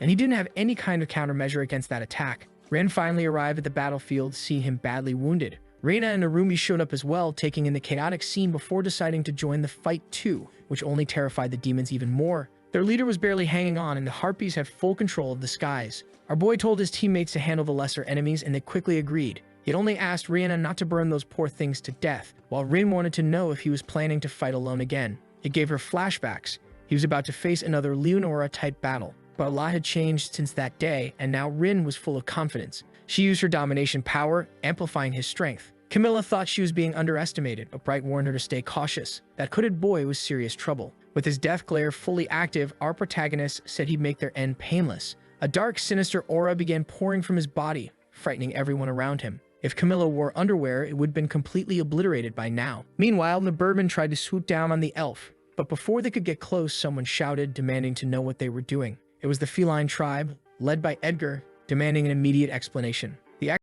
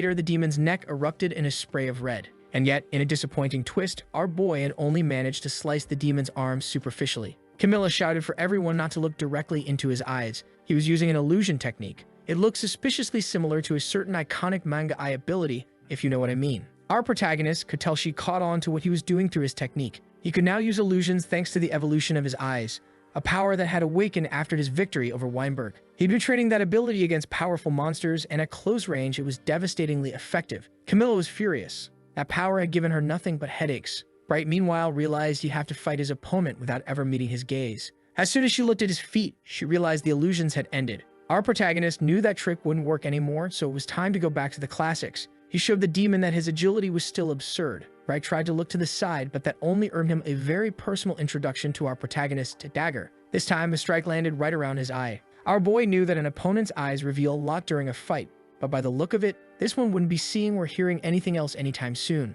Up in the air, Camilla grew frustrated, realizing her demon ally was completely useless. Our boy promised she'd be next in line. Furious, she shouted that she already knew all the humans' tricks and refused to be underestimated by some kid wearing a hood at night. She swung her claws at him, only to be outmaneuvered with ease, then launched several sharp feathers his way. His dagger proved incredibly efficient, and his reflexes allowed him to dodge every attack. Even though she couldn't look him in the eyes, the winged woman was adapting fast to the fight. Camilla said she didn't need her sight to win. The senses of beast folk were far superior to those of humans. Our boy wanted to know what she planned to do next. Just fly around like a bird or actually try to win. The longer she stalled, the worse things would get for traitors like her. Meanwhile, the other heroes were holding back the remaining rebels, which only made Camilla angrier. She yelled that humans were always interfering with her plans. Our boy paid close attention to those words while watching her undergo a full beast transformation. He had no idea what kind of ability that was, but he knew beastfolk gained enormous strength through it, at the cost of their sanity. Screaming like a wild creature, Camilla darted through the air, her movements far more dangerous than before. He had to be extremely careful. Activating his cursed eyes again, he could now see her future movements. He dodged her first strike, but she was still too fast, driven entirely by rage. This time she attacked using her steel feathers. He knew the transformation wouldn't last long. Eventually, her instincts would consume her completely, leaving no way to return to normal. Still, he was running low on mana and needed to finish the fight quickly. Using his eyes to scan for weak points, he found the best way to end it. If he couldn't use this power in moments like this, it would be useless. Gathering lightning around his body, he unleashed it to pierce through his enemy. Electricity surged through Camilla's body, paralyzing her midair. Our boy slashed her repeatedly, his blade carving deep into her flesh until she crashed to the ground, badly wounded. At that point, there was no chance she'd be flying again. After that brutal attack, her transformation began to fade and she fell unconscious, likely for good. All that remained now were the regular soldiers, and our protagonist was still burning with vengeance. With the demons defeated, it became much easier to explain everything to the beastfolk. The battle between the heroes and the harpies had also come to an end. Once Camilla was down, the remaining soldiers surrendered. With the demon gone, the brainwashing caused by his techniques was finally broken. As the sun rose, the shadow's influence faded completely. A few days later, and good grief, the author really loves this recurring everyone sitting at the table scene. Isekai'd wanted to know what had happened to the Harpy tribe. Not everyone had been infiltrated, only those who were directly involved in the battle, according to Edgar. Still, those who took part in it couldn't just walk away without punishment. They would certainly face consequences. Our protagonist was now at the mansion of the feline chief, wanting to know what would happen to the dog tribe. Other influential figures were also present. Unfortunately, the chief would be punished. Even though he had been brainwashed, his actions still counted as treason against the nation. To the princess, it was his own carelessness that led to it, so he had to take responsibility. And as ironic as it was, being kidnapped by demons was also considered punishable in that kingdom. Meanwhile, unusual things were happening in the Fishman district. Their leader refused to believe that the dog chief had been brainwashed or that the harpies had cooperated with demons. He was hearing all this for the first time, and Narumi didn't even expect him to believe it. The Fishman leader was shocked when he learned the truth. Narumi, on the other hand, grew uneasy when that massive shark of a man suddenly lunged at him, but it turned out to be just a hug. The shark admitted that these humans were good people. Thanks to their heroic deeds, the nation had been saved, and he would never forget it, promising his tribe's cooperation with the humans. Narumi asked if the decision was really fine considering how sudden it was, but if there was one thing the shark hated more than humans, it was demons themselves. Narumi quickly realized that talking to this guy was pointless. He only listened to his own thoughts anyway. Several days later, the tribal leaders gathered again, this time to finalize the alliance with the humans. Alto expressed his deep gratitude for everything that had happened, saying it was a debt he could never truly repay. They also confirmed that the demons were retreating from their lands, news brought by the dog chief. Finally, they reached the main point of the meeting. Alto announced that they had agreed to form an alliance with the humans. All the leaders raised their hands in approval, filling the heroes with joy. They celebrated immediately, knowing this could change the entire course of the war. Afterward, they could finally return to the capital. Reina double-checked that nothing had been left behind, while Narumi admitted he wasn't ready to say goodbye to that land. At the gate stood the leaders of each tribe, promising to lend their aid whenever needed. Everything had finally been settled. Looking toward our protagonist, Mare asked what the next step would be. He replied that they'd achieved their goals for now. All that remained was to wait and see what came next. The princess asked if he would remain in the Federation, and indeed, he planned to stay for a few days, since returning to the kingdom might cause trouble given his status as a criminal. The princess was overjoyed by this news, much to Mare's jealousy. His ultimate goal was still the same, to defeat the Demon King and return to his homeland. When the time came, he would go straight for his enemy. The princess promised to assist him in that journey. Hearing that, Mare was caught off guard while our boy asked what exactly the princess hoped to achieve. She explained that as her father's only daughter, she would eventually inherit leadership of her people and wanted to strengthen herself further before that day came. Our boy told her that the war was only getting fiercer and she could definitely benefit from the experience, especially since he operated in the shadows. What truly caught her attention, though, was his determination to defeat the Demon King. She wanted to help him accomplish that. It would be a legendary feat. Hearing their conversation, Alta requested that she be allowed to accompany him on this journey. He imagined the boy might be hesitant to take on another companion, but as the daughter of a chief, she was bound to be quite talented. For our protagonist, the greatest source of concern is the danger that the ongoing war might bring to them all. But the princess understands that they have to resolve this issue as soon as possible. Becoming stronger isn't a choice, it's a necessity. Helter said that if his daughter had truly made up her mind, he would fully support her decision. Looking straight at our protagonist, the princess declared that she wanted to join him on that dangerous journey. In response, he said he would train her before they left the city. If she proved herself useful, then she would come along. Those were his terms. Far away in the demon capital, fire and sulfur filled the sky. A lesser demon came to speak with its leader, the fifth princess, Isabel. She announced that the revolution was about to begin. After successfully persuading the Federation of Beastmen, the heroes returned to the front lines. To do that, they first had to meet with Captain Amelia. A representative from the Beastmen Federation traveled with them. It was Edgar. Amelia introduced herself to him immediately, as she was in charge of that front. The group still didn't realize the full impact of what they had accomplished, but the unity between those races would indeed bring massive changes. That night, Midu tried to rest peacefully, but he woke up in the middle of the night after having a strange dream. Mary was standing nearby, saying he had gone to bed quite early. Her presence in his room startled him. Then she explained that he had actually fallen asleep in the resting chamber, and she used her telekinesis to carry him there. Embarrassed, Midu apologized for being a burden, but Mirai assured him it was nothing. After all, he had returned safely. That alone meant the negotiation had succeeded. Eager to catch up on recent events, Midu asked how things were going at the front lines. Mirai explained that the enemy army had launched several offensives, but none of them posed any real danger. And though she didn't like to admit it, Arashi had been essential to maintaining their defenses, a fact that made Midu feel relieved, knowing they could rely on that guy. He then asked about Edgar, and Mirai told him the Beastman was resting after the long trip. The next morning, a strategic meeting would be held to formalize the alliance. Midu knew the Beastmen were incredibly strong, especially Edgar, who at the moment was even stronger than him. That statement surprised Mirai, but Midu continued, saying that all of those warriors were elites. With their help, crossing the forest would be no challenge, and they could finally advance toward the Demon King. Seeing the determination in his eyes, Mirai asked if he didn't feel afraid of what was coming. Many dangerous battles awaited them, and some of their fellow hero candidates might not survive. Thinking about it, Midu admitted that he was scared, but if he stopped now, their group would end up splitting apart again, and eventually more lives would be lost. Mirai then asked what kind of person their mysterious ally, the protagonist, really was. Midu replied that he was an ally. Even if he didn't always act out of emotion, that didn't change the fact that he helped them. After hearing that, Mirai said she believed the protagonist was simply selfish, which made Midu smile. He said he actually wished he could be a little more like the protagonist, or like Arashi. That surprised Mirai, since she believed Midu was far better than either of them. But to him, both of those people never let their surroundings dictate their actions. They always moved forward without hesitation, while his own tendency was to follow common sense. Now that their talk had turned personal, Mirai asked what truly motivated him to want to return home. At first, he seemed confused, saying that everyone wanted that, so he just went along with the majority's wish. But it was as if Mirai already knew something deeper about him. Before their conversation could continue, Rena suddenly entered the room. Seeing the two of them talking there, Rena immediately got the wrong idea about that little meeting. Midu and Mirai tried to explain, but to Rena, they were just a couple of liars. And that girl in particular had stepped into the boys' dorm with suspicious intentions. Mirai tried to explain that she'd only used her telekinesis to move him to his room, but Rena was still upset, especially since Mirai was supposed to be the defender of morals and good manners. The argument between them was getting more heated by the second, while Midu just watched everything closely. The whole situation was so absurd that he couldn't help but smile. The next day, Arashi and Edgar were about to face each other in battle. Both charged forward to begin the match, but the Beastman's agility was incredible. He dodged every strike from Arashi and countered with his sword, nearly grazing the top of the boy's head. Arashi narrowly avoided it, but quickly realized his opponent was every bit as fast as he was. The Beastman pressed the attack, aiming for what seemed to be the final blow. Frustrated, Arashi shouted that he was being underestimated. He managed to block the wooden sword, which surprised Edgar completely. It was magic. Arashi had used mana to strengthen his arms and hold off the strike. With that, he pushed the weapon away, forcing the Beastman to retreat several steps back. Even so, Arashi's arm was left sore from the impact. Captain Amelia stepped forward and told them both to stop the sparring session. It was time for the strategic meeting. Arashi was annoyed since things were just starting to get fun. Edgar sheathed his sword and agreed with the boy, though he knew his duty to the alliance came first. Despite his frustration, Arashi, despite everything, respects that opponent. Since he values the like on this video that helps Mamoru make more juicy content for his viewers, activate the cheeky little bell, and I'm out.